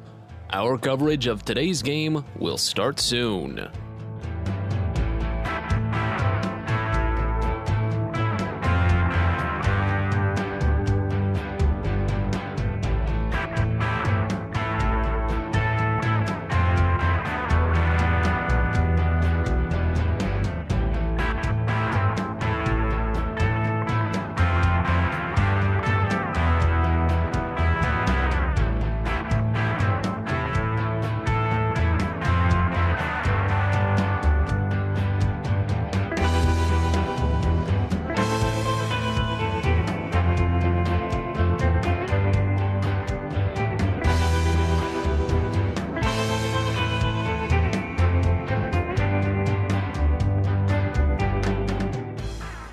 You're listening to Bowie Baysox Baseball.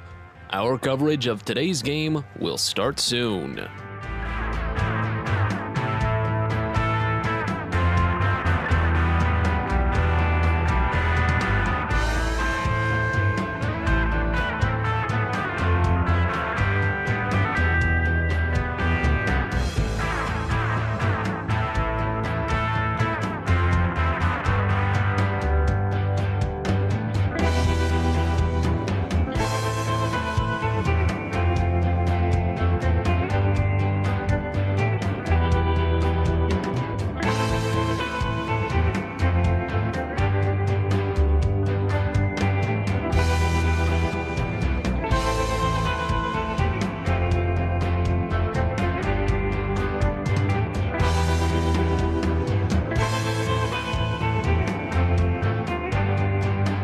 You're listening to Bowie Baysox Baseball.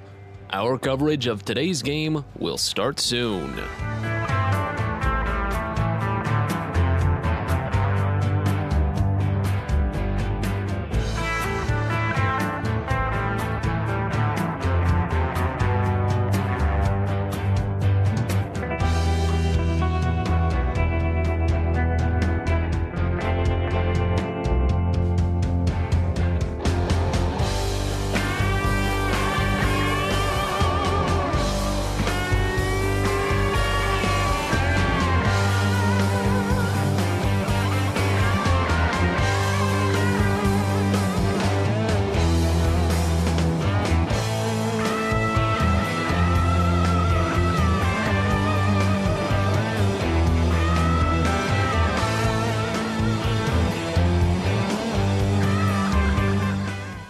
You're listening to Bowie Baysox Baseball. Our coverage of today's game will start soon.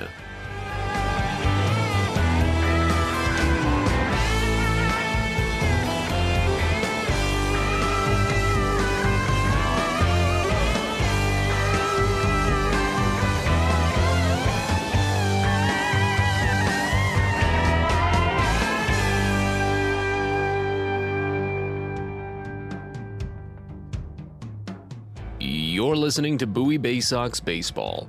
Our coverage of today's game will start soon.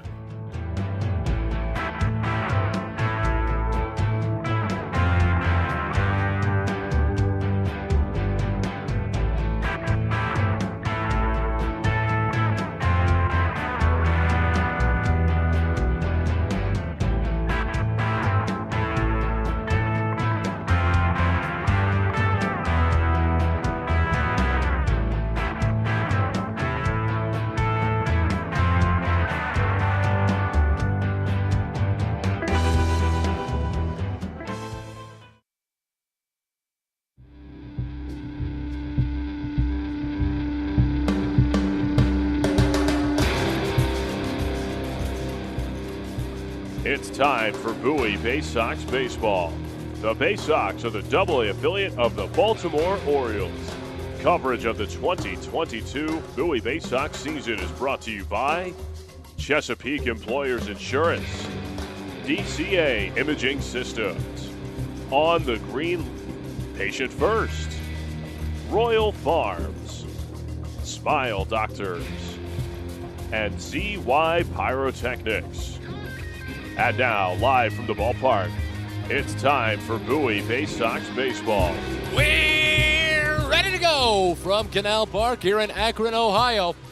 It's Game 6 of this 7-game series between the Akron Rubber Ducks and your Bowie Baysox, the nightcap of today's doubleheader, as Bowie will play a rare game on the road as the home team. A makeup of a game postponed back in July at Prince George's Stadium sees Bowie starting the game in the field, and they'll get the bottom half of each inning to bat. Bowie needs the doubleheader split today, as they were walked off for the 11th time this season in Game 1, 3-2 in 9 innings. And as Adam Stauffer warms on the mound for the Baysox, the starting lineup for the Rubber Ducks that he'll face looks like this. Leading off at shortstop, you've got Jose Tena, followed by Brian Rocchio, the DH, batting second. Mike Caprice is in left field. He'll bat third. John Kenzie Noel at first base bats fourth. Daniel Schneemann at second base bats fifth. Reynel Delgado at third base sixth. Eric Rodriguez, the catcher, bats seventh. Julian Escobedo in center field eighth. And Quentin Holmes is in right field, batting ninth. Akron is the AA affiliate of the Cleveland Guardians, managed by Ruglis Odor.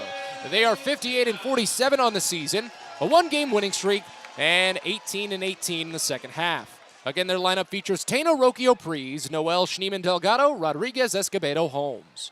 As Adam Stauffer kicks and deals the first offering, it's a fastball called for strike in the lower outside corner, and we're underway at 8:33 on a 72-degree cloudy day here in Akron, Ohio for Game 2 of this twin bill. The 0-1 pitch to Tena is swung on and served out toward left center field and deep. Haskin is sprinting back on it. He's at the wall, and it's off the top of the wall. He picks it on one hop and fires to the infield. A leadoff double for Jose Tena. He had the walk-off base hit in the 9th inning of Game 1, so consecutive plate appearances to end the first game and start the second game. He's doing damage to Bowie. 20th double of the season for Tena, and it opens the game with a runner in scoring position. As things move on now to Brian Rocchio. .263 average for Rocchio, a .788 OPS in 92 games played this year. As Stauffer comes set, the right-hander to the switch-hitting lefty. First pitch misses wide, and it's 1-0. Canal Park here in Akron, 337 feet down the line to right field, 331 feet down the line to left field, and 400 feet to the deepest part of straightaway center. As Tena leads off of second base, Rocchio has 13 home runs this season, 45 runs batted in, as the 1-0 is swung on and missed high, a fastball, count evens at 1. It's a bullpen day for both sides as Adam Stauffer gets the start for Bowie. We can discuss his numbers in a little bit, but it's only the second start of the year for Stauffer in his 20th overall appearance with the Baysox. Expect him to go about 3 innings at the most. 4 innings if Bowie is lucky. As the 1-1 pitch is in there for a called strike. Well-placed curveball outside. It's 1-2. But Game 1 was looking good for Bowie. It was a thrilling, tightly contested battle that stretched into 2 extra innings. Bowie tied the game in the top of the 6th. Hudson Haskinen an RBI single to make it 1-1, and it stayed at 1 into the 9th. As the 1-2 pitch is swung on and fouled off of the batter, Rocchio was ahead of the curveball and just got a piece. Count stays. Shelton Perkins tossed well, sent the game into the ninth inning while stranding a winning run at third base in the bottom of the eighth.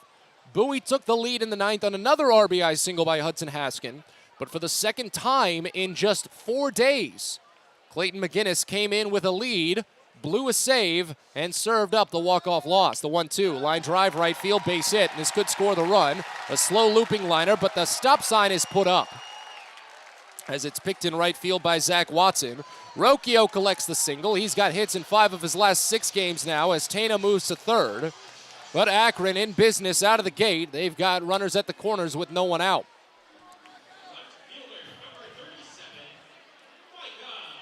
So when you include the ninth inning of Game 1, Akron has strung together 4 consecutive base hits now. Quentin Holmes had a single to push the winning run to second base in the ninth inning of Game 1, and then Jose Tano with the walk-off single. Now Tano with the double and Rocchio with the single. Here's Micah Prees. He had the walk-off hits on Tuesday and Wednesday. Corner infielders play in. First pitch, and Prees pops it foul left side. Count opens up at 0-1.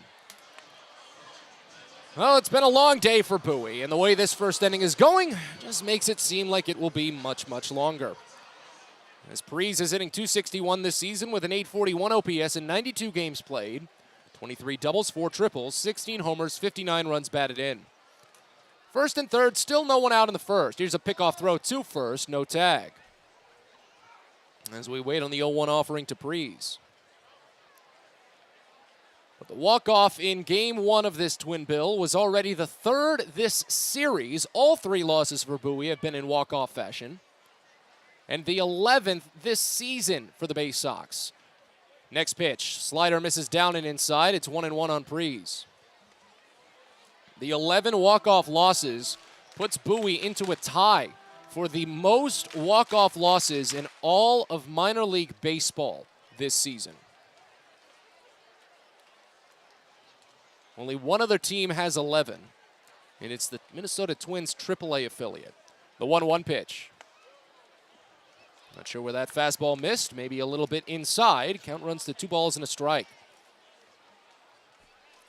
But the St. Paul Saints have 11 walk-off losses this year as well. They are playing at home this week, so there hasn't been a chance for them to be walked off. Bowie, of course, moved into a tie with them now. The 2-1. Called a strike at the knees. Count runs even at 2 balls and 2 strikes on Prees. Sun is really starting to get down now here at Canal Park. The lights have turned on, and we've still got 7 more innings to play. Of course, it doesn't help when Game 1 of a doubleheader extends 2 innings past its normal end. Pickoff throw to first again, still no tag. Toby Welk is at first base here for Game 2. Andrew Dashbach was at first for Game 1. Dashbach is getting Game 2 off.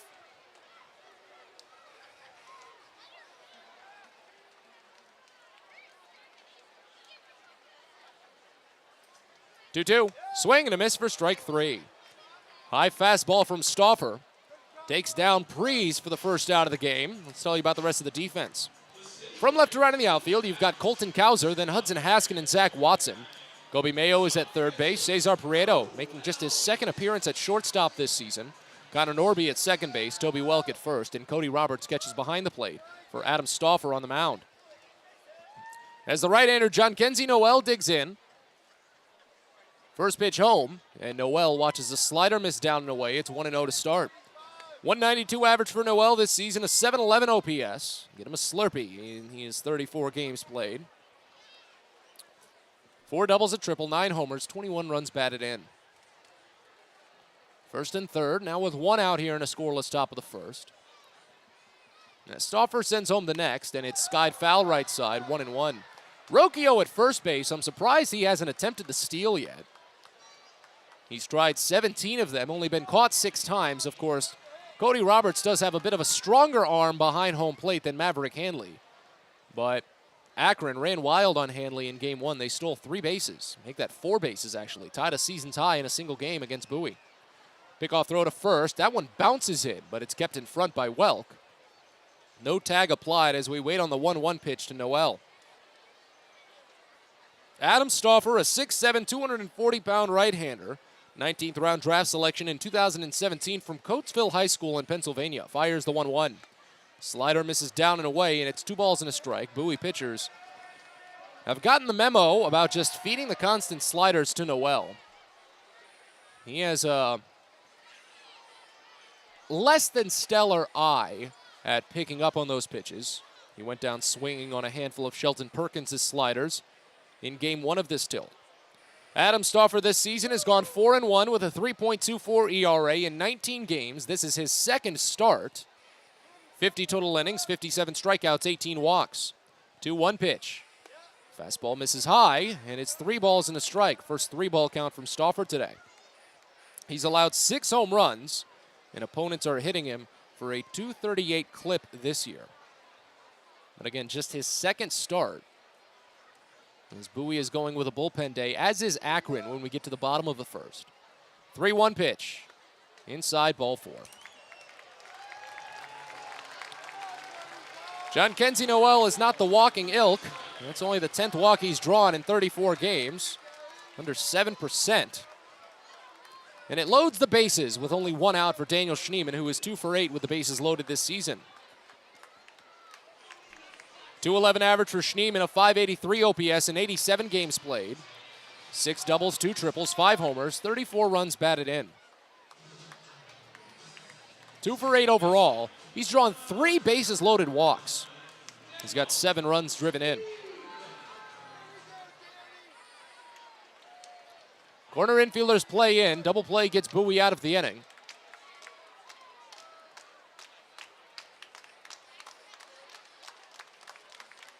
First pitch home. Slider misses down and in. 1-0 to start. First 5 batters, 3 first pitch balls from Adam Stauffer. He's making only his second appearance on this road trip. He actually hasn't pitched in over a week.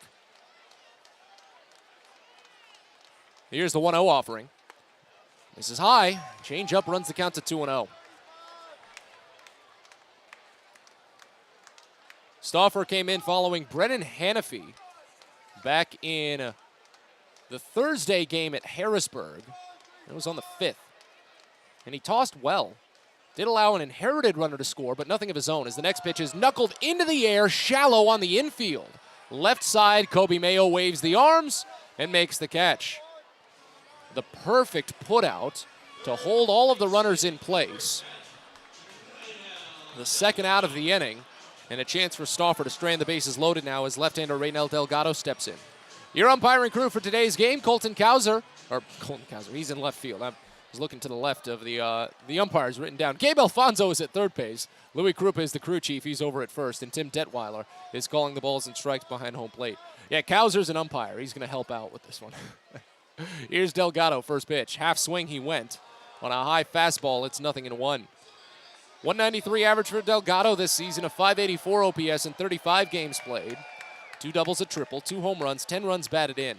He's hitting less than 100 against Bowie this season. He does not have a plate appearance with the bases loaded yet this year, as the next pitch misses down and in. A slider runs the count even at 1. Yeah, this is his first opportunity with the bases loaded all season, Delgado. He's been drawing walks at an okay clip. 25 strikeouts to just 14 walks. But Stauffer is peppering the zone. 1-1 is poked slowly up the middle and through for a base hit. This will score 2. As Tana's down and Rocchio rounds to score. 2 RBI single, and Akron leads 2-0 in the first. Was not a hard hit ball at all. Just found the right part of the infield to sneak through. Noel goes first to third.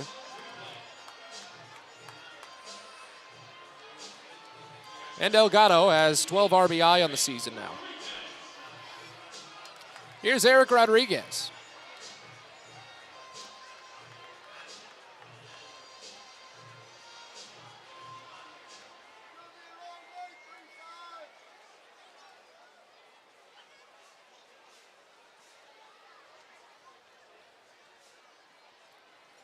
.193 average for Rodriguez this season.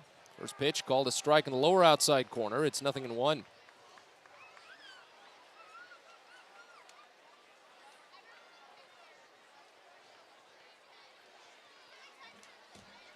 .556 OPS in 41 games played. 6 doubles, 2 triples, 2 home runs. Runner goes. Here's the throw to second. It gets away off the glove. And Noel will score. 3-0 Akron.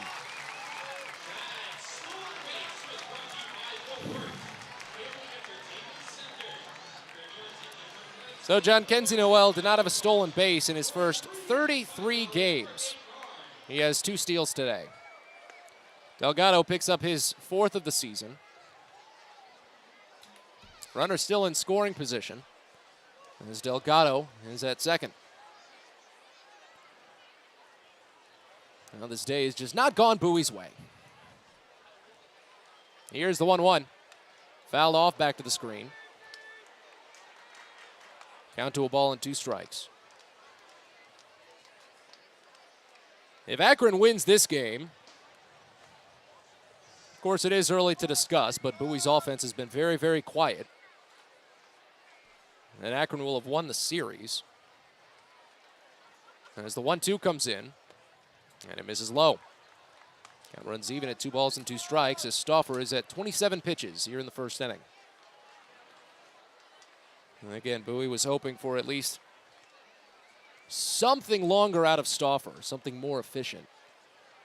3 innings was a hopeful estimate, but at this rate, that's not likely. Here's the 2-2. Called strike 3 in the lower outside corner. Akron scores 3 in the first inning. We go to the bottom of the frame. Bowie is coming up to bat. You're listening to Baysox Baseball. At Luminous Health, we want you to feel your best. This summer, take the time to catch up on your annual health screenings. Visit us at our Anne Arundel Medical Center, Doctors Community Medical Center, or one of our primary care offices in your neighborhood. At Luminous Health, you are the MVP. Learn more at luminoushealth.org. When your commercial plumbing project calls for a job done safely and on time, then your job calls for the plumbers of Local 5 Washington, D.C. Local 5 will always deliver the most skilled and well-trained plumbing craftsmen in the DMV. If you're a contractor who needs safe jobs done well, you need the plumbers of Local 5 Washington, D.C. Start your partnership with them today. Visit local5plumbers.org. That's local5plumbers.org.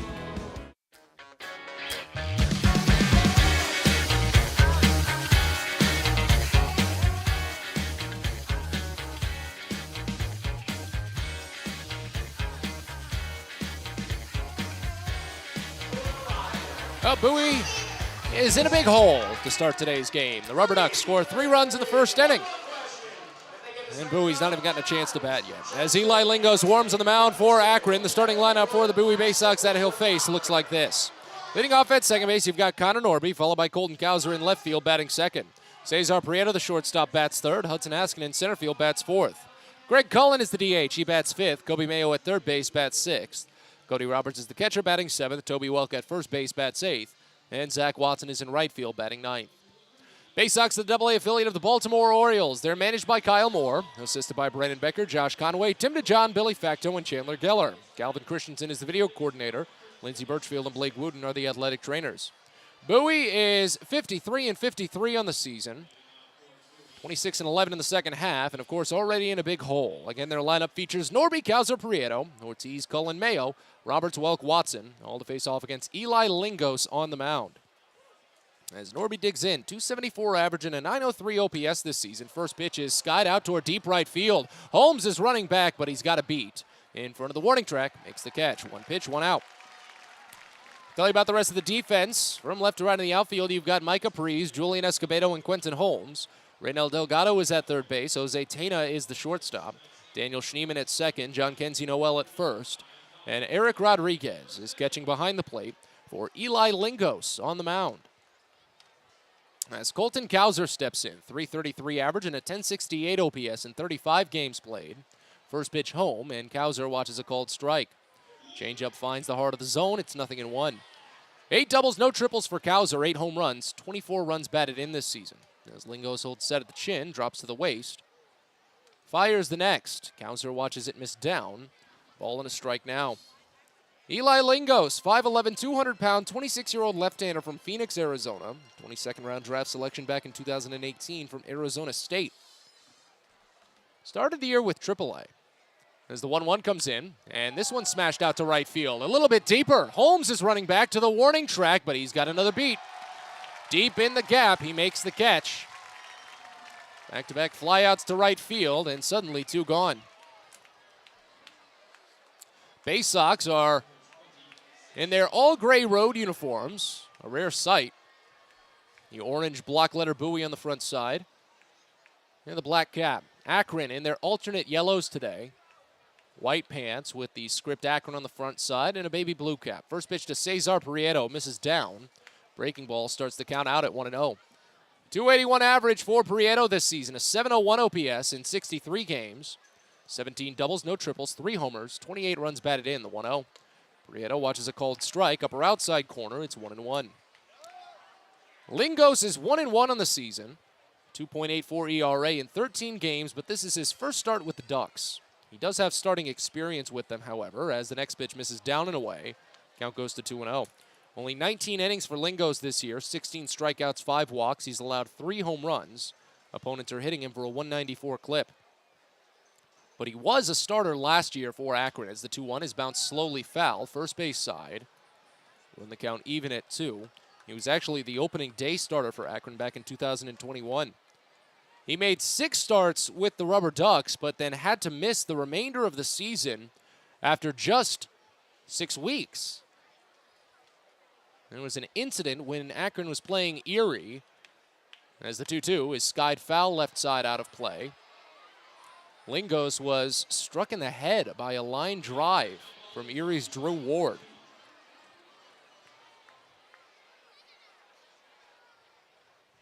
He had a facial fracture and suffered a concussion, both of which caused him to miss the entire season. So now he's returned here as the 2-2 misses down to Prieto, and the count runs full. But again, he started the year with AAA, had 1 spot start there, but also pitched mostly in relief, and tossed well at 2.66 ERA and a whip under 1. When I suppose brought back down here for more routine work. The payoff pitch, Prieto bounces it foul again, third base side. Count holds at 3 balls and 2 strikes. Bowie trailing 3-0 here just in the bottom of the first. Again, Baysox are considered the home team, even though they are here at Canal Park in Akron, since this game is being made up from a postponement at Prince George's Stadium back in July. Another 3-2 pitch, and Prieto watches high. It's only the 10th walk that Cesar Prieto has drawn this season with Bowie, but he's always been a contact hitter. We've known that since the minute he arrived. He's only struck out 33 times compared to 10 walks. So still a fine ratio. He's usually not walking back to the dugout or walking anywhere after a plate appearance. He's usually trying to run to first in some capacity. Here's Hudson Haskin, 271 average and 832 OPS, and the first pitch to him is flown out to right field. This one carrying a bit on Holmes, but same as before, he finds a spot to camp and makes the catch in front of the warning track. 3 flyouts to right, and we go to the second with Bowie trailing 3-0. You're listening to Baysox Baseball. The best way to take in a Baysox game is with a group outing at Prince George's Stadium. Everything from entertaining clients to birthday parties and even fundraising opportunities for your team, the Baysox offer plenty of options for your group at unbeatable rates with plenty of options on suites, seats, and decks around the ballpark. Your group can eat their fill and have an unforgettable time. Find out more and schedule your group outing by calling 301-464-4880 or going to Baysox.com.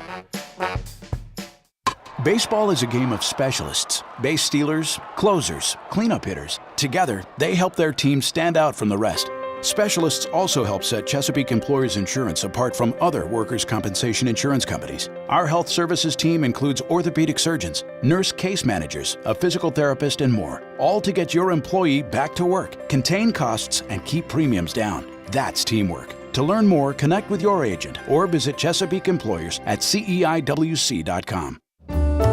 On the Green Incorporated is your lawn care team, providing professional, organic-based lawn care programs for residential and commercial lawns. Our lawn care programs provide ballpark quality results. Each service is custom tailored with guaranteed results for even the toughest lawns. On the Green also offers outdoor pest control services. Mosquitoes, ants, ticks, and more. Safely and effectively control insects and enjoy the outdoors this summer with On the Green Incorporated. Go to onthegreeninc.com.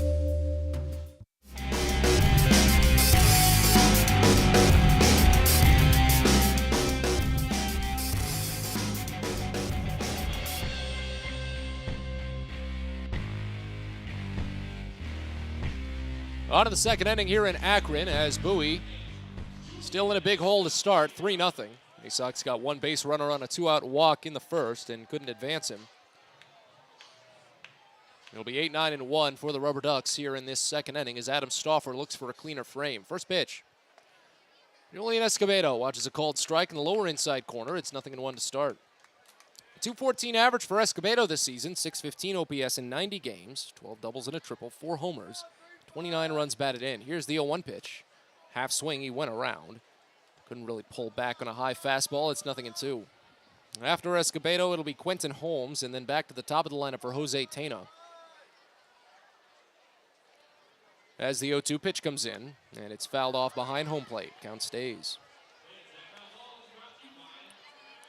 But the way that this day is trending for Bowie, they're going to be out of first place if they don't turn things around fast, which is a big problem. As the 0-2 pitch is skied up the left field line, but slicing, and it hits foul. Count stays on Escobedo. Bowie has been holding on to sole possession of first for pretty much a couple of weeks now, but it's been a very slim lead the entire time. Bowie has been in first, or at least in a tie for first, for every day since the start of the second half post All-Star break is what I'm saying. As the next pitch to Escobedo is skied out to center field. Hudson Haskin ranges down and makes the catch. 1 away. So, following the All-Star break, Bowie picked up a win against Richmond, moved into a 1/2 game lead for first place, and they have not been in second place since. So that's about a span of 3 weeks. First pitch to Quentin Holmes is called a strike in the lower inside corner. It's 0-1.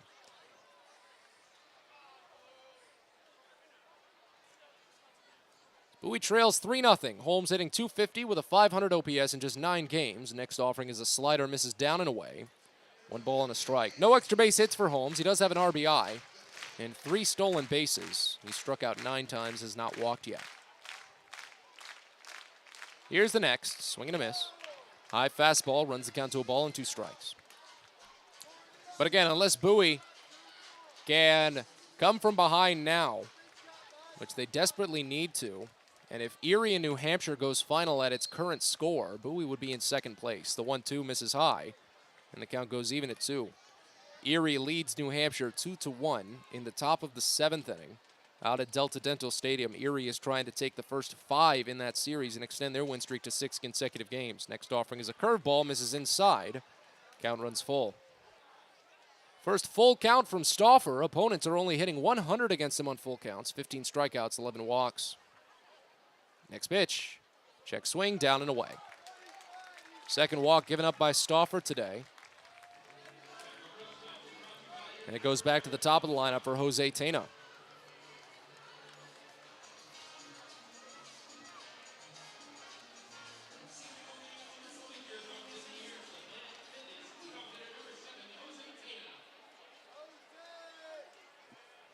Tena doubled and scored in the first inning. And the walk-off hit in his previous plate appearance in Game 1, and the first pitch is sliced foul.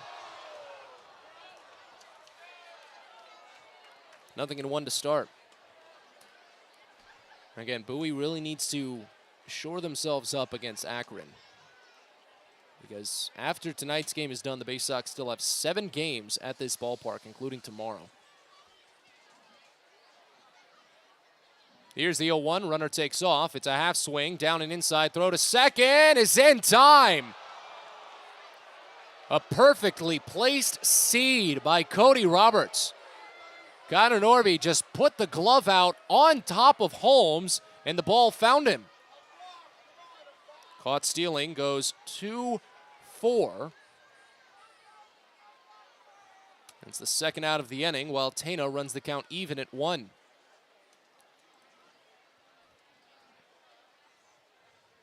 Here's the next. Tano watches high, a fastball, counts at 2-1. Akron ran rampant in game 1. He stole 4 bases. In reality, it didn't necessarily do too much. As the next pitch misses up and away, run it to 3-1. 3 of the stolen bases were left on base. They were all in scoreless innings, and one of the stolen bases would have scored anyway had the inning continued at its same path. 3-1 pitch is called a strike on the bottom edge, runs the count full. But it still applies pressure, and that's obviously tangible, even if it doesn't show up on a box score.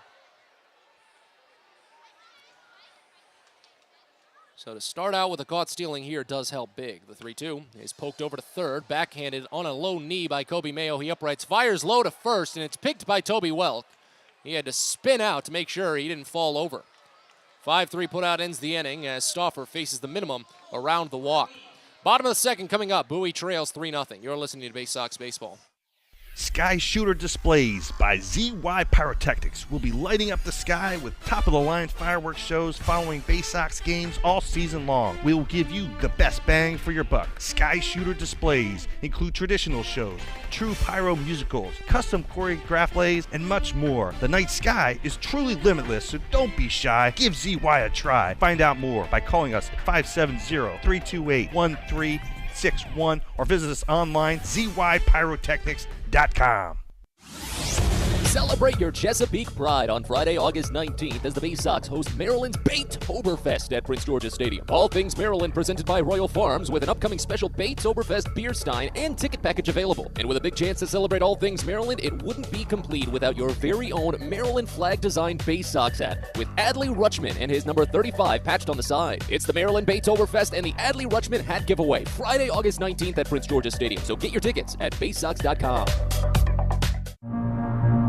At DCA Imaging Systems, we provide a tenured team of office technology professionals ready to be your trusted advisors. From document creation, output devices, scanning and workflow, to document security and storage, we understand people print, not printers. Give DCA Imaging a call, 301-577-1021, or find out more about how we can help you. DCAimaging.com. DCA Imaging Systems, office technology made easy.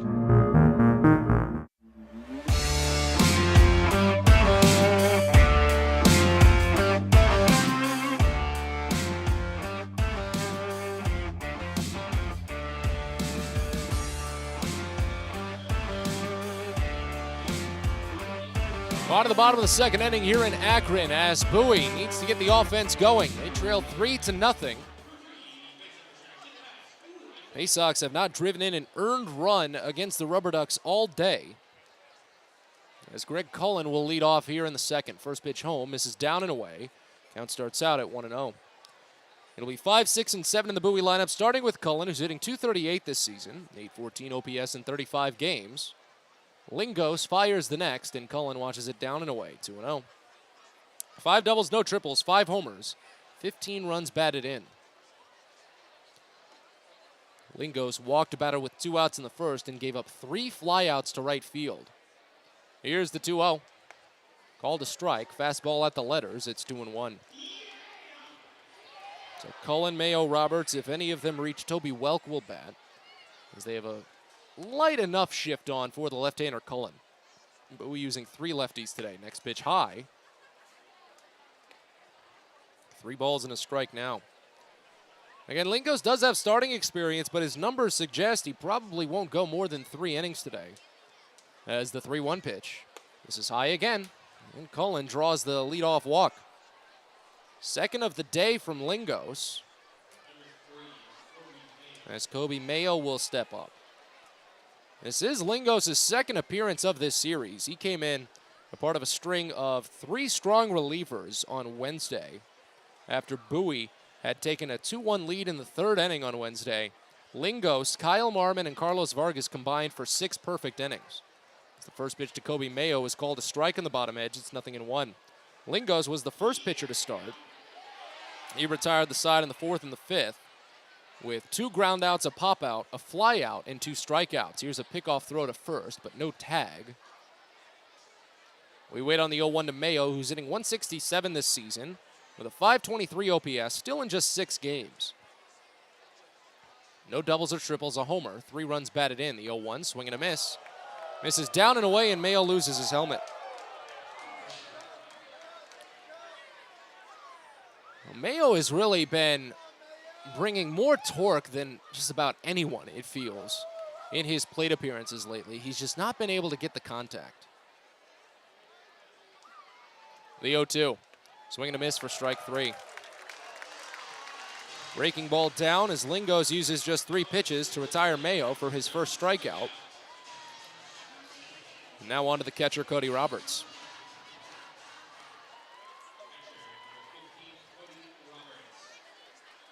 I was talking in the last half inning where if this game continues at pace, then Bowie loses the doubleheader as the first pitch to Roberts is skied out to right field. Holmes races on it and quickly makes the catch up against the shoulder. Already 2 gone after the leadoff walk. If this game continues at its pace and Bowie loses, is swept in the doubleheader, as mentioned, they will fall out of first place. But at the same time, Akron will suddenly be within striking distance as the first pitch to Welk is called a strike in the lower outside corner. It's 0-1.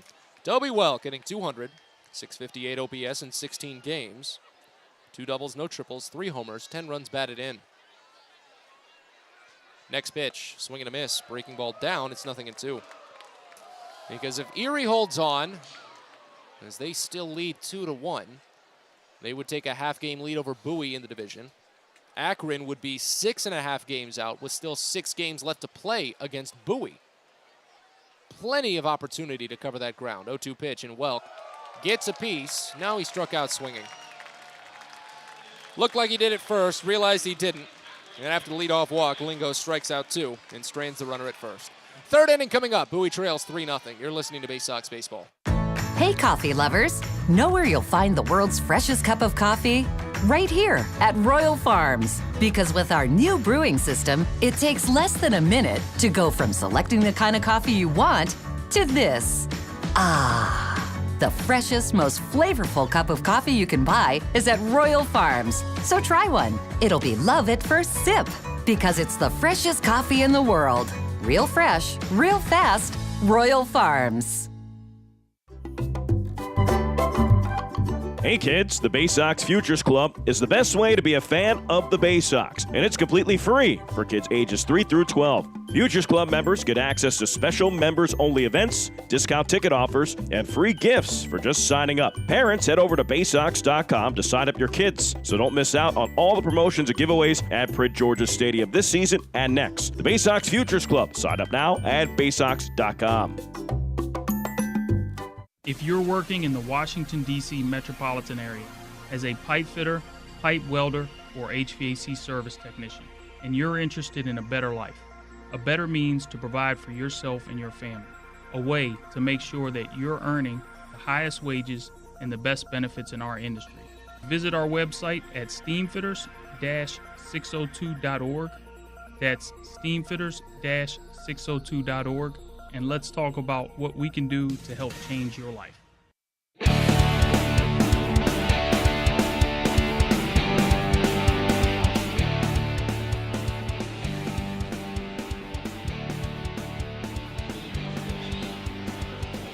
On to the 3rd inning here in Akron as Bowie still trails 3-0. Rubber Ducks have 2, 3, and 4 set to bat as Adam Stauffer gets back to work. He had a much cleaner 2nd inning. Only needed 17 pitches, around a walk. He got a caught stealing thanks to Cody Roberts. Now Brian Rocchio will lead off. Single to right field and scored in the first. First pitch, called a strike, breaking ball. It's the top half of the zone. It's 0-1. After Rocchio, it'll be Mike Capriz and then John Kenzie Noel to bat as a small shift is put on for the switch hitter batting left. Here's the 0-1. Check swing, he went. Home plate umpire rings him up on it. On a low breaking ball, it's 0-2.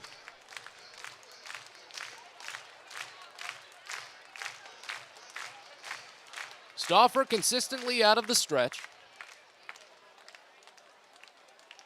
Sends the next, and it's swung on and foul. Just a piece on a high fastball, count holds. 2-week homestand coming up at Prince George's Stadium on Tuesday. August 16th is the first, and it runs all the way to Sunday, August 28th. Jam-packed with promotions, of course, so be sure to get some tickets at Baysox.com. We can walk through a couple in a second as the 0-2 misses down and inside. It's a ball and 2 strikes. You've, of course, got the usual. On Tuesday, it's the Military Appreciation Night, half-price box seat with a proof of service at the box office. Wolf Wednesday, as you can bring your dogs that are leashed and properly vaccinated to the game. 1-2 pitch. Grounded to first, but foul. Just a little bit too far to the right side by about a hop or 2. Count stays at a ball and 2 strikes on Rocchio. And then it's the 80s night. On Thursday the 18th, there's going to be beer specials as well, with the Baysox Live Happy Hour from 5 to 6:30. It's all sponsored by Bud Light. And then, of course, the Baytoberfest. So even more opportunity to drink as the 1-2 is bounced fair to first this time. It's picked by Toby Welk and taken to the bag himself. 3 unassisted, and there's 1 gone here in the third. But yeah, that Maryland Baytoberfest is going to be the highlight of next week. It's presented by Royal Farms with a Maryland-themed Oktoberfest celebration that also still includes a Baytoberfest Beer Stein ticket package. I believe that's still available, but you do want to get your tickets soon. I might end before the actual date on Friday the 19th. But if you don't join in for that, stop by for the Adley Rutschman Maryland flag hat giveaway. First 750 fans ages 13 and up will receive one. First pitch to Mike Capriz is popped up foul behind home plate. Roberts sheds the mask, jogs back to the dish, and makes the catch up against the warning track. So Prees quickly gone, and now John Kenzie Noel with the bases empty and 2 outs.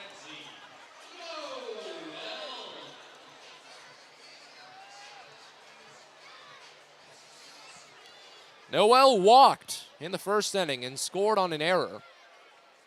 It's the first pitch in, misses up and in. 1-0 to start. I was for certain that they would have credited Noel with a stolen base after Reynel Delgado stole second base, and the throw did get a little bit wild. You usually see those opportunities set up for the double steal as the next pitch is hammered out toward left field, up the line. Kauser ranging, straddles the line, and makes the catch in fair territory. So the inning is over. Perfect third for Adam Stauffer. Bowie hoping to back him up offensively as we move to the bottom of the frame. Baysox trail 3-0. You're listening to Baysox Baseball. Well, the Baysox are getting radical on Thursday, August 18th as we go back to the 80s. Get that perm done up, rip off those jeans, and toss on your jean jacket for the 80s Rewind Night. A totally tubular night of the greatest musical decade with live music and beer specials from 5 to 6:30. So head on back to the 80s with the Bowie Baysox on Thursday, August 18th. Get your tickets at Baysox.com.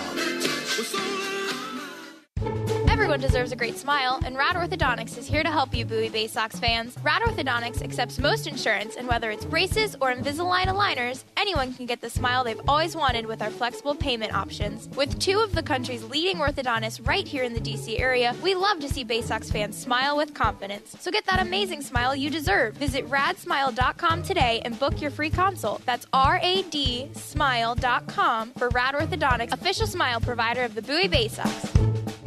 Baseball is a game of specialists. Base stealers, closers, cleanup hitters. Together, they help their team stand out from the rest. Specialists also help set Chesapeake Employers Insurance apart from other workers' compensation insurance companies. Our health services team includes orthopedic surgeons, nurse case managers, a physical therapist, and more, all to get your employee back to work, contain costs, and keep premiums down. That's teamwork. To learn more, connect with your agent or visit Chesapeake Employers at CEIWC.com.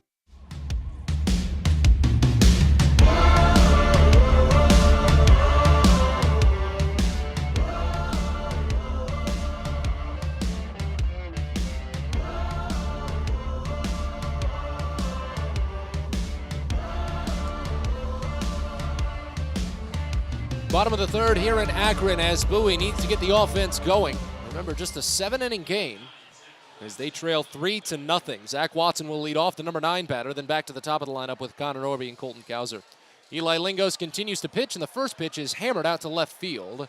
But that left field wall holds in most balls, and it's going to keep this one in. Mike Capri's ranges down and makes the catch. Second time today that Bowie has flown out on the first pitch of an inning. Connor Norby did it in the first inning. And now he comes up here with 1 out after skying out to right field back in the first.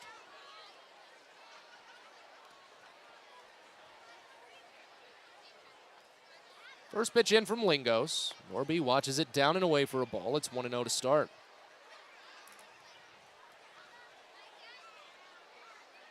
Bowie's offense has really started to shudder the past few days as the 1-0. This is down and a bit inside. Count goes to 2-0. Because again, they collected 6 hits in game 1, but they left 9 runners on base. And none of the runs that they scored were earned either, as the next pitch is fouled off right side. Count to 2-1. Of course, the 1 run they scored in the 9th inning was a tie-breaking runner placed at second. By rule, that is an unearned run. And the other run they scored came in the 6th inning of game 1, and that was after an error with 2 outs extended the inning. Next pitch called a strike in the upper outside corner. Count goes even at 2. And of course, Bowie didn't score in the final 4 innings of yesterday's game after scoring 6 runs in the first 5. 2-2 pitches swung on and missed low for strike 3. Third punch out for Lingos. Hasn't allowed a base hit through 2 2/3 so far. And Bowie had a 6-0 lead midway through yesterday's game, but then gave up 4 runs over the final 4 innings. Akron made it close, had tying run at the plate in the 9th with only 1 out. Here's Colton Cowser. First pitch misses low. 1-0 to start. Cowser flew out to right field in the first inning.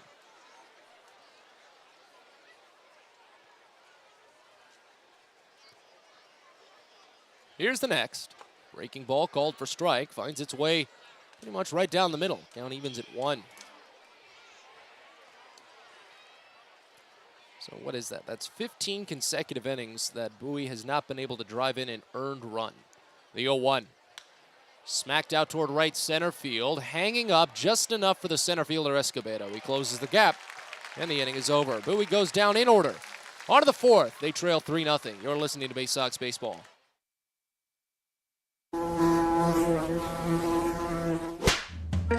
Pest Now is proud to partner with the Bowie Baysox and provide their pest control services. For all your residential and commercial pest control needs, call Pest Now. For general pest control, termite control, mosquito control, and all other pest control services, call Pest Now. You can reach us at 301-231-8300 or visit us online at www.pestnow.com.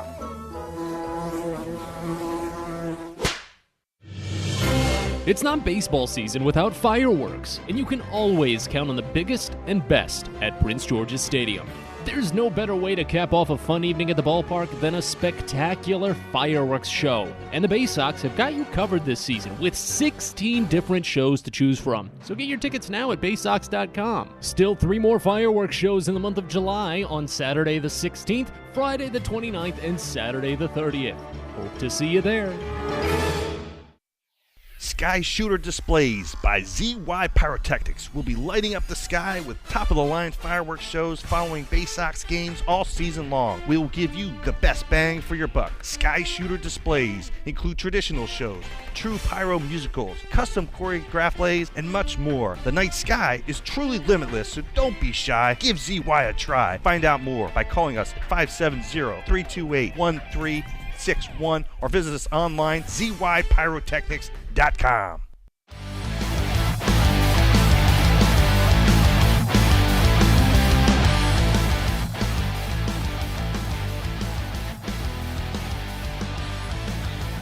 On to the 4th inning here in Akron as Bowie still trails 3-0. Adam Stauffer starting to polish things up, however. He's faced the minimum in the 2nd and the 3rd. Walked a batter, but a caught stealing helped him escape that. And he's reaching into the 4th inning now to try and keep things going. First pitch to Daniel Schneemann is called a strike. Good breaking ball, finds the bottom edge of the zone. It's 0-1. Well, I said it in the first inning. Things were looking unlikely for Stauffer to get to this point as he was at 28 pitches when that frame finally came to a close. As the next offering, this is down and inside. Runs the count even at a ball and a strike. It'll be 5, 6, and 7 in the Akron lineup with Schneemann, Delgado, and then Rodriguez. Stauffer is now up to 55 pitches. But he does have a right-hander throwing against the wall in the bullpen, not off of the mound just yet. 1-1. This is low. And the count goes to 2 balls and a strike. But if Stauffer can finish out 4 innings, that should at least be good enough for the Baysox for now. They just need the offense. The 2-1. Up and away. 3 balls and a strike on Schneemann, who popped out to third base his first time up.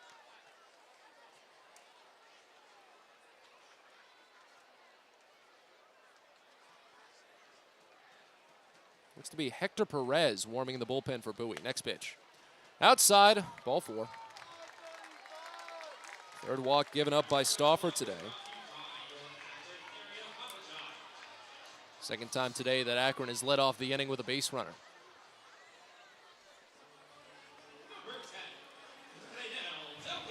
Here's Reynel Delgado.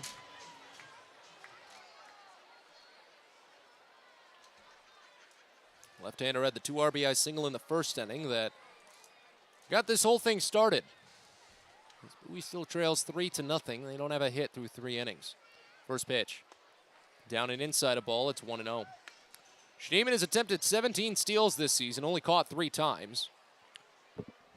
But after Cody Roberts caught Quentin Holmes attempting in the second inning, we'll see if they try again. It does help with the lefty in the box. 1-0 pitch. This is high, a fastball, 2 balls and no strikes.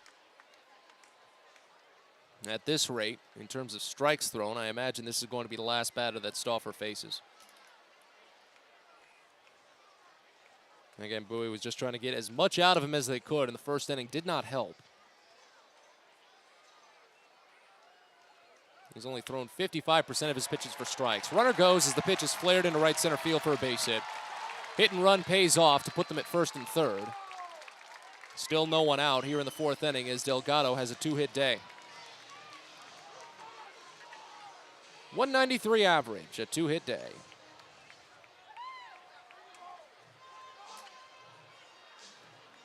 Hitting under 100 against Bowie this season. A 2-hit day.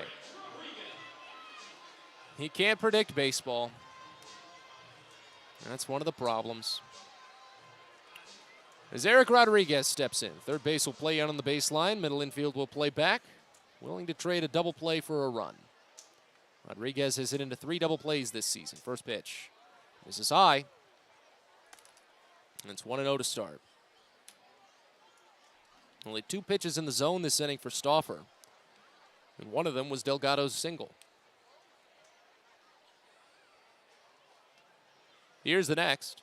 Swing and a miss on a fastball up and in. And did he clip Roberts with that backswing? Roberts recoiled after the swing came through as it might have hit his bicep. And now he's just down to a knee but walking around back up. So he's just pacing himself out to the mound. Kyle Moore and athletic trainer Lindsey Birchfield are coming out as well. Good catch on the umpire to stop play right there as the count's going to go even on Rodriguez at 1. But they're going to check on Roberts. Not sure where it specifically got him. If it was that bicep, might have been his hand. Oh, I think it was his hand. No, it wasn't his hand. It was his forearm, as a matter of fact. He does have the glove off to test his grip. But it's that left forearm as the backswing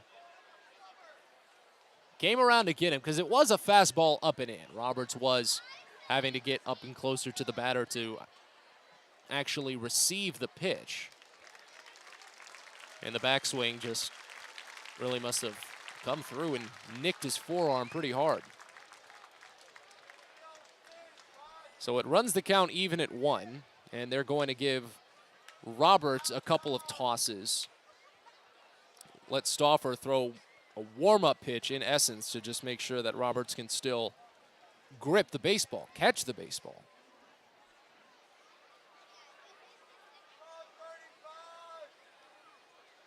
But everyone looks good to go, so play will resume with a 1-1 count and runners at the corners and no one gone here in the top of the fourth. Here's the pitch. Swing and a miss. Curveball down. It's a ball and 2 strikes now. Rodriguez was called out on strikes in the first inning, ending that 3-run frame for Akron. But they're threatening to increase now as Bowie doesn't have a hit through 3 innings. Runner at first goes. The 1-2 is up and in, and Roberts bobbles the transfer. Delgado picks up his second steal of the day. 6th overall stolen base for Akron tonight.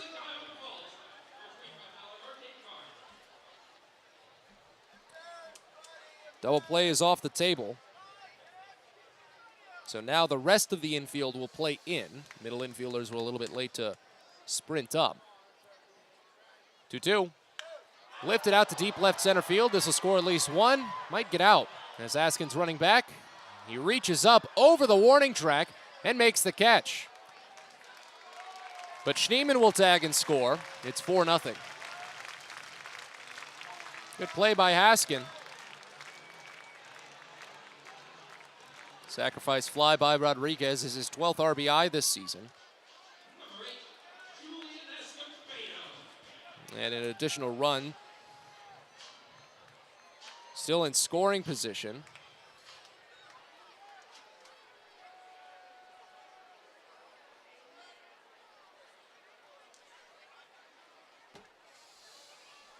As Julian Escobedo steps up, first pitch to him is checked on up and away for a ball. It's 1-0. Escobedo flew out to center field back in the second inning. Bowie trails 4-0.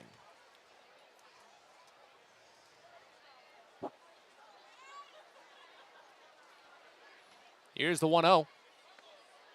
This is down and inside. Count goes to 2-0. Well, the way that this series has gone for Bowie, you really hope, desperately hope at this point, that same message can be carried over from what happened at the end of the Richmond series previously. As here's a shot way up the right field line, but it's hooking, and it goes foul.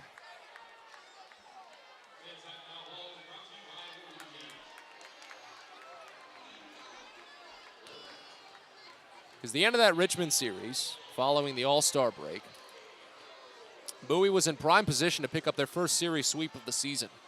Well, it was only a 3-game set. It was still a big opportunity. As they had a 6-0 lead after the second inning on the final day of that 3-game series, and they blew the lead. Lost 7-6. 2-1 pitch. Down and inside. Count goes to 3-1 on Escobedo. And after that, after losing that game in such frustrating fashion, Bowie went on a big run. They went on to win 11 of their next 12 games. As the 3-1 is called a strike at the letters. Count runs full. So you hope that a series like this can provide the mental message for Bowie that's going to be necessary about finishing games for both the pitching staff and the offense. As Stauffer steps off and looks back, runner at second. No throw. But we wait for the payoff pitch here to Escobedo with runner at second and 2 outs. Because Bowie has been in prime position to win every single game in this series. Except for this one right now, of course, as the 3-2 misses down and in for ball 4. That's a career-high 4 walks for Adam Stauffer. And that might be the end of his day. It is. Hector Perez is coming out.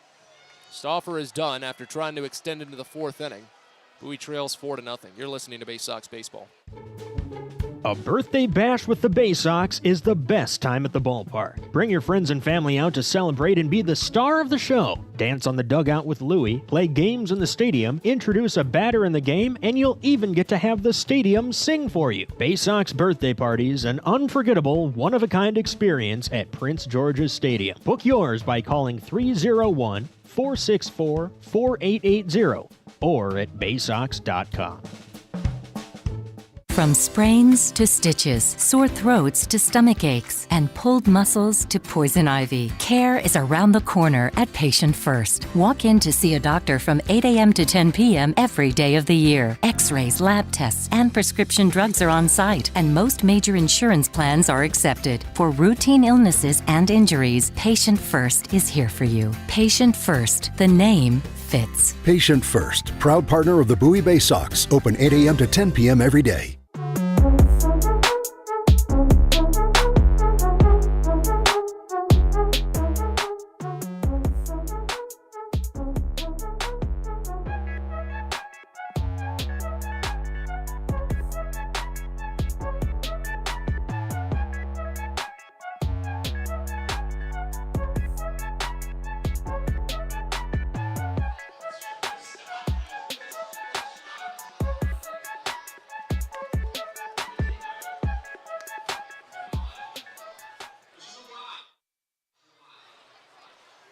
Pitching change for Bowie here in the top of the fourth inning as they trail 4-0.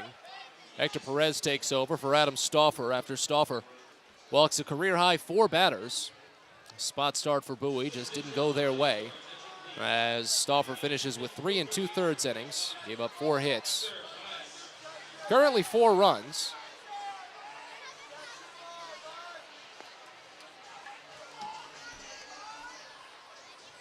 Struck out 2 and walked a career-high 4.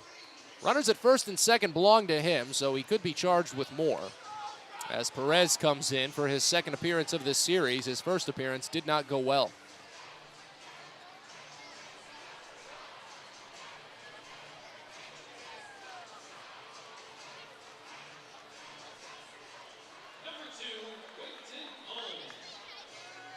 Quentin Holmes will step in.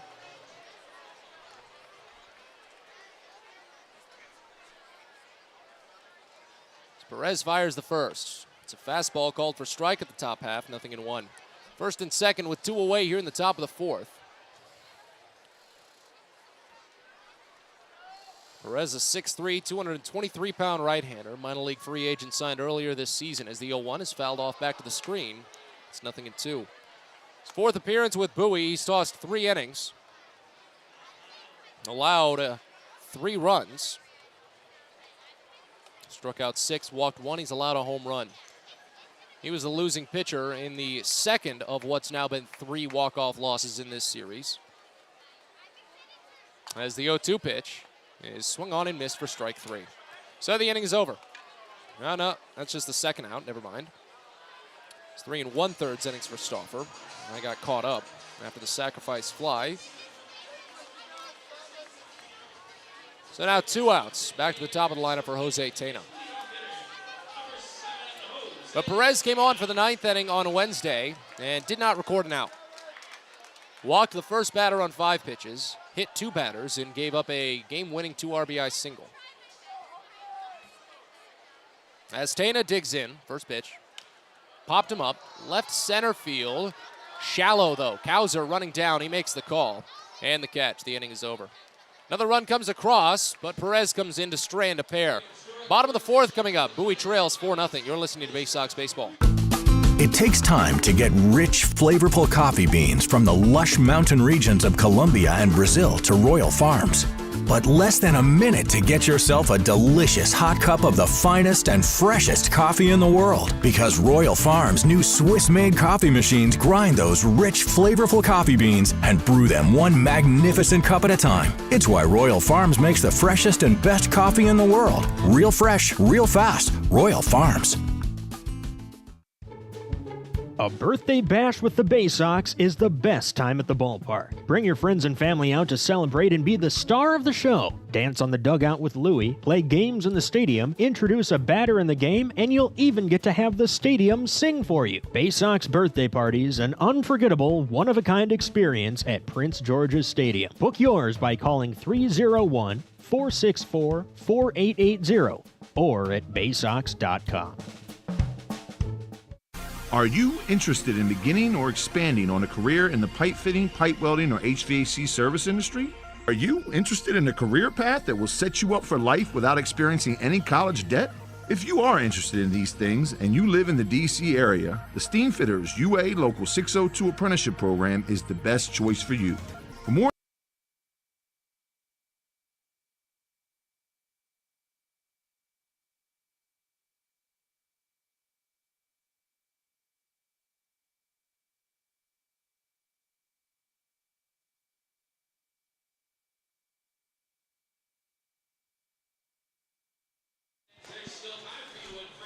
Well, we're back into Canal Park in Akron as we have some fun audio problems. For information about our apprenticeship program and how to apply, please visit steamfitters-602.org. That's steamfitters-602.org.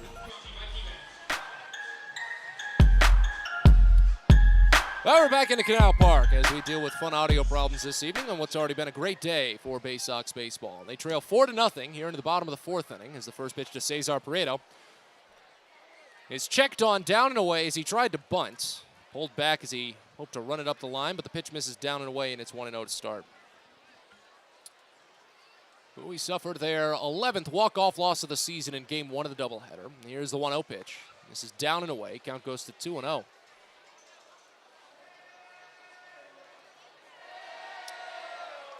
Eli Ling goes back to work on the mound for Akron as the next offering is called a strike on the lower inside corner, 2-1. It'll be Prieto, Hudson Haskin, and then Greg Cullen. As they've gone final over in New Hampshire, the Erie Seawolves picking up a 2-1 win over the Fisher Cats as Prieto grounds one to second here. Schneeman fires to first in time, 4-3. So if Bowie can't come back from this 4-run deficit, they are going to be in second place at the end of the day.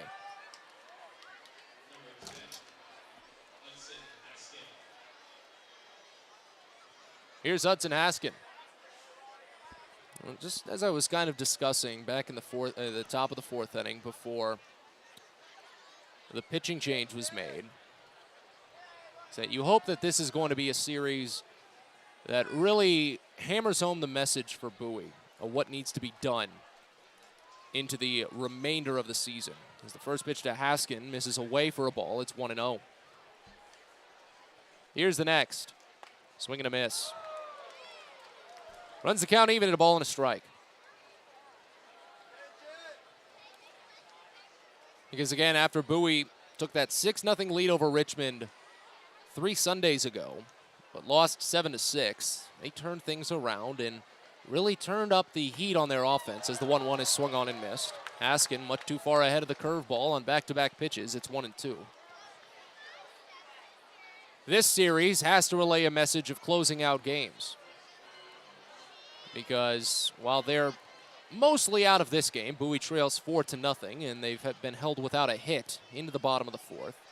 As the 1-2 is belted into center field, but shallow. Escobedo was ready to run back on it before sprinting down, and it makes the catch. 2 gone here in the fourth. But aside from this game, which is already the 6th game in this series, Bowie should have the first 5 games in this series. They should. 3 walk-off losses it's just not something that should happen. First pitch to Cullen. It's called a strike on the inside edge. 0-1 to start. And again, it's easier said than done. It is. And I should be kinder in that regard. As the 0-1 pitch is poked foul off of home plate, count to 0-2. Because I understand the frustration lies with the team as well. But that's just where you hope the message comes from. Because if Bowie had held the line on all of those walk-off losses, because they held a lead in every game. It's not as if the games were tied. As the 0-2 pitch misses high, it's a ball on 2 strikes. It's not as if the games were tied. Bowie held a lead in the 9th inning in all of them. So if they held the line on all of them, their winning streak would be at 13 consecutive games right now. As the 1-2 pitch misses wide, and the count goes even at 2. But instead of a 13-game winning streak, Bowie's instead about to find themselves in 2nd place.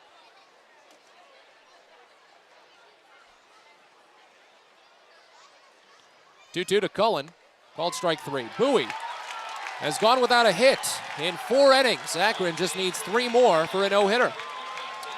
4th strikeout for Lingos, and we're on to the 5th. Bowie trails 4-0. Get the best deals at Prince George's Stadium with weekly promotions all season. Tuesdays are Military Appreciation Night. Purchase a box seat at the ticket office with a proof of service, and you'll only pay half price. Bring along your furry friend on Woof Wednesday, and it's the best happy hour around every Thursday from 5 to 6:30. $2 Bud and Bud Light drafts with other beer specials throughout the year, and live music to get your night started. It's always a great time at the ballpark, so get your tickets now at Baysox.com. From sprains to stitches, sore throats to stomach aches, and pulled muscles to poison ivy, care is around the corner at Patient First. Walk in to see a doctor from 8 a.m. to 10 p.m. every day of the year. X-rays, lab tests, and prescription drugs are on site, and most major insurance plans are accepted. For routine illnesses and injuries, Patient First is here for you. Patient First, the name fits. Patient First, proud partner of the Bowie Baysox. Open 8 a.m. to 10 p.m. every day. The Baysox are calling all deadheads to make their way out to Prince George's Stadium on Friday, August 26th for Grateful Dead Night. With special themes and music all night throughout the game, it'll culminate in a Grateful Dead-themed fireworks show to cap the evening. Fans who purchase a special package ticket will receive a limited edition Baysox Grateful Dead t-shirt collaboration and a ticket to the game, so be sure to get there. Friday, August 26th, it's Grateful Dead Night at the ballpark. Find out more at Baysox.com.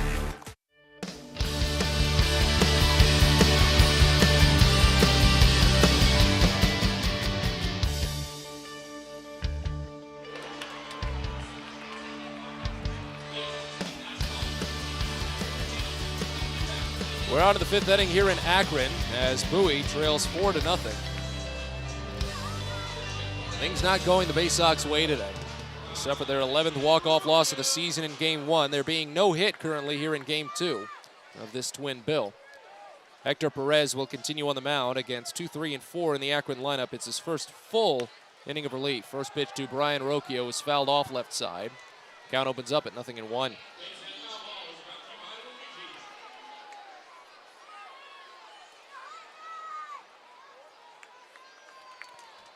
Rocchio singled and scored in the first inning. It'll be him, Mike Capriz, and then John Kenzie Noel due up in this half inning as the 0-1 is swung on and missed down.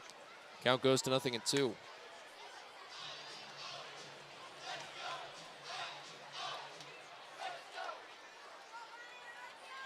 At least Perez seems to be back within his right movement as the next offering is grounded foul, first base side. He's making up for missing the zone as much as he did on Wednesday. I believe Perez threw something around 12 pitches and only 2 of them found the strike zone. He's now thrown 6 pitches and all of them have gone for strikes.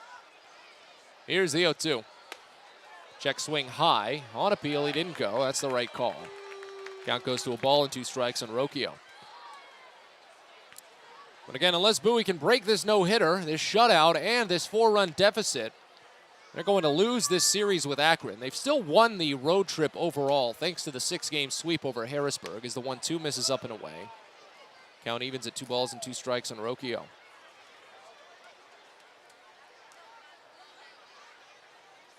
But they'll just have to try and settle for at least taking 3 of the 7 tomorrow.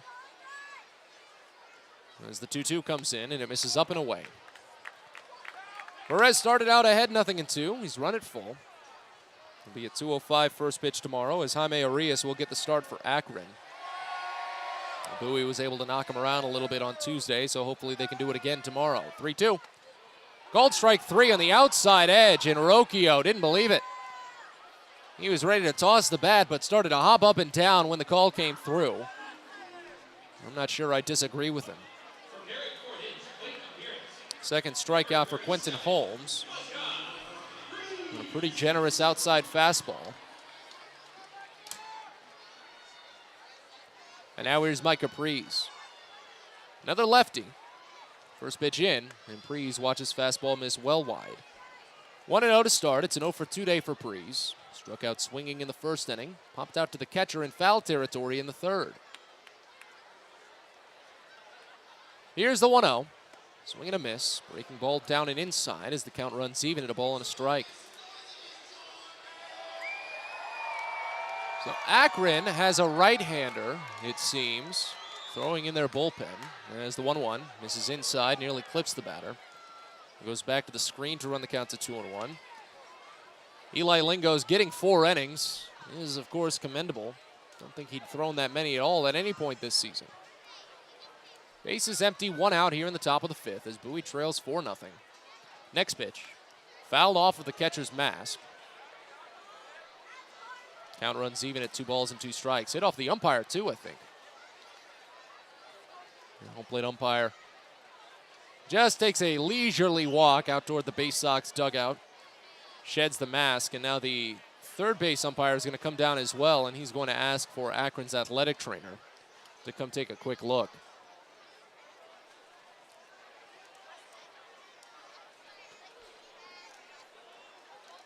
I'm not sure who is warming up there for Akron. I think it might be Manuel Alvarez. As the umpires are talking right now, of course, you want to make sure, for the home plate umpire specifically, that there's no issue with the eyesight after taking something off the mask like there. You get shaken up a little bit. Don't like to say that concussion is on the table, but, I mean, you get a fastball hitting you at the wrong spot, yeah, it's going to kind of bang your head around a little bit. It's not fun. It's something you need to be mindful of, but it seems to be that everyone is clear, which is some great news. As the count stays even at 2 on Micah Prees. Umpire shakes his head a little bit before resetting, and Prees will dig back into the box. Still only 1 out here in the 5th. As the 2-2 comes in, and it's up and away for ball 3.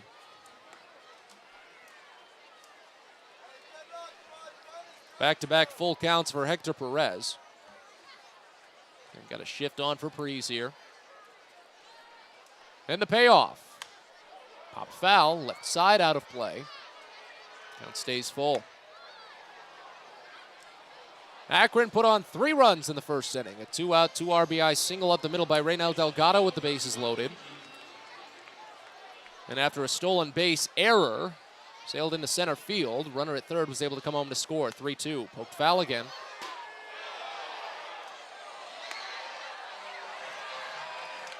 And then after a walk and a single to open the 4th inning, a sacrifice fly gave Akron their 4th run. All of them charged to Adam Stauffer, who walked a career-high 4 batters. 3-2. Again, shot foul. Prees getting underneath on these low breaking balls outside.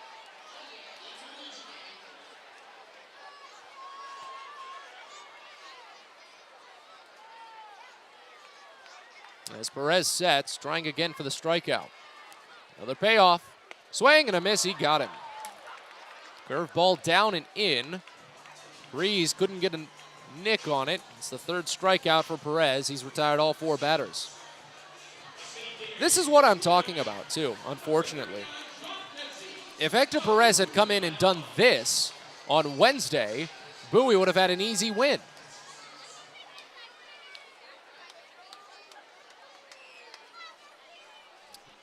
Here's John Kenzie Noel, first pitch, misses high. 1-0 to start. As again, Perez was only tasked with the 9th inning, and Bowie had a 2-1 lead. He couldn't even get an out. That's the nature of baseball, though, sometimes. It doesn't always go your way. As the next pitch is checked on high for ball 2. And again, that's where you hope the message can be conveyed for Bowie. As the 2-0 pitch is lifted foul right side. Count goes to 2-1. Fortunately for the Baysox, one of the most critical series of the year is going to be the Erie series. when Bowie makes the trip up to UPMC Park in Erie for a 6-game tilt after their upcoming 2-week road trip. The 2-1 swung on and missed, down and away. It's 2-2. And Bowie's pitching staff has regressed to the mean a little bit. That's where Bowie has had, or Erie's pitching staff has regressed to the mean. That's where Bowie has had their biggest trouble this series. Just running into good Akron arms. That's what Akron has always been best at. The 2-2. Spoiled foul to the right side. Count stays.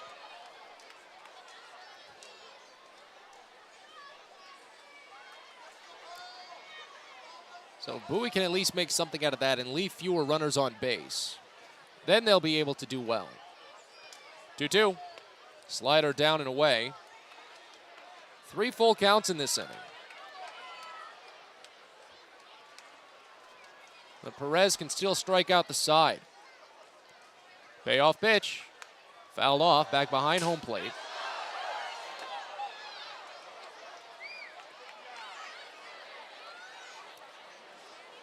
And Perez will get some rosin really quickly before resetting. Another 3-2. High ball 4. First walk for Perez, 5th overall for Bowie pitching.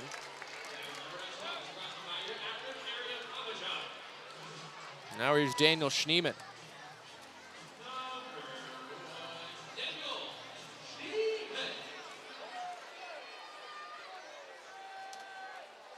First pitch to the lefty. Misses down and away for a ball. It's 1-0. Bowie's late game work this series has just not been good. I've been trying to, I've hopefully sugarcoated things at least somewhat over the course of this season, but simply put, this series, it's not been good. As count goes to 2-0 on Schneemann, a pitch away. Bowie trails 4-0 here in the top of the 5th inning. 2-0. Popped him up right side. Norby at second, sees it, and makes the catch on the cusp of the outfield grass. 2-out, walk left stranded as we go to the bottom of the 5th. Bowie's got 3 innings left to try at least get a base hit and climb out of this 4-0 hole. You're listening to Baysox Baseball. On the Green Incorporated is your lawn care team, providing professional organic-based lawn care programs for residential and commercial lawns. Our lawn care programs provide ballpark quality results. Each service is custom tailored with guaranteed results for even the toughest lawns. On the Green also offers outdoor pest control services. Mosquitoes, ants, ticks, and more. Safely and effectively control insects and enjoy the outdoors this summer with On the Green Incorporated. Go to onthegreeninc.com. Baseball is a game of specialists. Base stealers, closers, cleanup hitters. Together, they help their team stand out from the rest. Specialists also help set Chesapeake Employers Insurance apart from other workers' compensation insurance companies. Our health services team includes orthopedic surgeons, nurse case managers, a physical therapist, and more, all to get your employee back to work, contain costs, and keep premiums down. That's teamwork. To learn more, connect with your agent or visit Chesapeake Employers at CEIWC.com. Get your gear and memorabilia from your favorite Baysox players and future stars of the Baltimore Orioles at the Tackle Box Team Store. Jerseys, hats, autographed bats and balls, all at great prices. Located right at the main gate at Prince George's Stadium and online at BaysoxShop.com, the Tackle Box is the only place to get the best Baysox gear for you and your favorite fan. It's the Tackle Box at Prince George's Stadium and at BaysoxShop.com.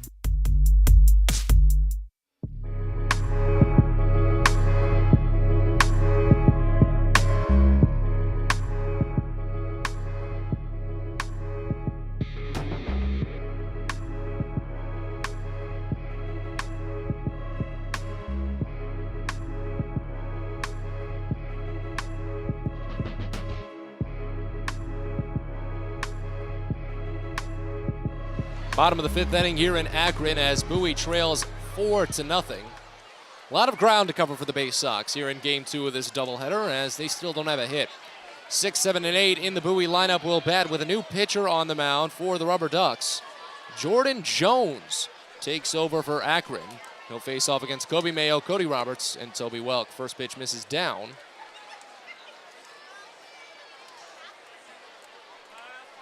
And it's 1-0 to start on Mayo, who struck out swinging on 3 pitches back in the second. Here's the next. Down and away, a slider. As the count runs to 2 balls and no strikes. Jones making his Double-A debut right now. 6'2", 195-pound, 24-year-old right-hander from Seattle. 19th round draft selection, or 16th round in the 2019 draft, I should say. As the next pitch misses down, it's 3-0 on Mayo. He went to the University of Washington, former Husky. He'd spent all season with High A Lake County. Pitching in relief, he spent his first full professional season as a starter, as the 3-0 is called a strike on the outer edge to Mayo. It's 3-1. With High A Lake County, he went 3-2 with a 5.52 ERA in 25 games, only 1 start.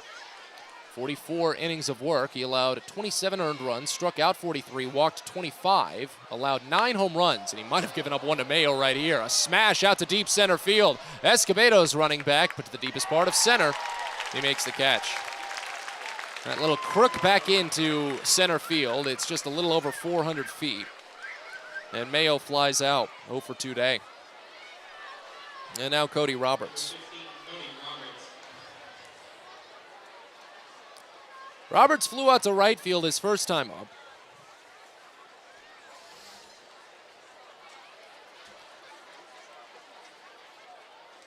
As the first pitch in, this is outside, a slider, and the count starts out at 1-0. Eli Lingos is not going to earn the win today, since he only finished 4 innings. But Akron still leads 4-0, and Lingos served his part as the 1-0 pitch is muscled to left field, a base hit. Bowie breaks up the no-hitter on a well-struck ball by Cody Roberts. He turns the corner at first and heads to second. A good throw in is late. But the no-hit bid is over as Roberts picks up his 13th double of the year.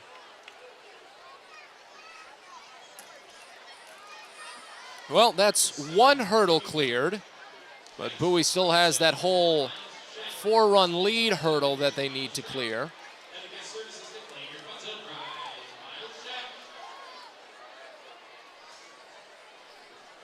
And now it goes to Toby Welk. Welk struck out swinging back in the 2nd inning. First pitch. This is up and in. 1-0 to start.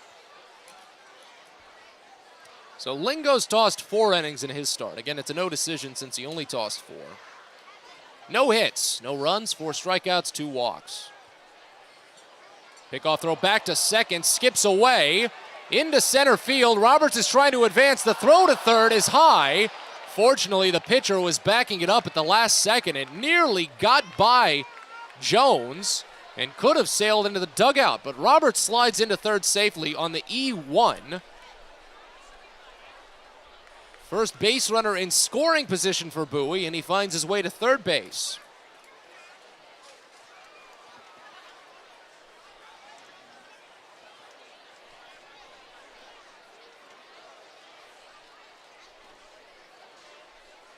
So we wait on the 1-0 to Welk, with the runner at third and 1 out. Next pitch, Welk watches high.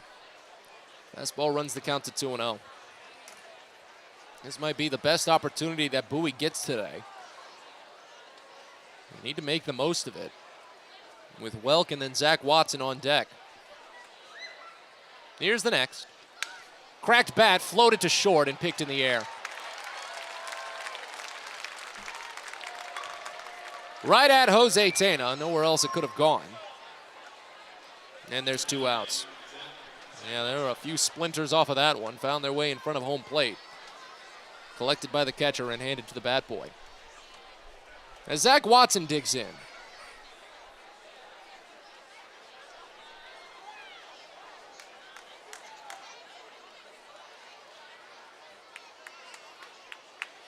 Watson flew out to left field, and the first pitch he saw his last time up, and the first pitch sneaks inside and gets by. Roberts will score, and the shutout is over on the wild pitch. Bowie is on the board. It's 4-1. That's an unearned run at the moment. While it was an error on the pitcher that put Roberts to third base, it's still unearned on his pitching. The count starts out at 1-0 on Watson. Next pitch. Watches fastball up and inside. It's 2-0. At this rate, I imagine Jones does not see a second inning. And even though he was a multi-inning reliever with high A before getting the call up here today. 2-0 pitch. Bounced over to third, taken on one high hop by Reynel Delgado, sent to first low, but dug out by John Kenzie Noel. 5-3 ends the inning. Unearned run comes across. Bowie's on the board, but they trail 4-1. You're listening to Baysox Baseball. At DCA Imaging Systems, we provide a tenured team of office technology professionals ready to be your trusted advisors. From document creation, output devices, scanning and workflow, to document security and storage, we understand people print, not printers. Give DCA Imaging a call, 301-577-1021, or find out more about how we can help you. DCAimaging.com. DCA Imaging Systems, office technology made easy. If you own or operate a building or facility, or if you're a general contractor that is located or operates in the D.C. area, there is no doubt that it is important for you to have the best trained and most qualified people working for you. Members of Steamfitters UA Local 602 provide the highest level of HVAC, mechanical, and specialty piping services to the various customers we serve. For more information about the services we provide and for a list of companies you can hire, please visit steamfitters-602.org. Get the best deals at Prince George's Stadium with weekly promotions all season. Tuesdays are Military Appreciation Night. Purchase a box seat at the ticket office with a proof of service and you'll only pay half price. Bring along your furry friend on Woof Wednesday, and it's the best happy hour around every Thursday from 5 to 6:30. $2 Bud and Bud Light drafts with other beer specials throughout the year, and live music to get your night started. It's always a great time at the ballpark, so get your tickets now at Baysox.com.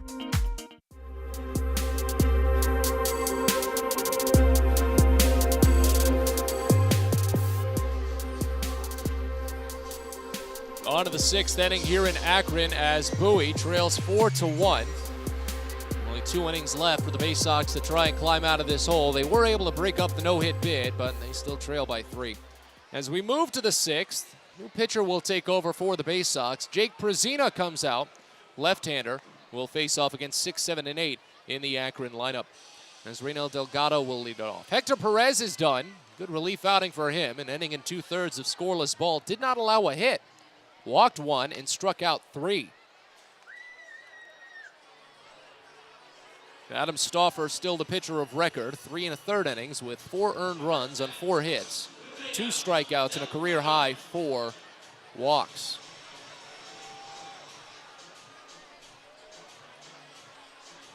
Delgado 2 for 2. Despite hitting only .193 this season and under .100 against the Baysox this year, he's driven in 2 Akron runs as a pair of singles and a pair of steals. First pitch. Down and away, a curveball. Count starts out at 1-0. Delgado, Rodriguez, and Escobedo set to bat in this half inning. Prezina, 6 foot, 190-pound left-hander. 31st round draft selection in 2019 from Seattle University. Fires the next. And it swung on and missed high for a strike, 1-1.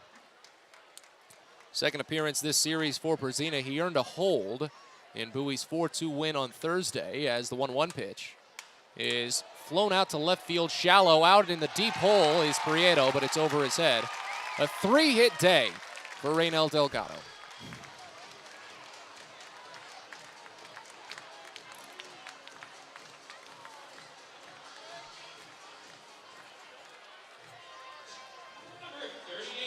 Akron has not been getting big hits in this entire series. They've just played their ballpark to the best of their ability. It's the point of home field advantage, I suppose. That ties a career high for Delgado with 3 hits. Now here's Eric Rodriguez, 0 for 1 with a sacrifice fly. First pitch grounded to third, taken foul though on the backhand by Kobe Mayo. So it's 0-1 to start.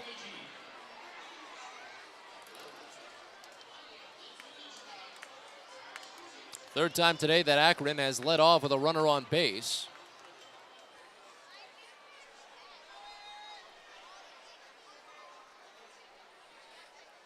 First 2 times that runner came home to score.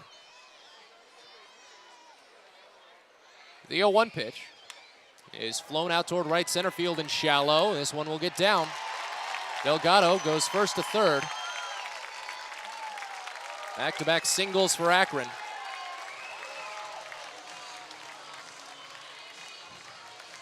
Second time today that they've put the first 2 runners on base as well.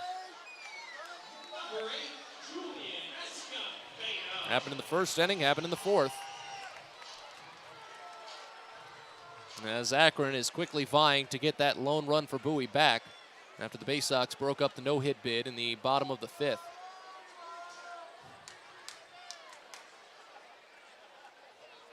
Here's Julian Escobedo, flew out to center field in the 2nd inning, walked in the 4th,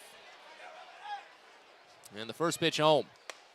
Called a strike, top half, it's 0-1.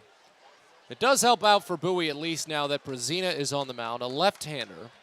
Will be able to hold on the runners at first a little bit easier.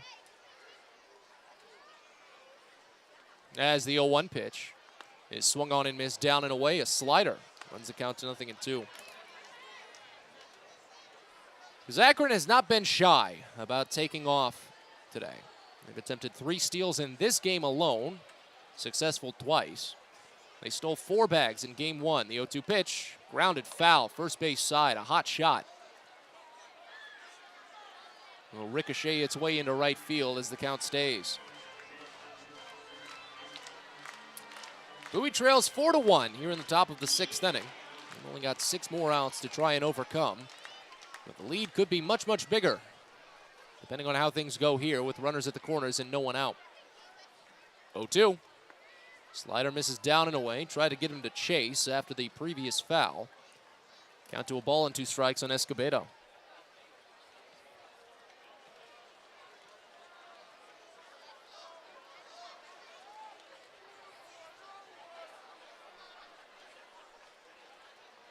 Here's the next. Outside again. 2 balls and 2 strikes.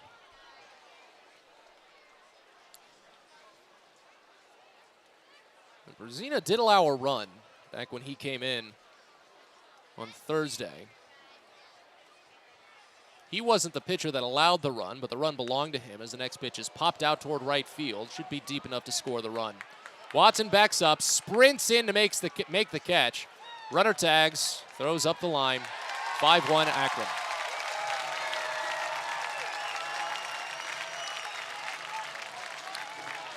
Sacrifice fly for Escobedo, scores Delgado.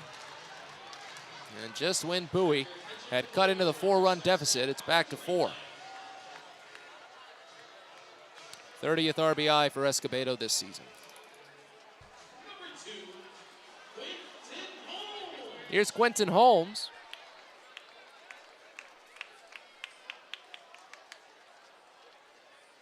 Decent shift on for the right-hander. First pitch comes in, and Holmes watches a ball. Misses outside, and it's 1-0 to start. Well, it's just not Ben Bowie's day. Here's the next. Swing and a miss. Curveball down, and it's 1-1. You can definitely play into the fact that it has been a long, long road trip for the Baysox to play 13 games in 13 days the way that they're having to. Here's the 1-1 pitch. Bounce back to the mound. Brazina hops back on it, fires to second for 1, but they can't go to the back runner. Good snag by Brazina. As the fielder's choice goes 1-4, Holmes reaches on the force, and there's 2 away.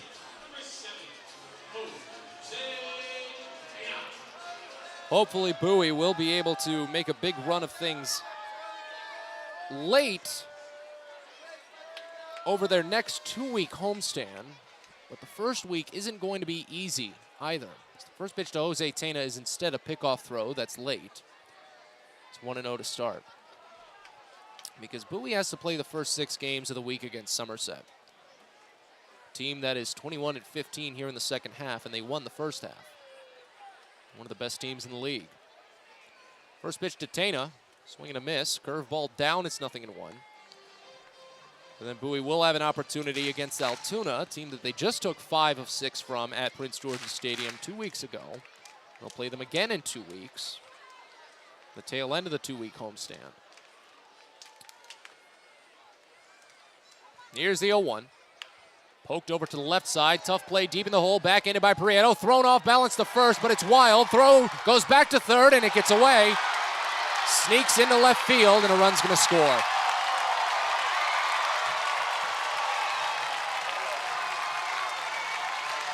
Ball doesn't leave the infield, and Quentin Holmes scores from first base. Bowie trails 5-1.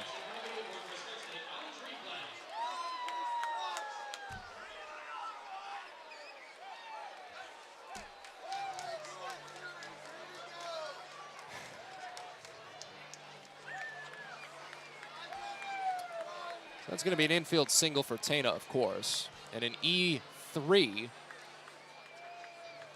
allows Tana to move to second base, while at the same time allowing Holmes to essentially score from second base.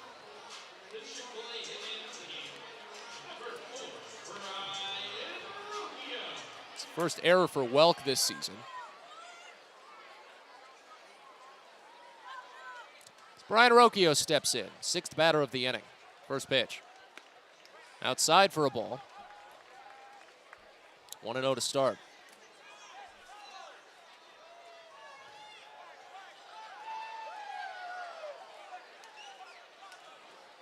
So 5-run lead for the Ducks as the 1-0 is swung on and missed down. It's 1-1.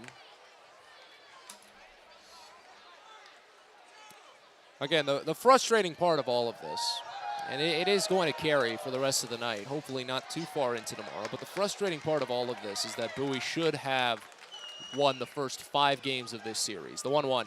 Curveball swung on and missed outside. It's 1-2. Because this is a talented team. And they've proven it plenty of times this season, especially in this second half. But holding the line just has not been their strong suit. The 1-2. Swing and a miss for strike 3. Akron scores twice in the frame, and they lead 6-1 as we move to the bottom of the 6th. You're listening to Baysox Baseball. The best way to take in a Baysox game is with a group outing at Prince George's Stadium. Everything from entertaining clients to birthday parties and even fundraising opportunities for your team, the Baysox offer plenty of options for your group at unbeatable rates with plenty of options on suites, seats, and decks around the ballpark. Your group can eat their fill and have an unforgettable time. Find out more and schedule your group outing by calling 301-464-4880 or going to Baysox.com.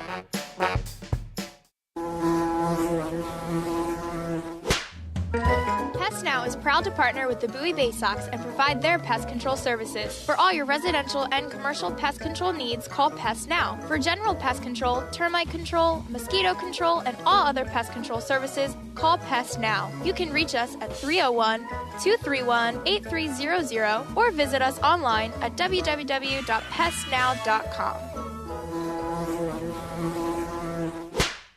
From bug bites to burns, fevers to flu, and bruises to broken bones, care is around the corner at Patient First. Walk in to see a doctor from 8 a.m. to 10 p.m. every day of the year. X-rays, lab tests, and prescription drugs are on site, and most major insurance plans are accepted. For routine illnesses and injuries, Patient First is here for you. Patient First, the name fits. Patient First, proud partner of the Bowie Baysox, open 8 a.m. to 10 p.m. every day.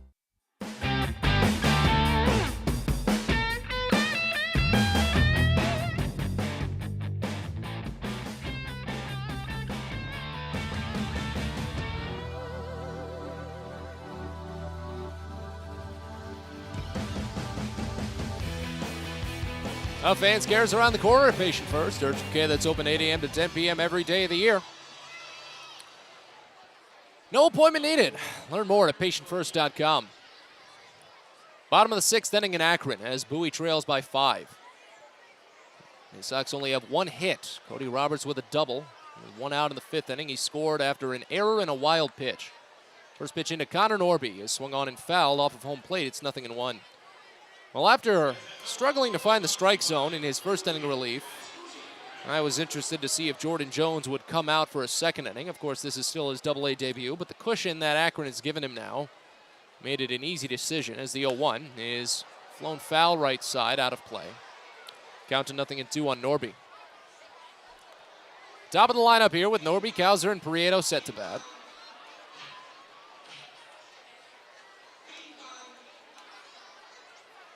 As Jones sets on the third base side of the rubber, steps back and fires the 0-2. Norby watches high fastball. Ball and 2 strikes now. Again, Bowie's offense is just tired. This is the 1-2 pitch. It's fouled off right side again.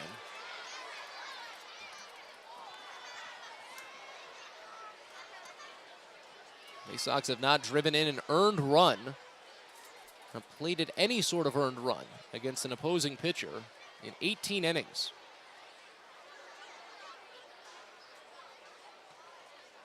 Here's the 1-2. Norby fouls it off again, staying alive on a couple of pops out of play to the right side, but the count stays even.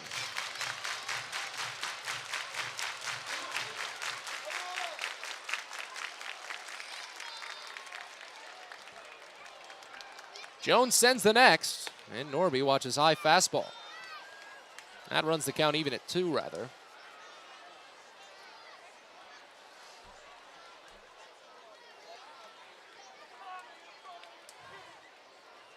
As the next one comes home, and Norby skies it out to center.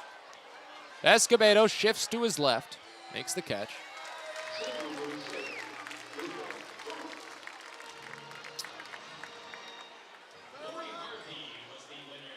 Now here's Colton Cowser.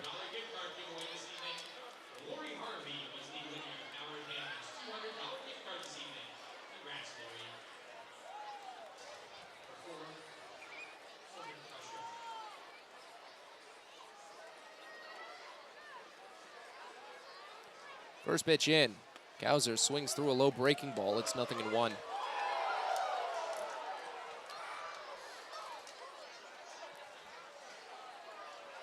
It's hard to find positives out of a day like this. It really is. I'm honestly struggling to find some right now as the 0-1 is poked up the line, first base side but foul.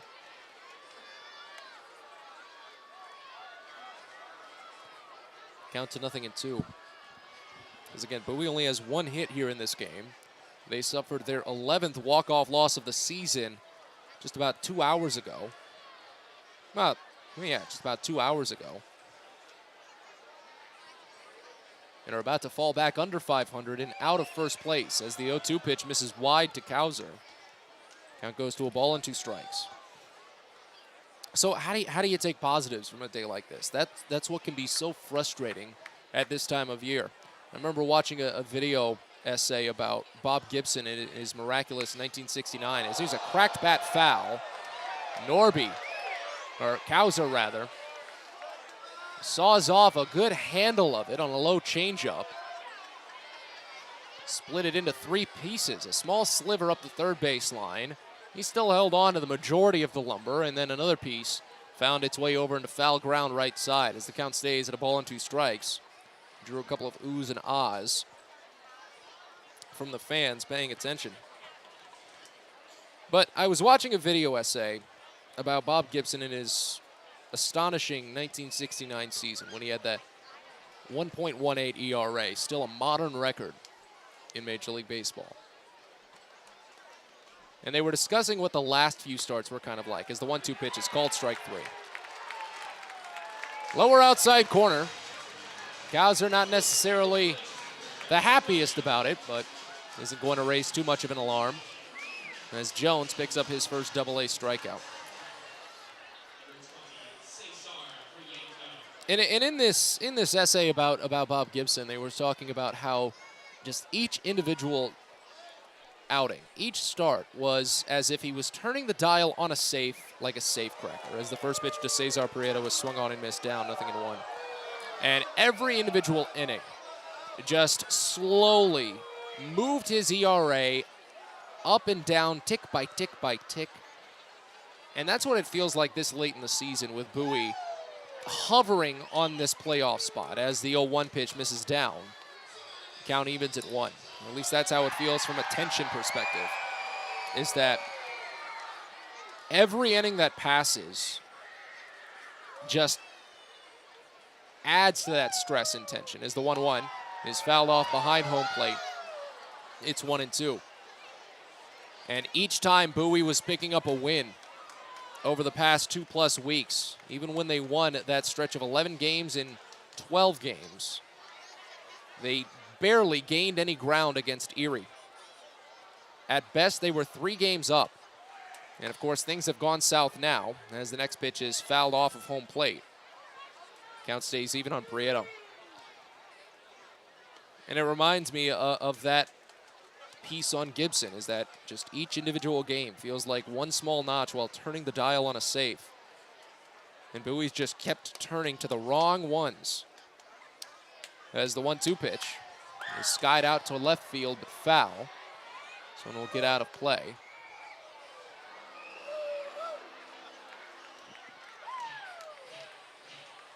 And the problem is that Bowie's been turning up the wrong dial too often this series that they're finally going to fall out of first place. As the 1-2 is called strike 3. Hits on the bottom edge, and Prieto has a couple of parting words about it. Bowie goes down in order in the 6th. They trail 6-1 into the 7th. You're listening to Baysox Baseball. There's plenty going on at the ballpark on Saturday, August 27th. Bowie will be hosting a special tribute to Negro League Baseball, as well as an exhibit presented by the Josh Gibson Foundation with special artifacts from the Hall of Famer's career, as well as the Baysox huge Touch a Truck event featuring dozens of construction, excavation, emergency vehicles, and trucks for all fans to enjoy and interact with exhibits as well. It begins at 4:30 and is going to run till 6:30 ahead of the 6:35 game. It's all presented by Miss Utility and comes your way on a busy Saturday, August 27th, so get your tickets at Baysox.com. Celebrate the history of our national pastime at the National Baseball Hall of Fame and Museum in Cooperstown. See priceless treasures that will bring your baseball memories to life. Connect with events that have shaped and changed the game and our country. Our stories to tell, your memories to share. Plan your family visit today at baseballhall.org. See you in Cooperstown, where the journey becomes legend. Baseball is a game of specialists. Base stealers, closers, cleanup hitters. Together, they help their team stand out from the rest. Specialists also help set Chesapeake Employers Insurance apart from other workers' compensation insurance companies. Our health services team includes orthopedic surgeons, nurse case managers, a physical therapist, and more, all to get your employee back to work, contain costs, and keep premiums down. That's teamwork. To learn more, connect with your agent or visit Chesapeake Employers at CEIWC.com.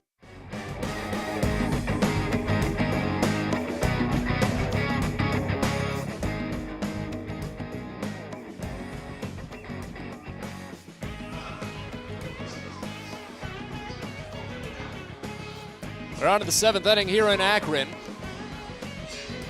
as Bowie's going to have one final chance in the home half of this frame to overcome a 5-run deficit, but for now it'll be on Jensen Elliott to try and make sure it stays just a 5-run game.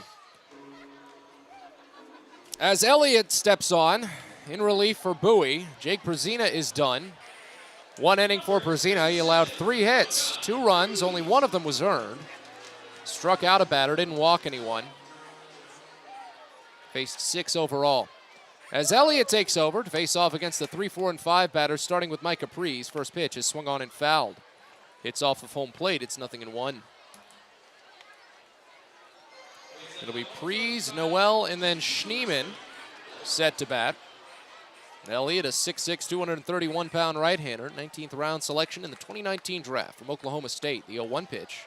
This is down and inside, and the count runs even to the ball and strike. Elliott on the season has made 22 appearances, gone 6-2, 4.54 ERA. He picked up a win earlier this week. It was on Thursday when Bowie won 4-2. Elliott was the most efficient pitcher in relief for Bowie. As the next pitch is grounded to first, a high hop as Welk had to rebound on it to pull it out of the air. Fortunately, Elliott was covering the bag. Welk was initially going to take it to the bag himself, but underhanded to the pitcher. 3-1 put out. Now, Welk was expecting that one to come in at the chin, but it must have hit something on the seams or maybe a good little spin. Not sure, but Welk eventually had to really spear it out of the air. But a 3-1 put out starts the night for Elliott, and now here's John Kenzie Noel. First pitch misses down. So 1-0 to start. Noel 0 for 1. Surprisingly drawn 2 walks. Here's the next.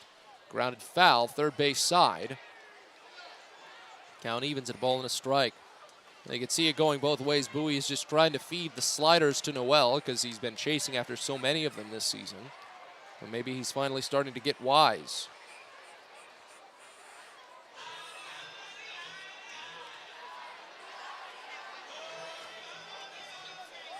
Bowie trails 6-1 here in the top of the 7th inning. Game 2 of this doubleheader, so they'll have one more chance to try and come from behind. The 1-1 is swung on and missed down. It's a ball and 2 strikes now. But again, as Akron looks to complete the doubleheader sweep, they will win the series if they can finish it.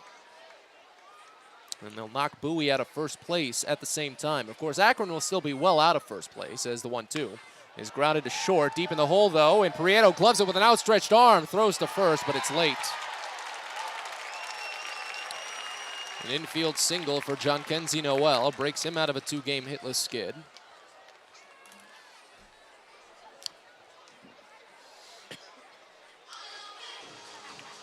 And there's a runner aboard with 1 out here in the 7th.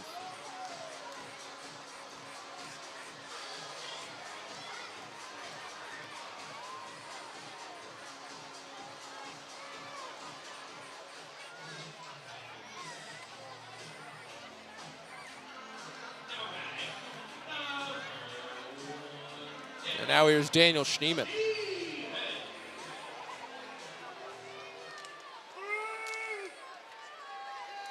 Now what's going on here?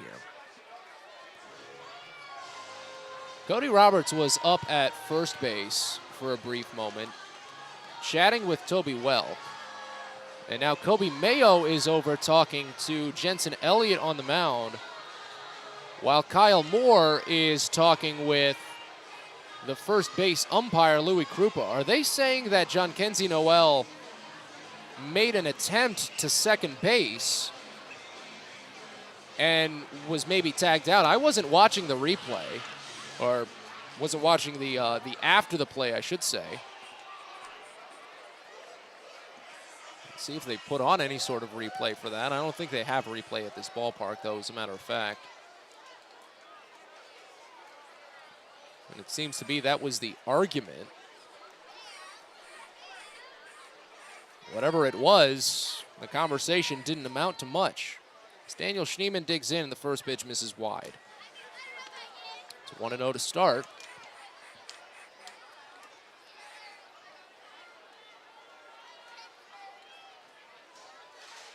As Elliott sets for the next. Here it is. Fouled off. It's off of home plate, and the count runs even at a ball and a strike. It's an 0 for 2 day for Schneemann, but he walked in the 4th inning and scored. As Akron leads 6-1 here in the 7th inning. But he's only managed 1 hit today. And as the 1-1 comes home, down and inside, scooped up by Roberts off of a low bounce. 2 balls and a strike now.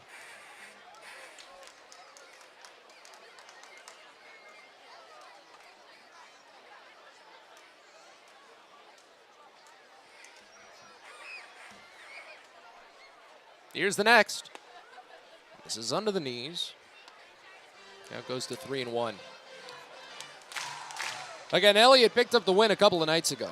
Tossed well for Bowie following Brendan Hanafy. Just missing out on finishing 5 innings. 3-1. Inside, ball 4, and it gets away anyway. So just a little extra insurance for Jhonkensy Noel to go to second base. First walk for Elliott. 6th overall for Bowie pitching. And now here's Reynel Delgado on a 3-hit day.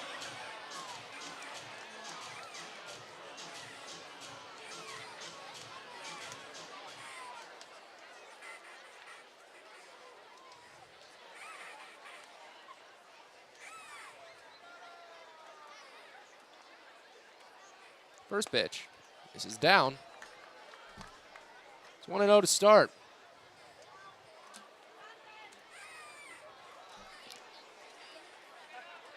Well, it's not surprising what few fans remain are the ones that enjoy the little amenities of a ballpark like this as the 1-0 misses low. They really lean into the duck theme. Well, of course, the rubber ducks part pays on to Akron's notoriety as the rubber capital of the world. Firestone is headquartered here. I think Goodyear is still headquartered here as well.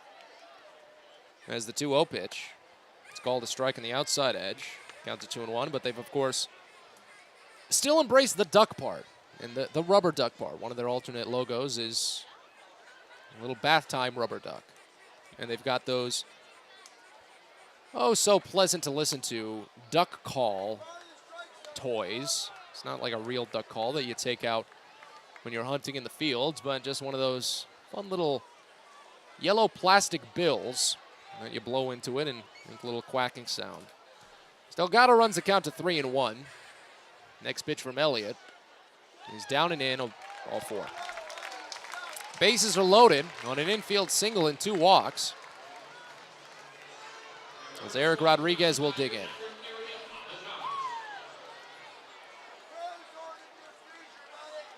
Josh Conway going to come out and chat. Fans, don't forget about On the Green Incorporated. They're a proud partner of the Baysox. They're celebrating 25 years of custom lawn care and pest control programs. Now, they've got guaranteed results for residential and commercial lawns. They can turn your sandlot into something lush, resembling the ballpark greens at Prince George's Stadium. They can really help you out with anything. If you mention this ad, they'll give you a discount on your first service, lawn care or pest control. So enjoy the outdoors this summer. We're getting on the tail end of it, but the weather is still playing nice. And they'll help you with that. On the Green Incorporated. Go to onthegreeninc.com or call 410-695-0444. As Akron threatens, Eric Rodriguez digs in, a 1-for-2 day with a sacrifice fly. He's 0 for 1 this season with the bases loaded, but he's drawn 2 bases loaded walks. First pitch. Down and away. 1-0 to start. Rodriguez could get another sac fly here as the outfield plays at a regular depth. Third base plays in on the baseline. Middle infield really hopes for an inning-ending double play. The 1-0, though, misses low, and it's 2-0.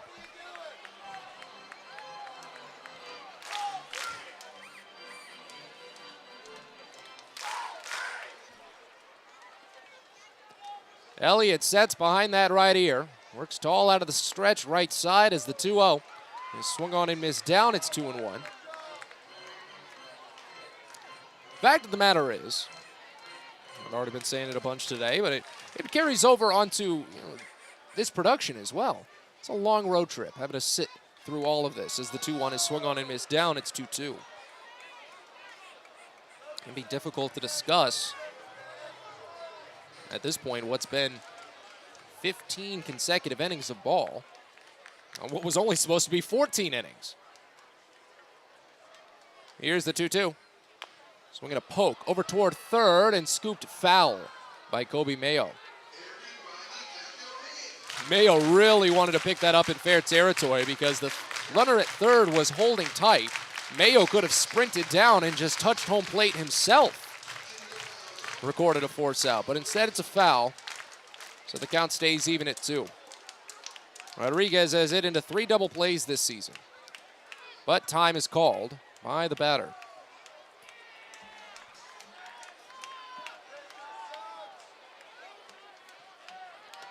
Bowie trails 6-1 here in the top of the 7th. Again, just a 7-inning game. As the 2-2 is swung on and bounced to third. A high chop picked by Mayo. He goes home for the force, and it's scooped by Cody Roberts. Just in time to retire Noel. It was a bit of a low toss. A 5-2 choice. The bases remain loaded as Schneemann and Delgado both advance 1 base, and Rodriguez reaches. Second out now for Julian Escobedo, who's 1 for 3 with the bases loaded this year. He has a bases loaded walk and 4 runs batted in. First pitch. Fastball misses down and inside, and it's 1-0 to start. Elliott has fired 5 consecutive first pitch balls to the last 5 batters.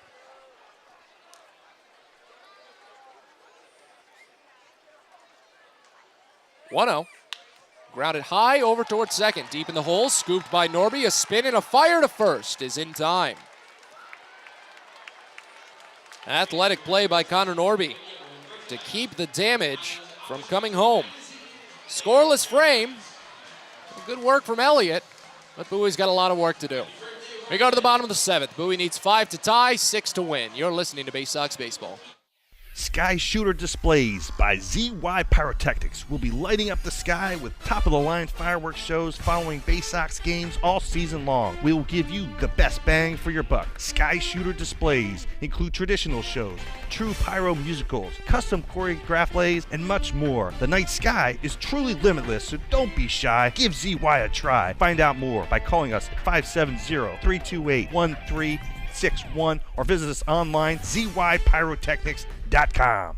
Most people don't know what a steam fitter is. More importantly, what we do and how much it impacts you. Just take a moment to think about what your world would look like if you didn't have the ability to generate electricity, to have heating or air conditioning, microchip production, internet service, web-based storage, cellular service, and frozen or refrigerated produce. Could you imagine? And these are just some of the things that we impact. Please visit steamfitters-602.org and let's talk about how we can bring value to you.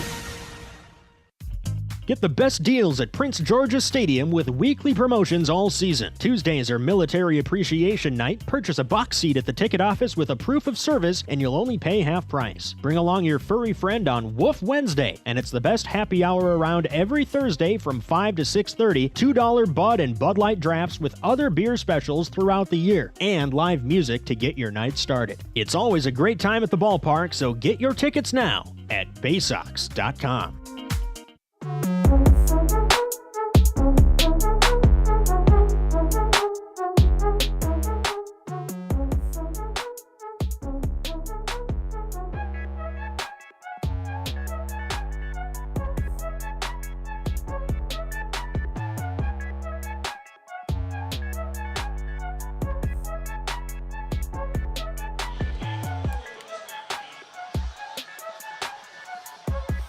On to the bottom of the 7th here in Akron as Bowie is down to their final 3 chances to overcome a 5-run deficit tonight and avoid a doubleheader sweep. Bowie needs the win now, or they're going to fall into second place for the first time since July. As Jordan Jones continues on the mound, continuing his Double-A debut into his 3rd inning of relief. First pitch to Hudson Haskin misses low. It's 1-0 to start. Jones allowed an unearned run in the 5th inning, the only base hit for Bowie. The 1-out double by Cody Roberts. He advanced to 3rd on an error and scored on a wild pitch. As the 1-0 misses high, a fastball to Haskin makes the count 2 balls and no strikes. Haskin, Greg Cullen, and then Kobe Mayo set to bat. A combined 0 for 5. Cullen had a walk in the 2nd inning. Haskin has flown out to right field twice. Here's the next. Inside, nearly clipped him, but Haskin was able to spin out of the way. That's the magnet for you.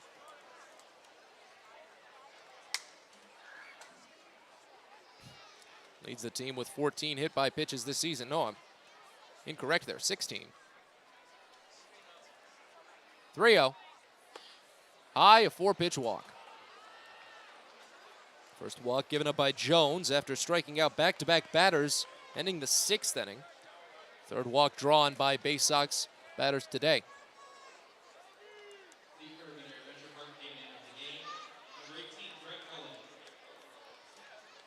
And here's Greg Cullen, who walked in the 2nd inning, struck out looking back in the 4th.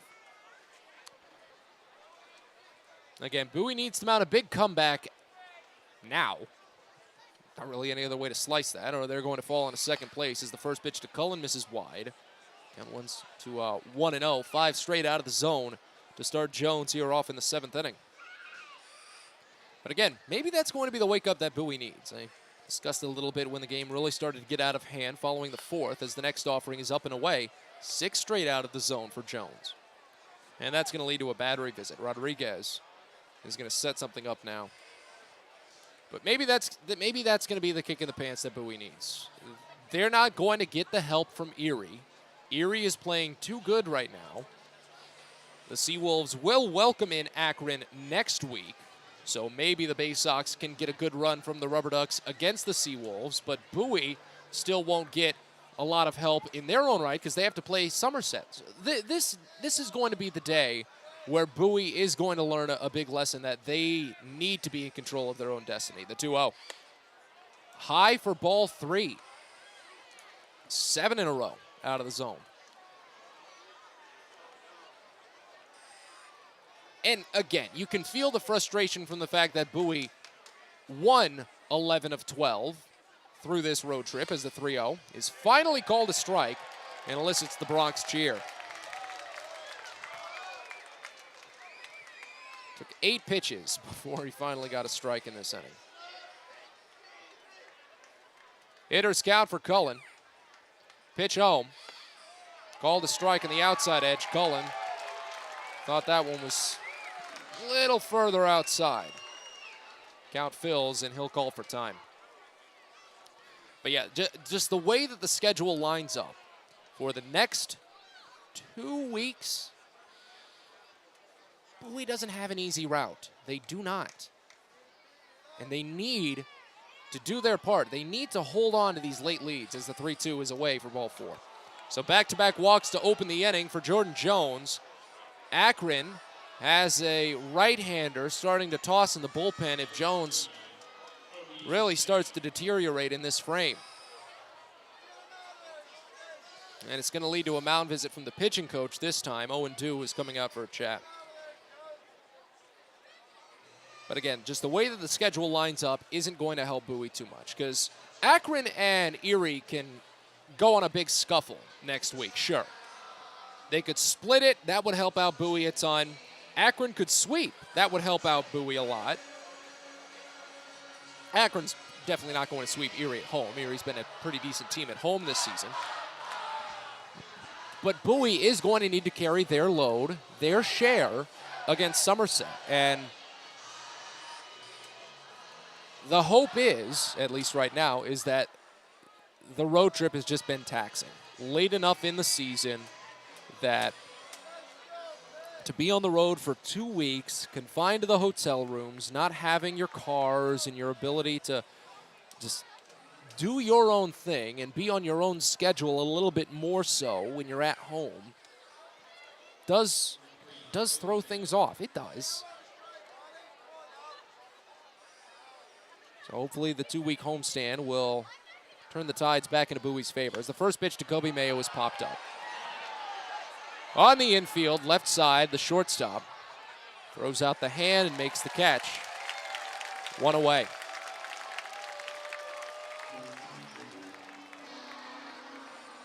Mayo's 0 for 3 on the day now.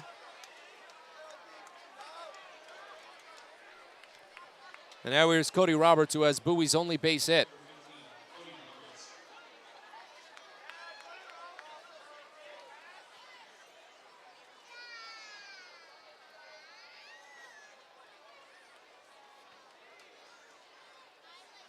First pitch in, and Roberts swings through a low breaking ball. It's 0-1 to start. And this is going to be one of those coachable moments, I feel, for the staff at the end of the day, whether it comes today or comes tomorrow, because I could see delaying it to tomorrow as the 0-1 pitch is served out to center field fairly deep. Escobedo had a late read on it, but he closes the gap, and at the last second turns around to make the catch. So Bowie down to their final out this evening. As Toby Welk will dig in.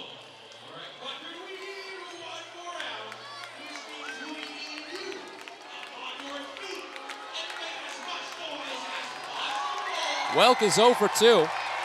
Lined out to the shortstop his last time up.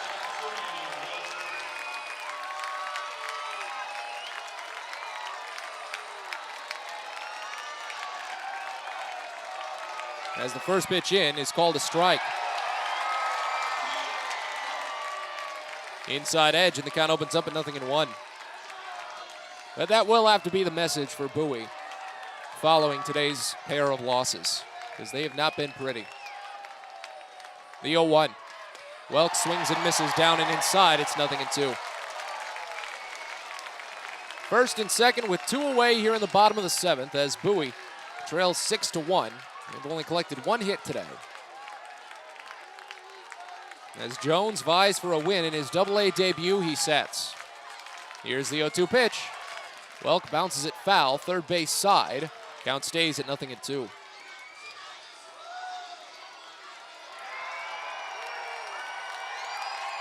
Bowie will lose the series as Akron will pick up their 4th win of the set and set up tomorrow for Bowie to try and salvage what remains. Jones steps off the back of the rubber. He was taking quite some time and hadn't even come set yet with only 5 seconds left to deliver. But now he'll reset and has a little bit more time now. The 0-2 to Welk. Misses down. Kept in front by Eric Rodriguez, and the count goes to a ball and 2 strikes. Welk only 1 for 13 in this series.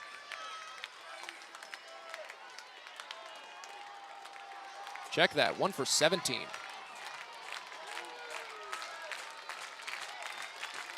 One-two pitch.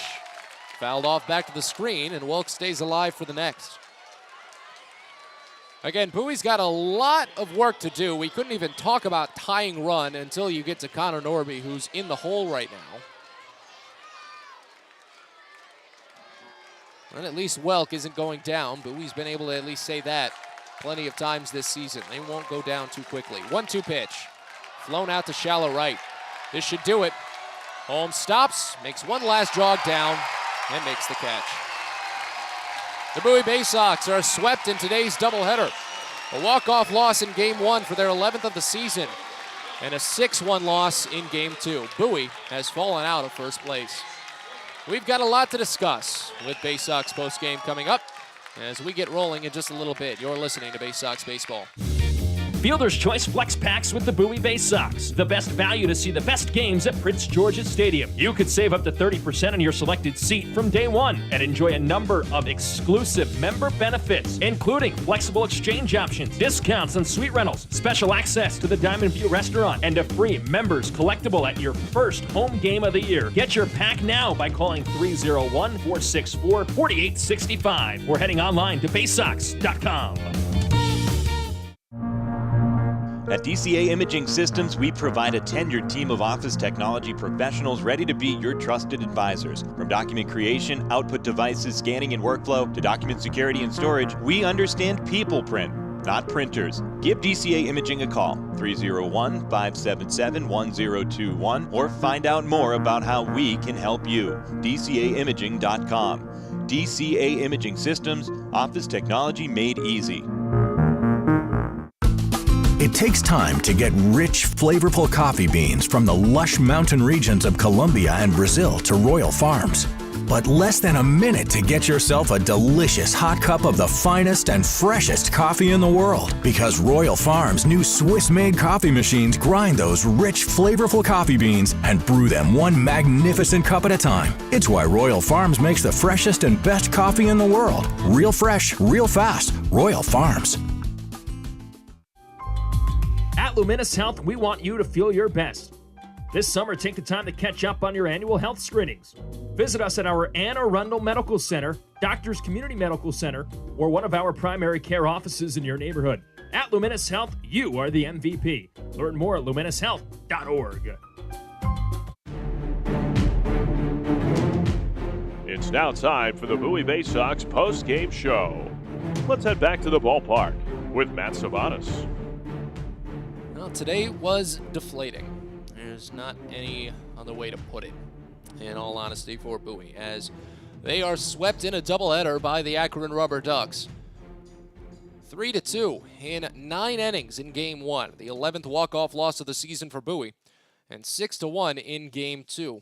Bowie only collected 1 hit in the second game, and with today's doubleheader sweep, the Baysox have fallen out of first place, as Erie jumps ahead by 1/2 game.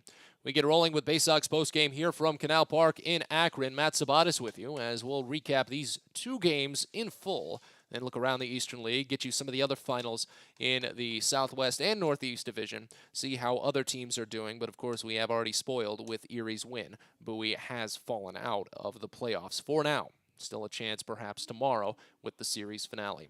But as we recap, we go back in time to the faraway land of 5:06 p.m. when first pitch came home from Tanner Bybee to Connor Norby. It was a ball, but Norby would eventually strike out looking, and Bybee would retire the side in the first. Ryan Watson would pitch a scoreless frame to match him, but Bybee got 3 flyouts in the second for another perfect frame. Watson had to dance around a hit by pitch and a stolen base to keep things scoreless into the third. Maverick Hanley led off the third with Bowie's first hit, but got to third base and was left stranded there. Ryan Watson responded with a perfect third inning, but in the fourth, Bowie was only able to send the minimum to the plate after a single and a caught stealing. In the bottom of the fourth, Akron was able to get on the board, and they finally broke what had been an astonishing streak for Ryan Watson. 9 consecutive appearances of at least 5 innings pitched.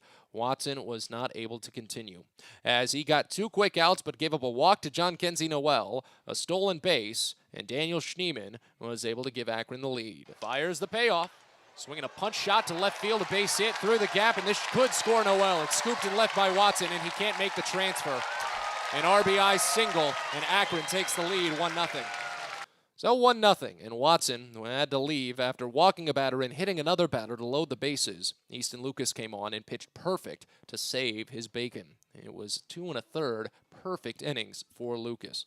That gave Bowie some time to work, but Bybee, he was not budging. Gave up a double in the 5th, but worked scoreless. In the 6th, they were finally able to get something. Connor Norby drew a walk to open the frame, and after 2 quick outs, Cesar Prieto reached on an error, extending the inning and pushing Norby to second base. While Bowie should have been out of the frame, they weren't going to miss out on the opportunity that presented itself. Hudson Haskin tied the game. 1-2. Haskin muscles it out toward left center field for a base hit. Slow rolling on the grass, Norby gets the green light around third, and he'll come home to score. A game-tying RBI single for Hudson Haskin. It's 1-1 here in the top of the 6th inning. So things finally starting to swing back in Bowie's favor. While the run was unearned, still a run and still a tie game, because after Easton Lucas, Shelton Perkins came on for Bowie into the 7th inning and tried to make sure that Bowie could take this game into extras, because it was 1-1 in the bottom of the 7th. Perkins came on and pitched a scoreless frame to send us into the 8th. Bowie did get the tie-breaking run into scoring position after Connor Norby drew a walk. Colton Cowser hit into a double play, however, so the run was at third base, but there were quickly 2 outs. Joey Ortiz was intentionally walked, and Cesar Prieto lined out deep in the hole at short to end the inning. Akron would start the bottom of the 8th with the winning run in scoring position, but Shelton Perkins would not budge. After a flyout pushed the runner to third base, Perkins intentionally walked Micah Prees and another flyout. That's when he stepped up and used that slider to demolish John Kenzie Noel. 2nd and 3rd, the 1-2, swing and a miss for strike 3. Perkins sends down Noel with the slider and strands the winning run at third base. So Perkins tossed 2 scoreless. He was pitching pretty well, and Bowie, in the top of the 9th, was able to give him a big opportunity because they wanted to hack at it again. After Cesar Prieto opened the frame at second base, he advanced to third after the catcher tried to throw back to second, see if he could catch Prieto napping. The throw went wild, and Prieto advanced to third base. Hudson Haskin, who drove in the run for Bowie in the 6th inning, did it again in the 9th. 2-2 pitch. Haskin serves it under the glove of the second baseman into center field, a base hit. Prieto scores, and Bowie has the 2-1 lead. Haskin driving in both runs for Bowie in Game 1, and we went to the bottom of the 9th. Clayton McGinnis came on, trying to redeem himself after blowing a 2-run lead on Tuesday and serving up the walk-off loss for Bowie. He came in with the tying run in scoring position, but still with the lead. Daniel Schneemann laid down a sacrifice bunt that pushed that runner, John Kenzie Noel, to third base. Chris Roller was walked, and Julian Escobedo did all he needed to do to tie the game up. And a lefty in the box. There he goes. Next pitch is swung on and belted into center field. This is going to tie the game. As Cowser ran in, now runs back and makes the catch in deep center. Noel comes down, and it's a blown save for McGinnis, a 2-2 game. It was an unearned run, but still the blown save, and there was still a runner on base after Chris Roller had walked. Following that, Quentin Holmes singled to push Chris Roller to second base. All of this coming with 2 outs. Jose Tena stepped up and gave Akron the win. First and second, 2 away. The 1-0. Punched over to the left side, a base hit. This will probably win Akron the game. Picked in left field and sent home. It's way up the line.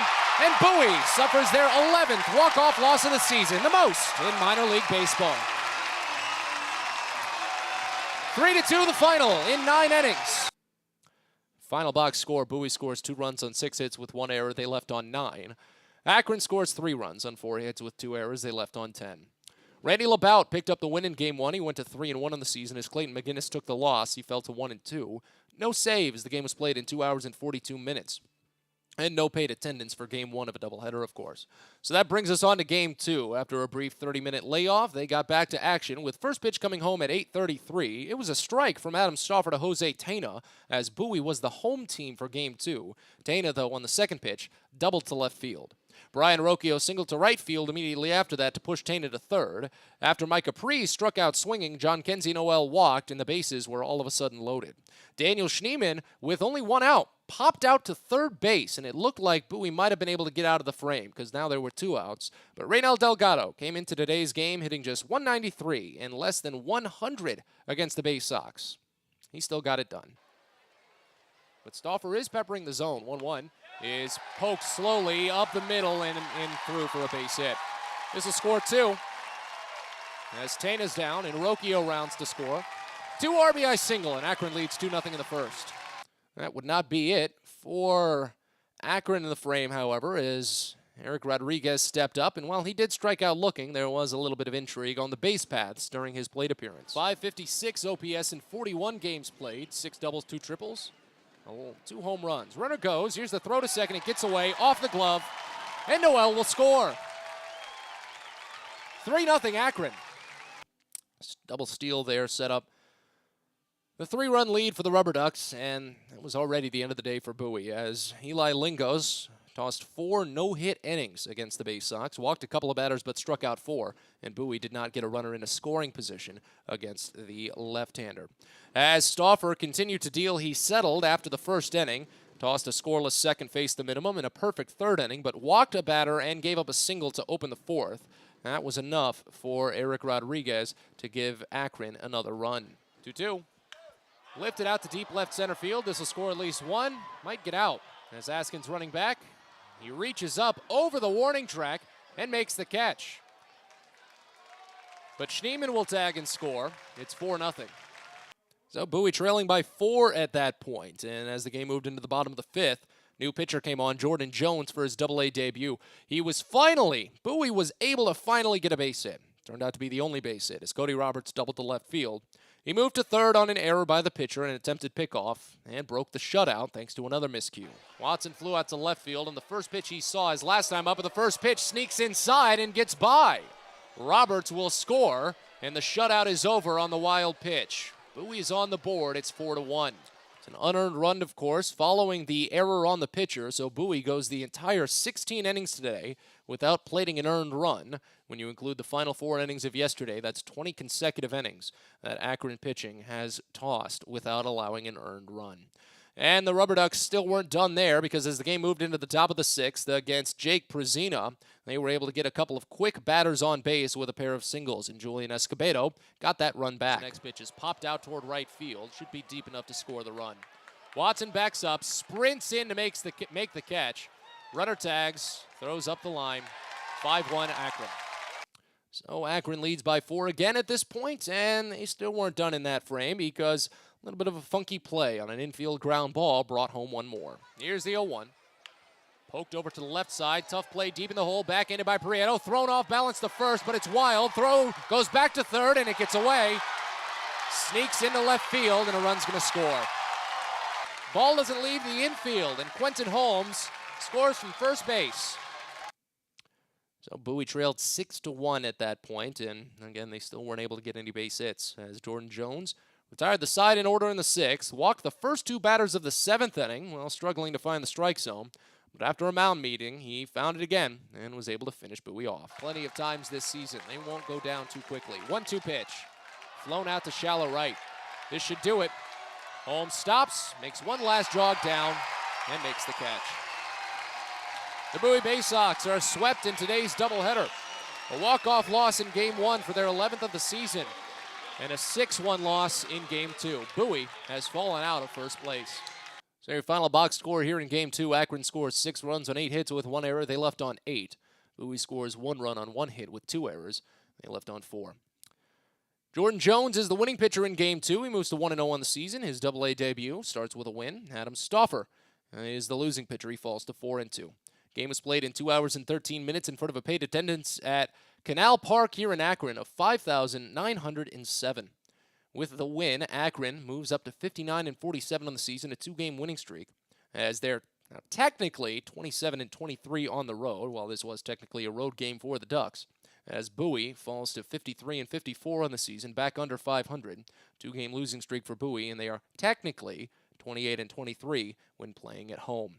With the loss, Bowie falls to 26-12 in the second half. Akron moves to 19-18. Two sides will meet again one final time tomorrow for the series finale. While Akron has won the series by capturing 4 of the 7 games, Bowie will try to salvage what remains at tomorrow's finale. We'll preview that in a bit, but for now we break. And when we come back, we look around the Eastern League, check in on some scores, and get you an update on Bowie in the standings. You're listening to Baysox Postgame.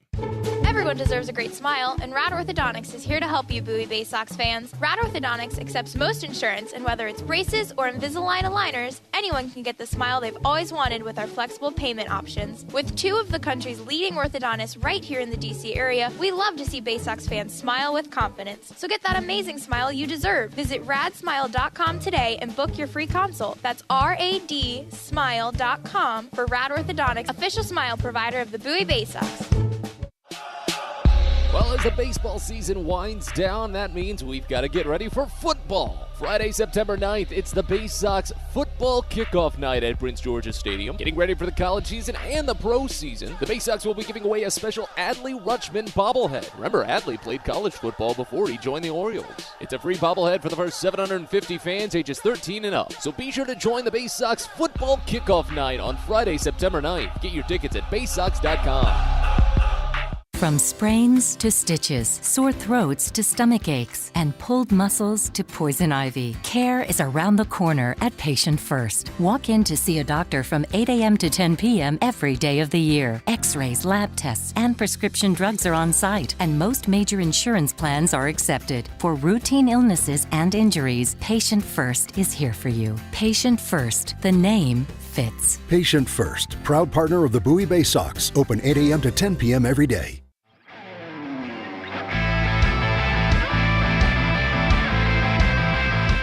Back to Akron one final time this evening as we get ready to conclude Baysox postgame, as Bowie is swept in today's doubleheader by the Rubber Ducks. They suffer their 11th walk-off loss and get torched 6-1 in Game 2. We get a quick look around the Eastern League, see how Bowie fares in the standings at the end of the night. Of course, spoiled a lot of the results already as Bowie has fallen out of first place with today's doubleheader sweep.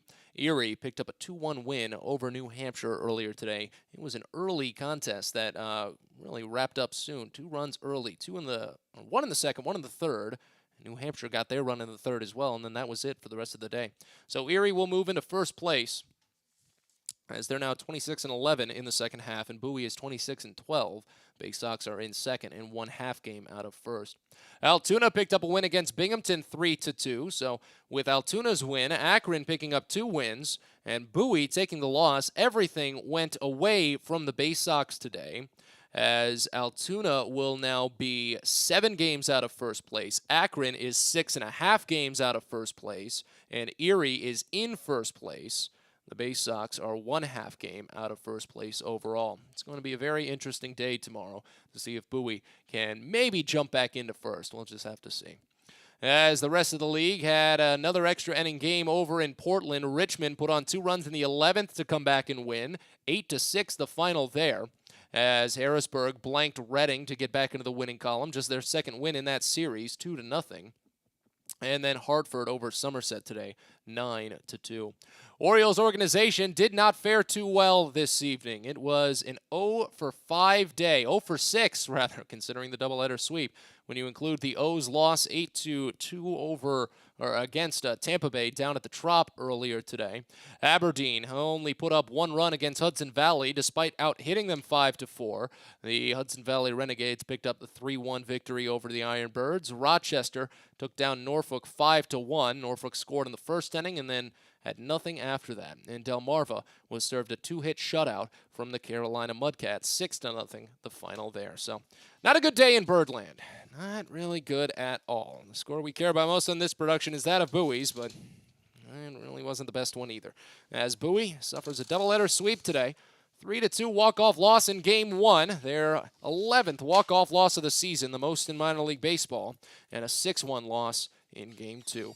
As Akron has won the series, the two sides will meet again one final time tomorrow as Bowie tries to at least take 3 of the 7. Drew Rahm is scheduled to start for Bowie. Left-hander is 7-1 with a 4.14 ERA, while lefty Jaime Arias will start for Akron. He's also 0-1 with a 5.50 ERA. Arias was the losing pitcher he was about to be the losing pitcher on Tuesday. Bowie chased him out in 3 2/3 before the Baysox blew the save and suffered a walk-off loss. It'll be a 2:05 first pitch tomorrow, a DCA Imaging Systems pregame show of 1:45. We say so long this evening from Canal Park in Akron. Matt Sabatis saying thank you so much for stopping by. Wish it could have been a better day, however. As Bowie is swept in a doubleheader, we'll talk to you tomorrow. Thanks for listening to Bowie Baysox Baseball. We hope you enjoyed today's game and join us next time for another exciting broadcast coming up soon. This has been a presentation of the Bowie Baysox.